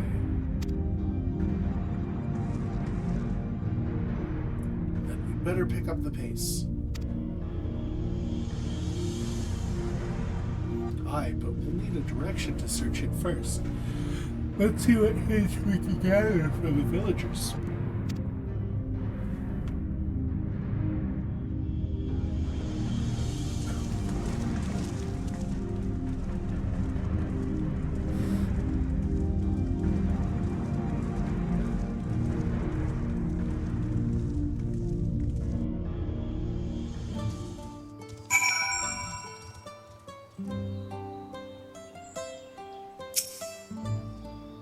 Gods, Valley Garmanda is enormous. I know Papa had friends with him, but it's incredible he could hold his own against that thing. Should its prison ever fail, though, we can't expect the old guard to come running. It'll be up to us to save the day.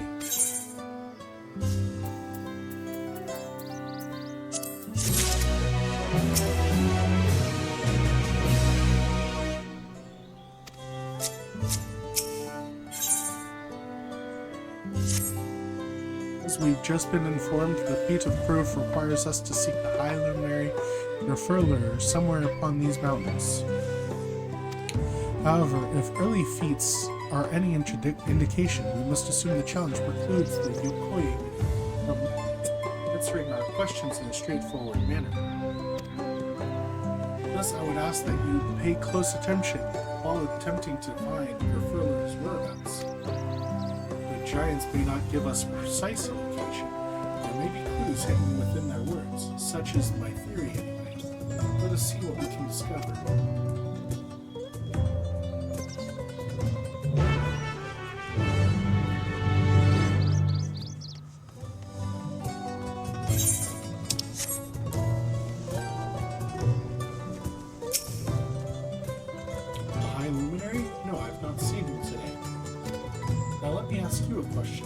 The Zabral that came out of the temple earlier, was that really the third promise? She seems rather unimposing. How is she meant to succeed the mighty Lulu Jaja?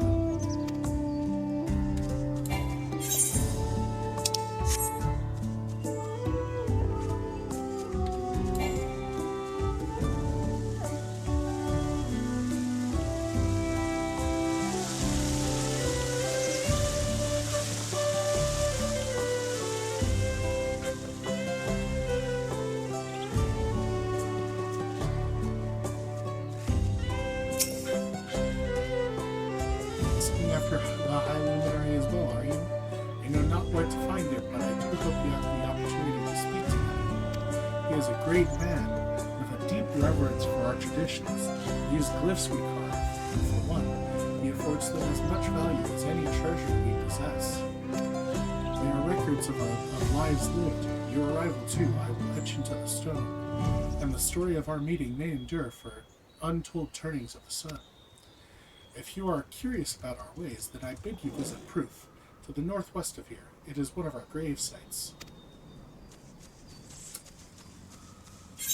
That sounds like where we're supposed to go.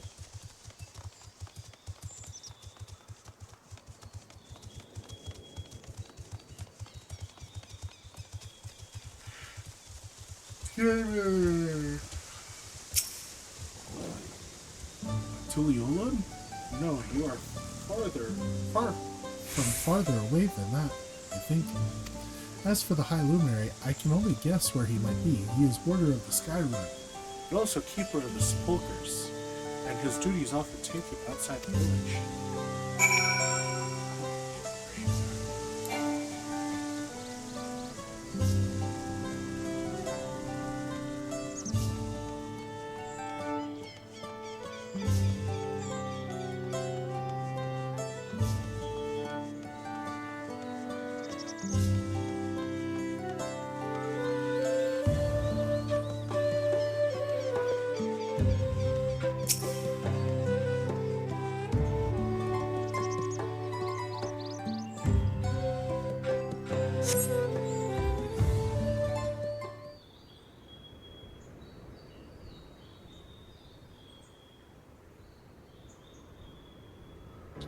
First things first, was anyone able to coax forth a definite location of the High Luminary?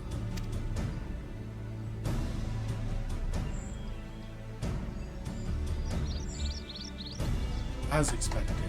What then of clues or other hints that might point us in the right direction? I heard that in addition to his usual duties, the furler was also charged with keeping the graves. As did I. The Yokoi's sepulchres appear to hold special significance in their culture. But would it be appropriate for us outsiders to enter them through the burial grounds? Proof, you say, and he encouraged you to visit this place yourself? Then let's go and take a look. Even if we don't find your furler there, it will give us the chance to learn more about the Yokoi. The gravesite is somewhere northwest of here. Well, then we can leave from that side of the village for a start, shall we?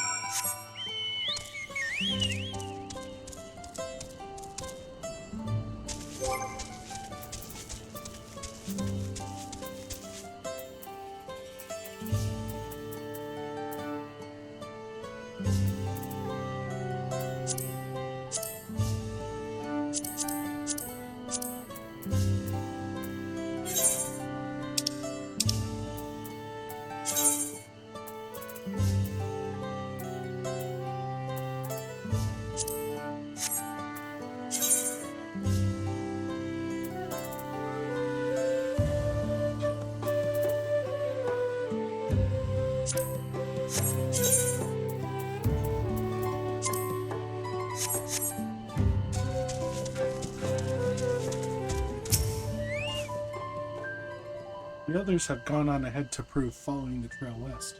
There are sharp drops everywhere, so we're all moving at our own pace. Some of us are not built for craggy terrain. I thought to get my bearings from up here first so I don't stumble off a cliff. Why don't you try catching up to Aaronville? He should be able to point you in the right direction.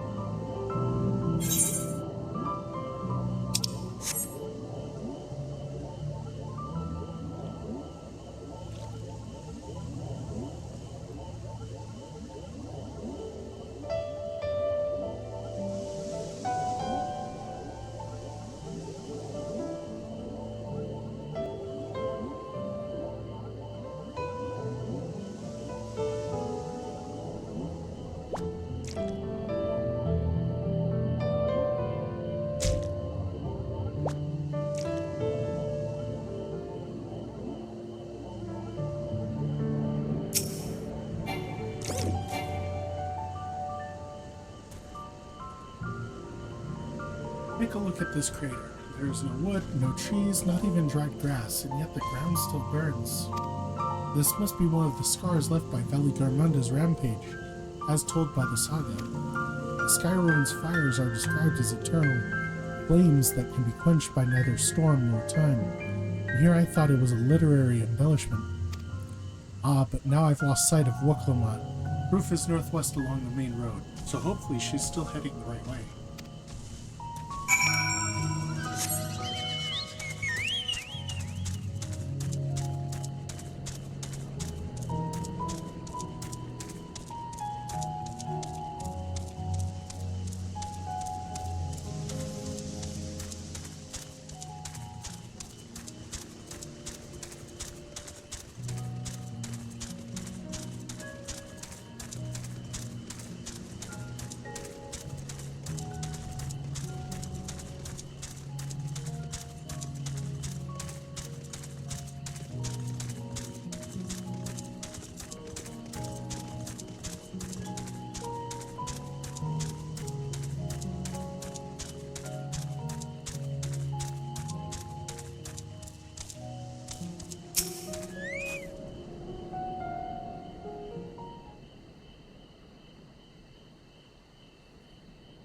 Wuklamot wins again.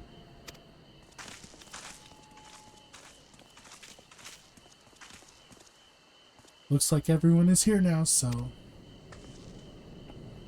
Greetings, friend. Are you Gerfurler? No, I am not. The High Luminary did, however, task me with providing a lesson on sepulchres to those who came in search of him. Oh, so we were meant to find our way here after all. Are you to tell us who is buried here? No one is buried here in the sense you mean. When a body has served its purpose, we consign it to the flames, then scatter its ashes across the peak. Moreover, we do not conceive of death as others do. For us, a person does not die when their heart ceases to beat, but only when they are no longer born in the hearts of all who know them. This is why we build our sepulchres before age or mishap claims us, that we might etch ourselves into the living chronicle for all eternity. This grave belongs to a good friend. His mortal vessel ended its journey some years ago, but he lives within me even now. Up there stands my own sepulchre. As long as it exists, so too will I. I will endure in the hearts of those who read my grave glyphs, in the same manner my friend does in me. Has it always been thus for your people, this conception of existence and death?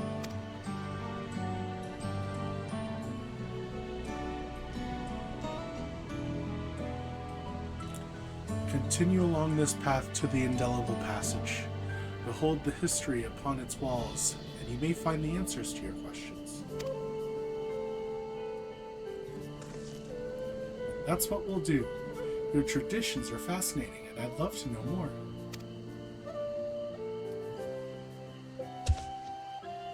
I thank you for allowing me to share them, for in doing so will I remain in your hearts also.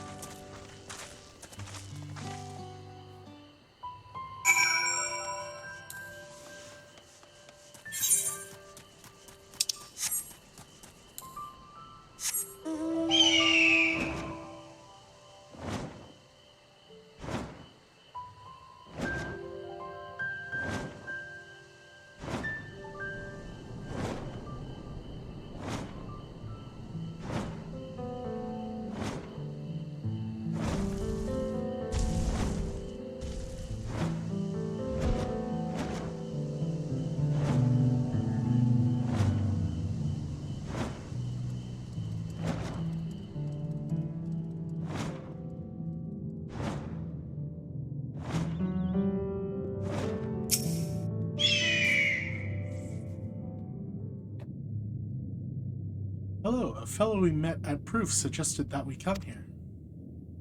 Yes, the High Luminary commanded that I watch for your arrival.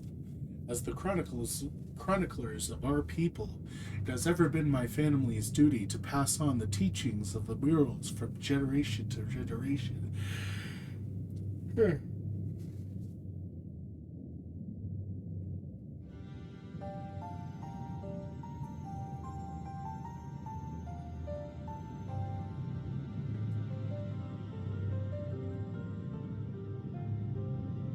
They really are magnificent, and together they tell the tale of your people's history?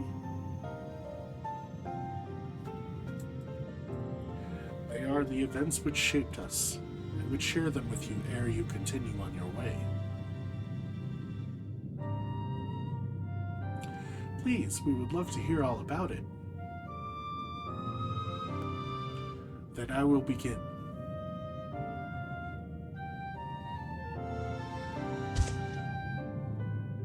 The first mule depicts a time more than 1100 years ago, an age of great prosperity for the Yokoi. Blessed with size and strength unmatched by other peoples, our ancestors marched forth and brought much of Dawntrail under their dominion.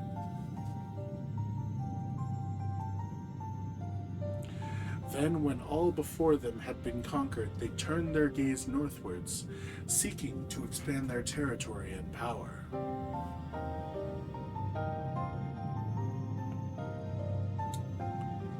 Here we see the expedition to Dawntrail, unable to cross the strait by ship. Our forefathers set to building a bridge to the northern lands, a grand labor which consumed the greater part of a century. Zorgor the Boundless. We still use of that bridge in Tuliolal for travel. I can't imagine the patience and dedication it took to complete a work of that scale.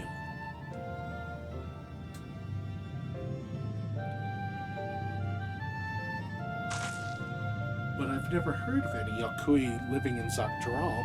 What happened to the ones that went north? Look upon this next mural and behold the answer.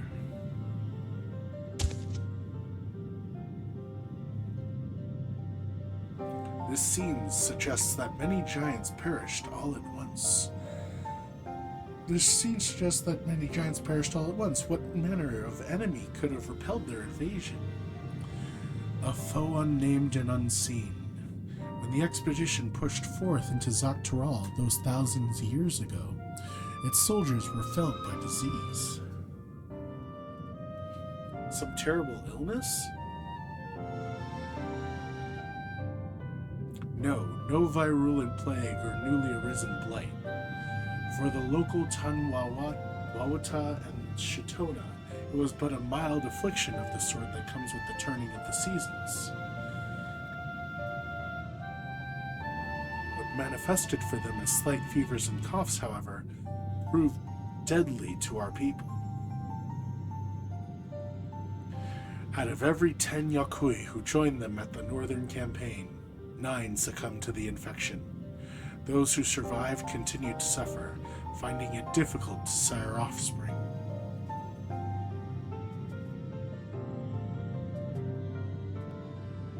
Heard of this before. Lacking an inherited resistance, visitors to distant lands can fall deathly ill to diseases a local might shrug off.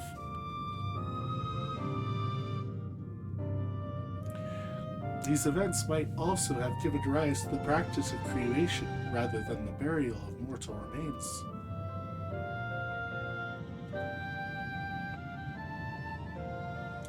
This final mural depicts the return of our grieving brethren to Urkopacha. The reason they first left, why they had fought so long and pushed so far, was to ensure peace for our homeland. This undertaking began in ancient times when our forebears learned they shared the continent with peoples unlike us. In appearance or custom, they feared invasion was inevitable.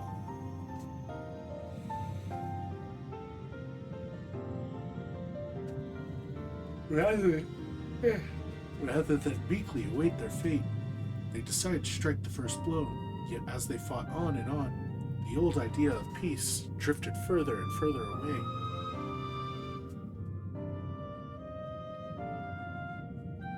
Only after the disaster of Dawntrail and their withdrawal to the mountains did they come to understand.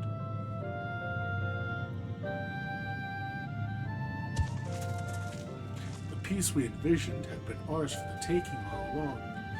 It was here, in the place which birthed us, here in the stones upon which we recorded our days, here in this tranquil life we had traded for conquest and conflict.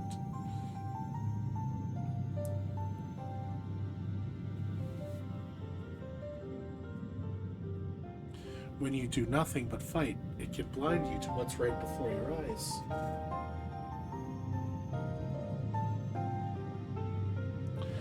And so we return to the present. I trust you found this brief history of our people enlightening.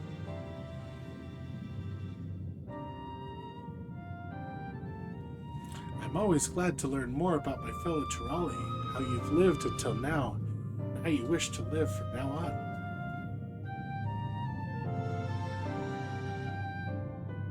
I believe you are ready to proceed. The High Luminary bids you meet him upon the summit of Lorkhor Zomor. I had a feeling we'd end up scaling that big old mountain. Well, it's a feat worthy of the name. Follow the trail south of here to begin your ascent, but be wary. Beyond the entryway, the mountainside is home to ferocious beasts, both mundane and otherwise. We'll keep that in mind. Thank you for the warning and the lesson.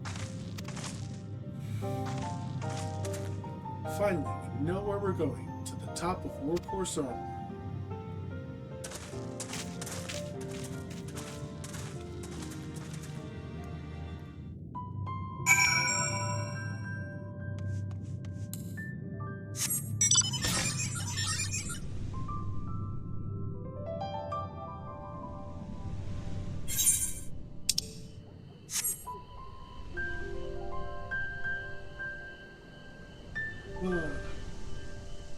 Man.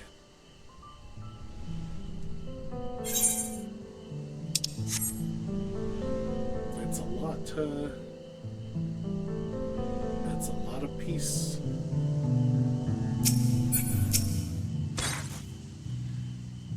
This thin mountain air is going to be the death of me. Well, how long have you been standing there? I was just taking in the scenery is all. Come on, we don't want to fall too far behind Alphino and the others.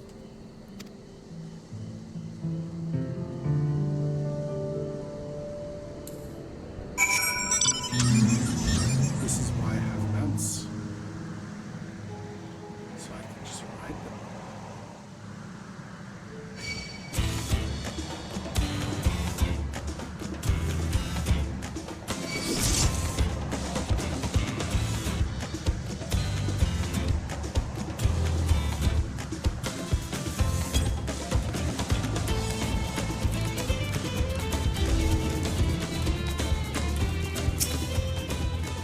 You remember how the chronicler was saying that the more they fought, the further away they moved from their idea of peace?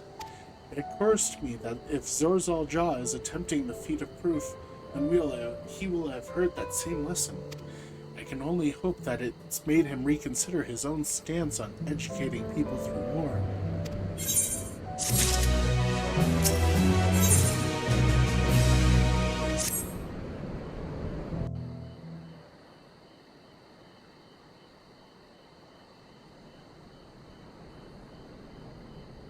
God set is one tall mountain, and we're supposed to climb it?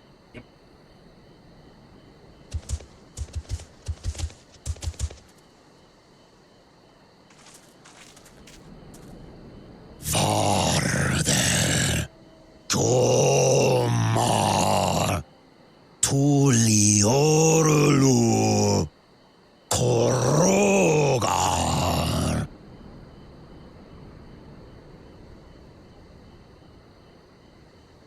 He's speaking the old Yokhui tongue.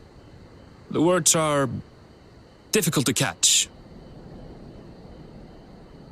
Though your words are crude and cumbersome, I use them for your benefit.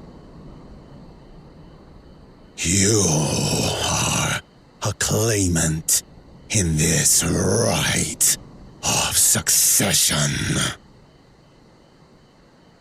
That's right. Then, if you die, Tuliola loses a potential ruler. That's a dark thing to say, friend. I get the feeling you don't share the opinions of the other Yokhui we've met.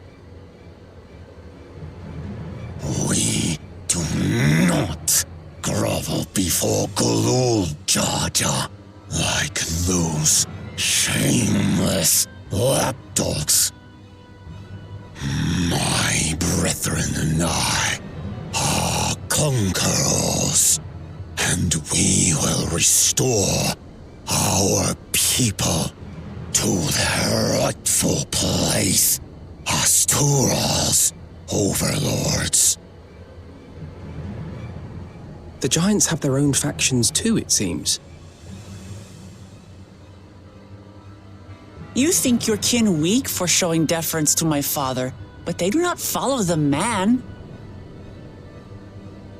It is his peace they respect, A peace they always wanted, which they realized could be had right here. Justifications of the craven. They turn their gaze from our ancestors, from the dream we kept alive for 1,000 years and more. They are unworthy of bearing our legacy.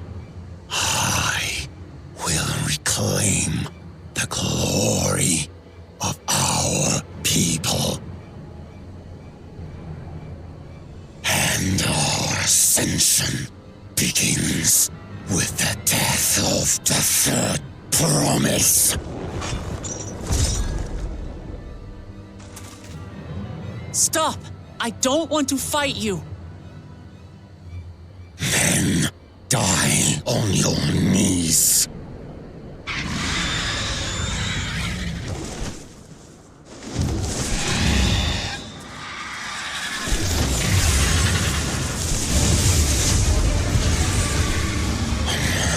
Opportunistic vermin seek to feast on us, do you? Get down here! Your neck will be the first I snap this day!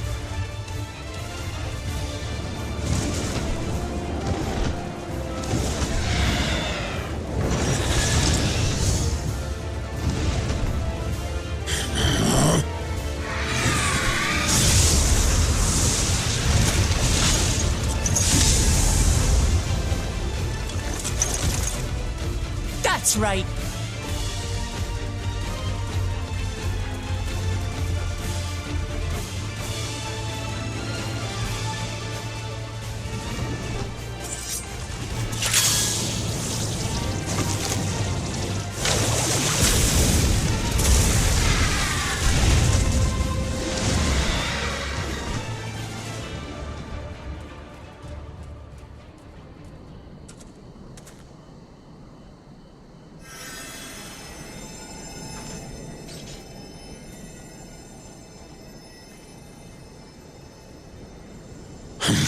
Why do you help us?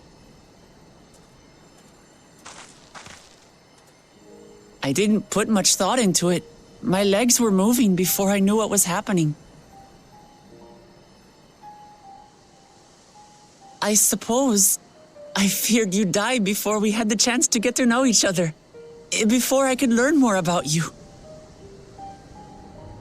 To what end? Oh, that's simple. If we're to share the land, it's the best way for us to become friends.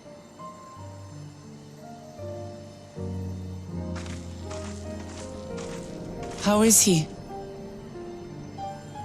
He'll live. Not quite ready to walk under his own strength, however. If you could stay and tend to him, the rest of us will continue on to Woko Zormor. Understood. Be careful up there. This changes nothing. We will not forsake our conquest. As you like. You want to kill me, you're welcome to try. But right now, you might want to worry about your comrade.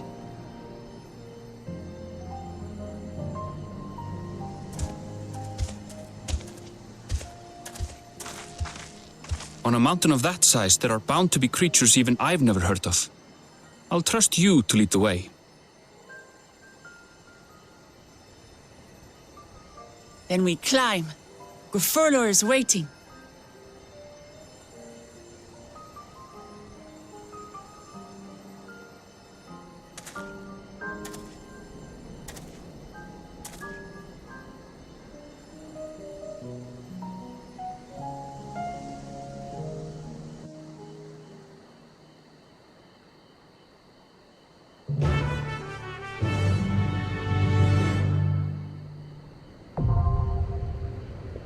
and I will call it for now.